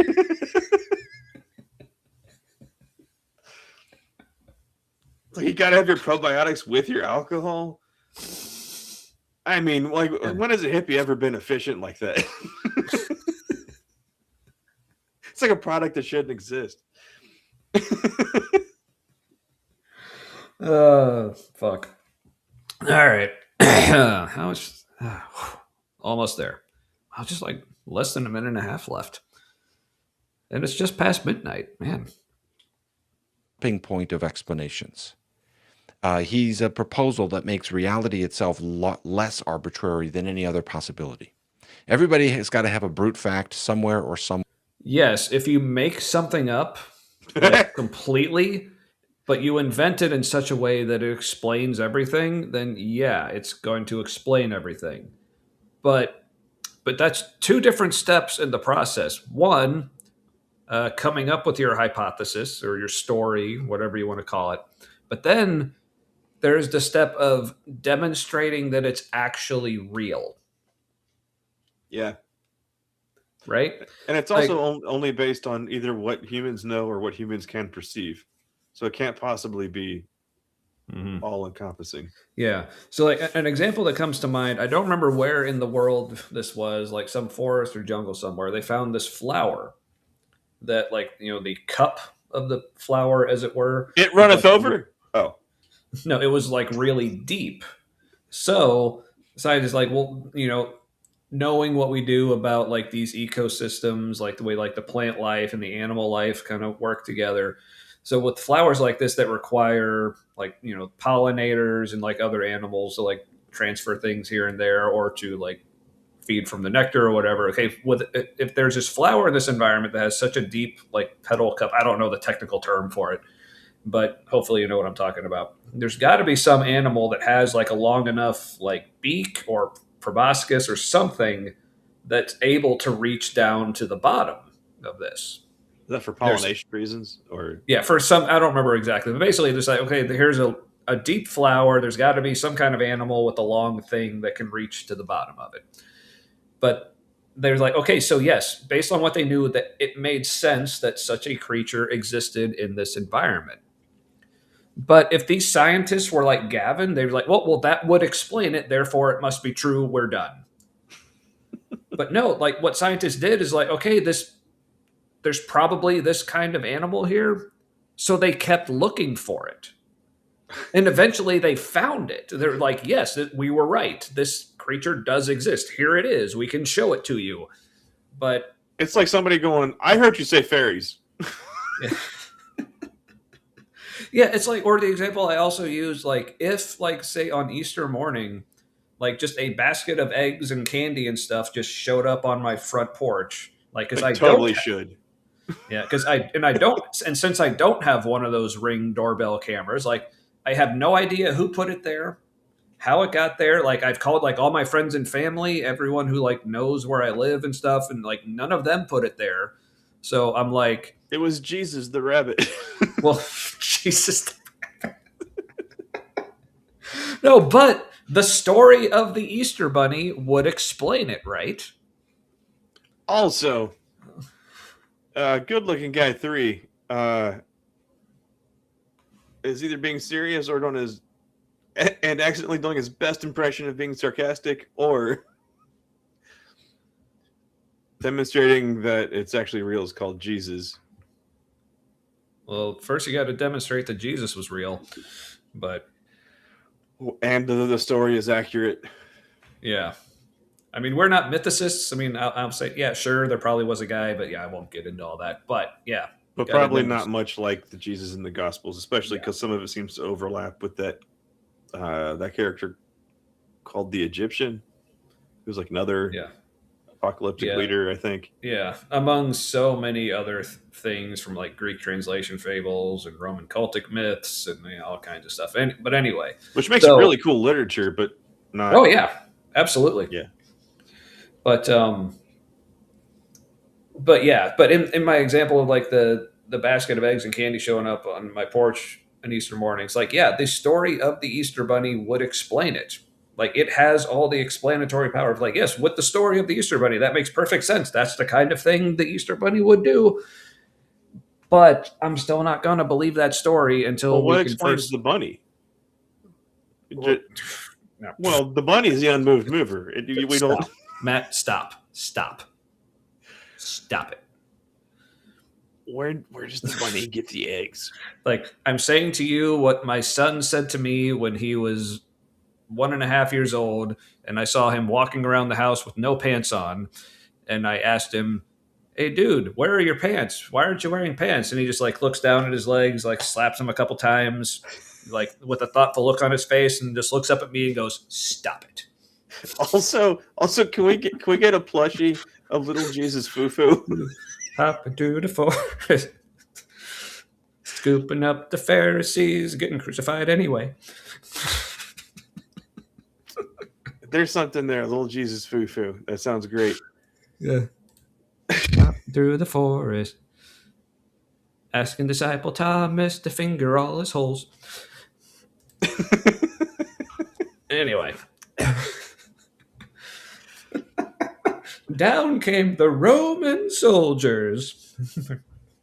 But anyway. For some reason, they're drunk in my head. Because why not? They're like, hey!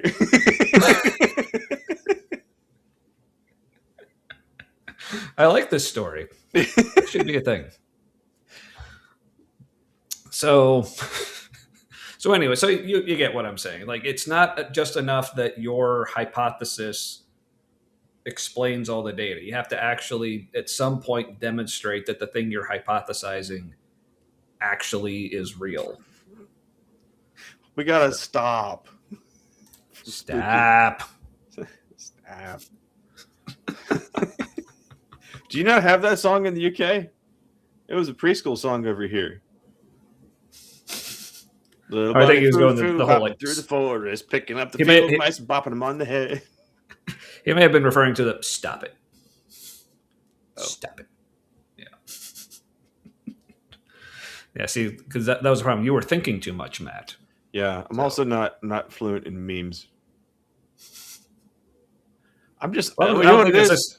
I'm mad that memes have replaced editorial cartoons. Not everybody can make an editorial cartoon. Mm-hmm.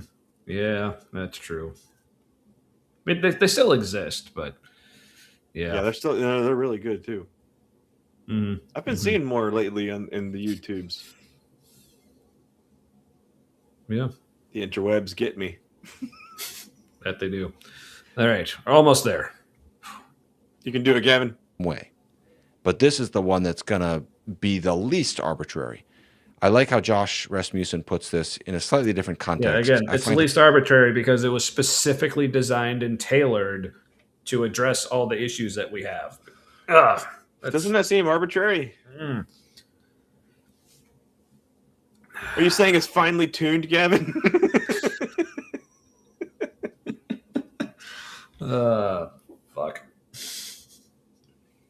His word's helpful here. He says, theism helps us identify a relevant difference between explained things and the unexplained foundation of reality. Theism says that the supreme reality is fundamental in virtue of having a supreme nature. Otherwise stated, to reiterate. Hold on. Ah, damn it. So you presuppose there's a supreme nature. Yeah, also, there was one of the words he read there that did not match the quote. I think he read a fundamental where there was a supreme, or a supreme where there was a fundamental, or interesting. something. But for some reason, YouTube is just not wanting to back up 5 seconds tonight. So no, we literally just. In the meantime, good-looking guy. Yeah. So we disagree with the majority of modern scholars that agree Jesus was a real person. No, we say no. Yeah, we literally said we are. Yeah, we literally said we are not mythicists. But all I'm saying is, there's a difference between, we agree he probably exists, and someone actually demonstrating, yes, he absolutely exists. Here he is, and here's all the things about him, and everything we believe about him is the true. Two different things. So the stories in the gospel were probably based on a historical figure, but whether or not the stories in the gospels are anything like what historically happened is a different matter. Especially with it happened, the earliest known copies of it being decades and decades after, after the historical figure. Soft or firm? Why not both? Introducing the. I had to reload the page. Just hide that real quick while I get that re-queued up. So, so Jesus is probably real. Maybe probably died on a cross, rose from the dead. Probably thrown into a pit.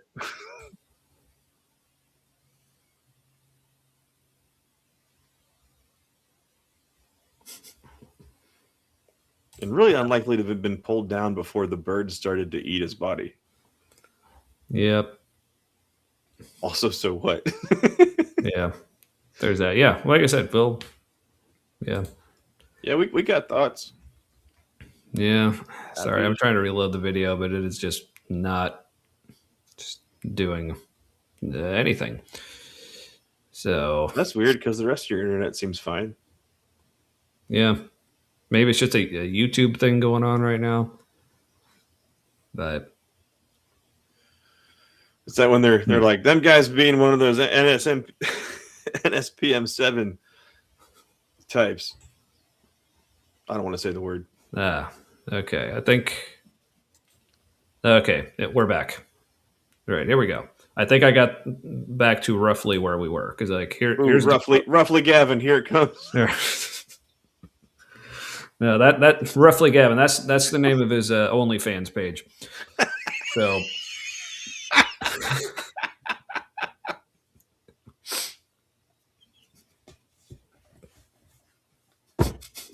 That's too good.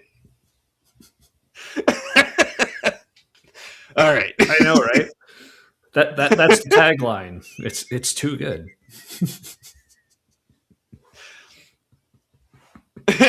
All right.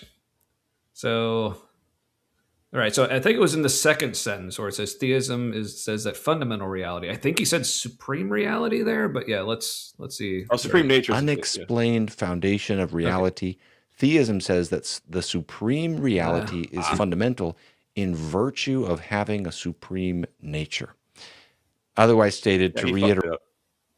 Yeah. Well, everybody needs a miracle. Everybody needs something unexplained that you cannot explain in terms of other things. Why is he reaching low when he says something fundamental you can't explain? Why does it look like he's goosing the point he's making? He went for the down low grab. Mm-hmm. Yeah, but also crap. I feel like I want to back him up again. Do I risk it? Back him up. Hey, it worked. All right. My word. All right. I'm feeling lucky. I'm gonna do it one more time. Fuck. Damn it. You could back it up, but couldn't hit play. No, I tried to back it up one more time. Oh, you jinxed it. Yeah. All right. Well, here. The YouTube oops daisy of death. What do you call that? Let's just go back to here again while I try to fix it again. All right. So, Squeaky Matt, like, I'm sorry. I'm going to make a short of that.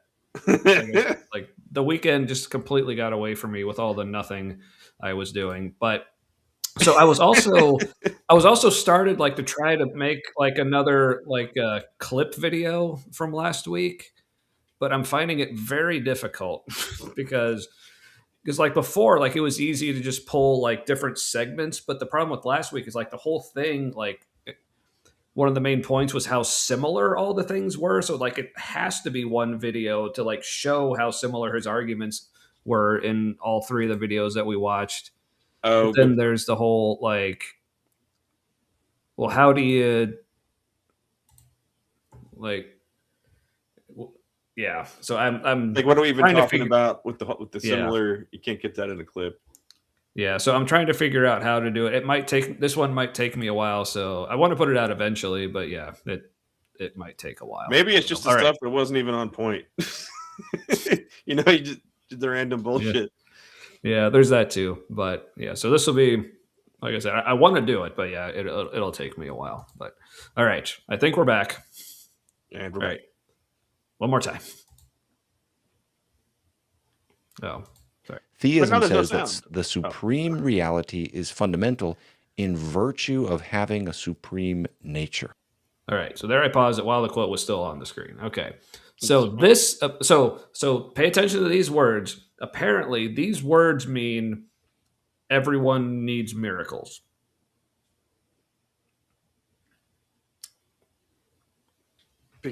So there's a supreme nature, and which is fundamental in virtue of it being supreme, and therefore God. What? Yeah, Oh, no, and therefore a necessary miracle. apparently, And they kind of fit together, but not. Otherwise stated, to reiterate, everybody needs a miracle. Everybody needs something unexplained that you cannot explain in terms of other things. It's just there. But the best candidate for that kind of entity. Also, there's a difference between humans don't have an explanation for something and there is no explanation. This is one of the things that I found a constant frustration about the whole like natural versus supernatural. Like whether people word it this way or not, it seems to me that people like have this the imagined barrier between like the natural and the supernatural. Natural is really just the limits of human cognition and understanding.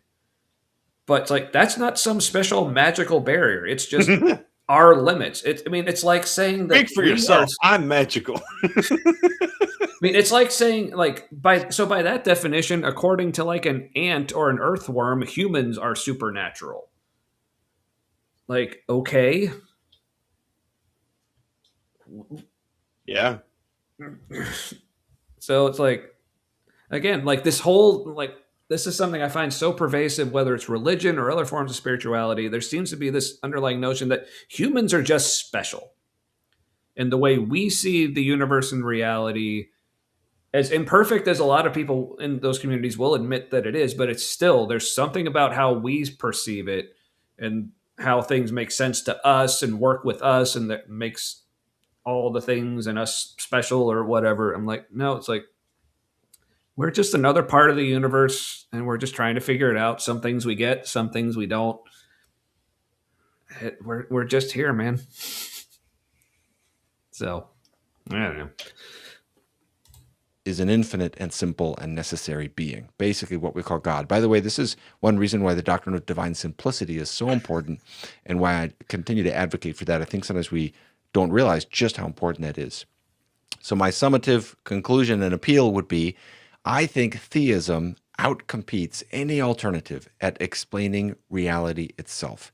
And that is why, at least because it was specifically invented to do that, and which also, by the way, it doesn't, but let's just assume that it does. Like, yes, the story you invented to explain the thing explains the thing.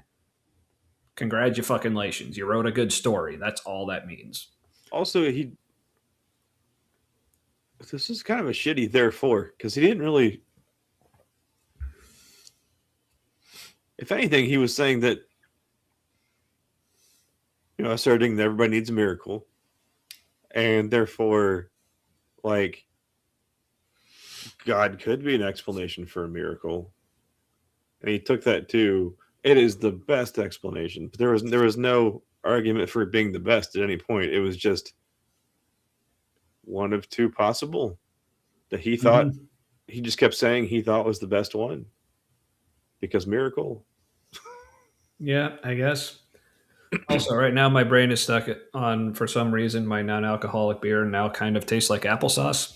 So, well, that's weird. Yes, it is. It's not even cider tastes much like applesauce. Yeah, this is just weird. I mean, good thing applesauce is good, so I don't mind. But yeah. Anyway, certainly worse things it could taste like. Comparing it to a naturalistic alternative, I'm with Joe Rogan. I'm going to stick with Jesus too. Oh shit, I forgot that was even part of this video. Oh yeah. Man, that was definitely an algorithm tweak. He just put Joe Rogan's name in there. Yeah. To try to break into somebody else's algorithm. Wow. Yeah, that's... Oh, man. Again, so that was false dichotomies built on misunderstandings and misinterpretations of things that people weren't actually saying. So...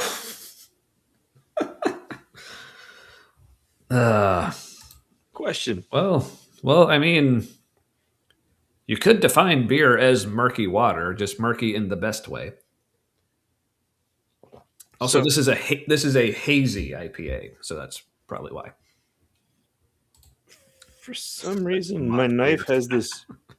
It has a screw that goes into the axle, right? But like, I don't know what the screw is doing because I can move this axle back and forth. It's like, what screw? What are you even doing?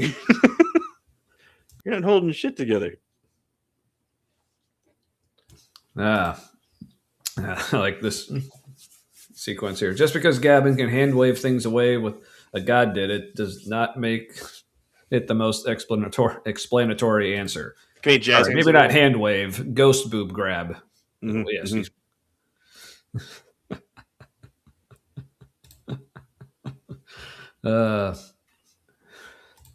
Well, you're not yellow or brown enough.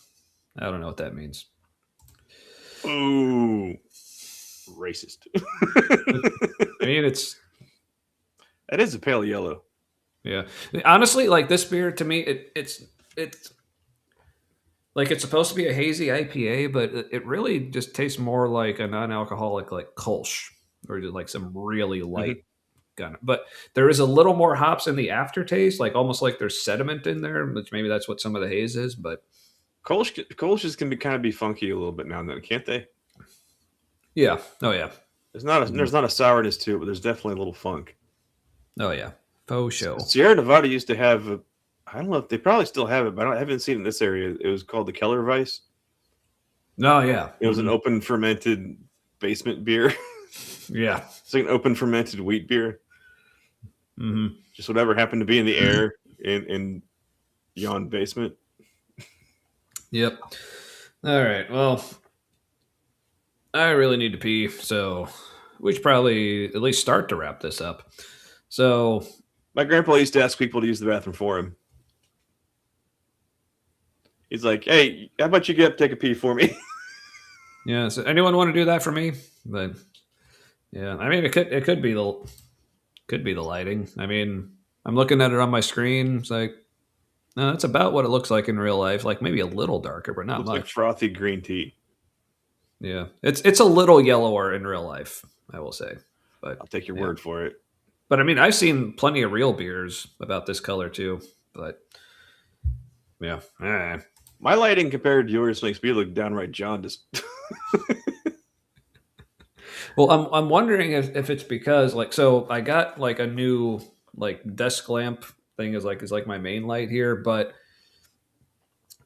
I have it on, but you can adjust like the color temperature on it. So I have it more like on the red end just to be like easier on my eyes. So maybe Okay. it's because like the white balancing on my camera is then like adding blue everywhere to balance that. Maybe I don't know. Maybe. Also, I have all these bulbs are on soft weight because I can control one of them. The other ones are just stuck on soft weight because they're the old-fashioned kind. Ah, nice. Yeah, but then I have another lamp here that just it there's a bunch of like incandescent bulbs in it as well. So plus then like my walls are blue, but they're actually bluer than they look on the screen there. But anyway, but good looking guy 3. Oh, thanks. Good to know this was interesting. So yeah. Glad you stumbled. Yeah. Just be prepared like we're usually assholes. And also so Jace Martell, I'm not going to put your comment up on the screen. Please don't use words like that. But what do we usually talk about? It's often usually about Christianity, but from perspective of people who used to be Christians, aren't anymore, and have no problem being assholes about it. Yep. But we're the nicest assholes you'll ever meet, probably. Yeah, probably. But yes, Kip, I actually have been in a different room for a few weeks now. Yeah, I was in my dining room, but just moved to my office because originally I moved here in preparation to be on Bad Science Sunday because when I did that show, my kids were here and I wanted to be more out of the way. But then I was like, wait, I think I actually like it better in my office because I can keep all my stuff here. I don't have to move everything out all the way like to my dining room and then move it back so it's here for stuff later. So yeah, Things and stuff. more convenient, and also have my bookshelf behind me so you can see all the books I don't read. I mean, I read, but yeah, I'm reading at least a couple of them right now. But Oh, speaking of books to read, I read one over vacation a couple of years ago called "The Hope We Seek." It's kind of a fantasy, but it's an exploration of a religion developing around a gold mine. It's very cool, and if you get the app version of it, there's like this is a tangent, but there's the author had people write like religious folk songs that were developed in the story world. And so when there's certain things happening in the app, you can listen to like the music that's playing at that time. It's pretty cool. nice. It's a cool exploration of religion, how they develop and things. Yeah. What's it called? The hope we seek. And the hope they seek is gold, but it becomes kind of like a deity almost. Mm-hmm. Gotcha. I think it's improvement. Well, thank you, Kip. And that's right. We are nice assholes. All of us together. Well, so you're not actually good looking. You mean people have screen names that don't match? Wait, next thing you're going to tell me is that Fox isn't actually a fox. Well, I don't even know what's what now. Might as well believe in God. But, yeah, right. Okay, we are nice assholes. Okay, yeah, well, except for Kip. He's just an asshole. So, but he's Canadian? That does something. Yeah. Anyway. For some reason, he won't go away. Yeah, we keep trying. He just won't get the hint. Man. I mean, tonight I even tried misunderstanding the Bible, and that didn't do it either. So No, that just makes him hang around more, but he's angry about it. Which I think I prefer. Like, if he's going to be here, at least he's angry. So, all right. So my work here is done. Okay, so, well, I don't have to pee any less than I did 5 minutes ago or whenever I said that. So I'm going to be about to do that. Only on Thursdays. So as a music motif, I'm all right with it. Yeah. Sorry, but I still don't see the point, even in Baal worship. Yeah, I'm not even familiar with what all that entails, but yeah, it's like the bad guy deity of the Bible world. Yeah, but also has a lot in common with Yahweh. Meh. Also kind of a bad guy. Anyway, all right. Well, any closing thoughts for tonight, Matt?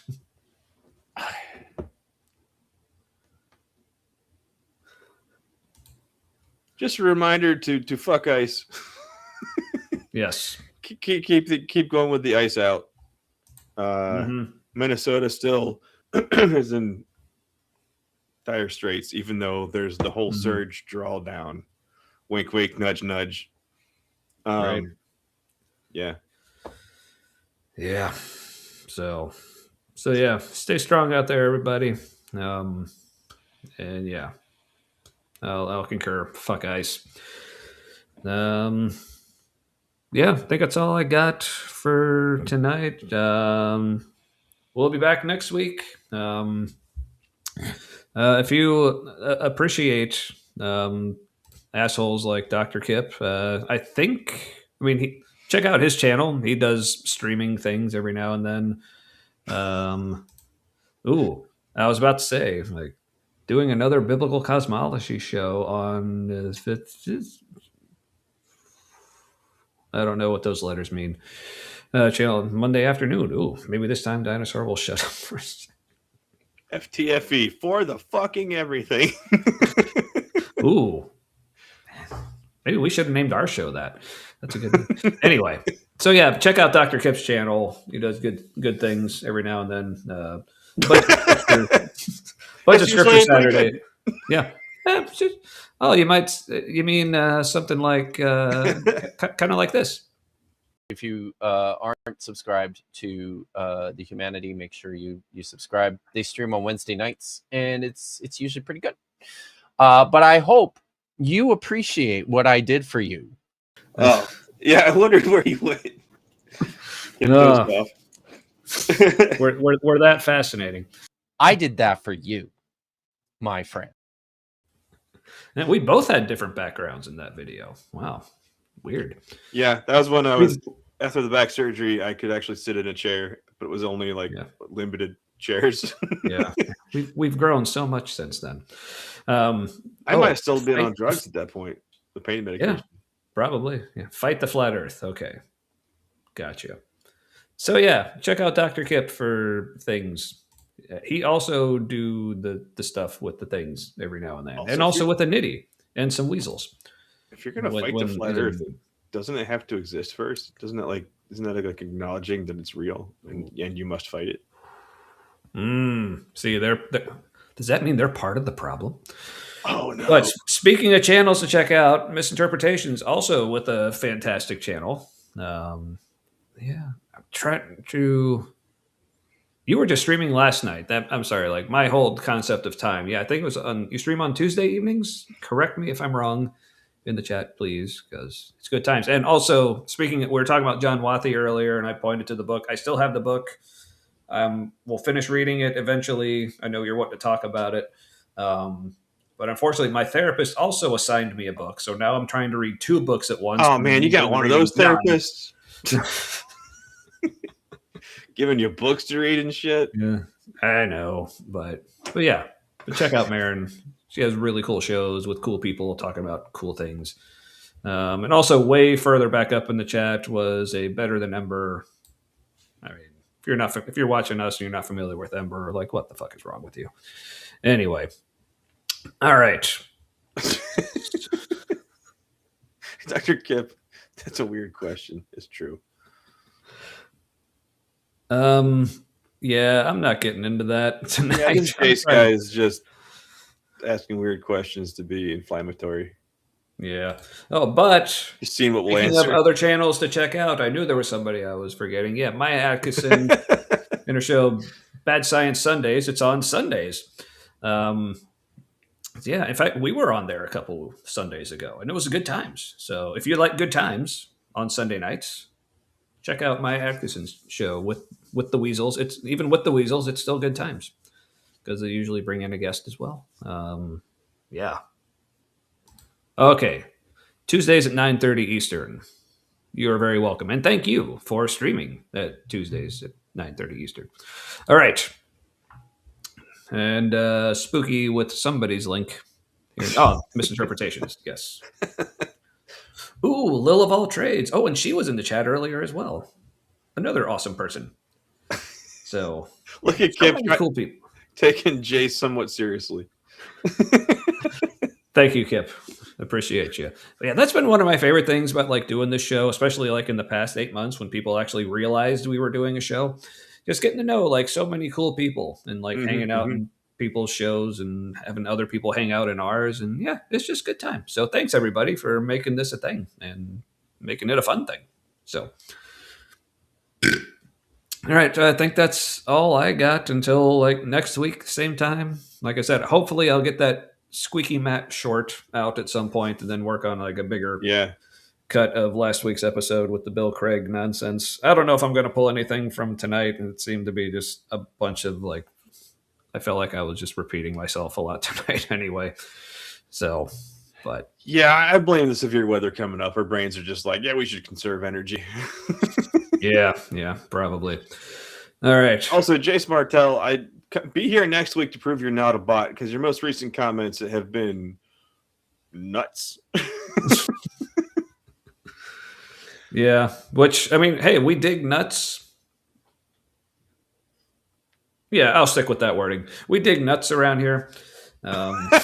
So do come back. You'll fit right in, maybe. We'll see. If you're not a bot. Yes. Yeah, come on. Everyone knows the bots only watch us on Twitch. Come on. Fuck yes. You would take offense to that burp, but you yourself let out a similar burp right after. Oh, copycat. I mean, I'll take that as a compliment. Thank you very much. All right. So yeah, we'll be back here next Wednesday at 8 Eastern. I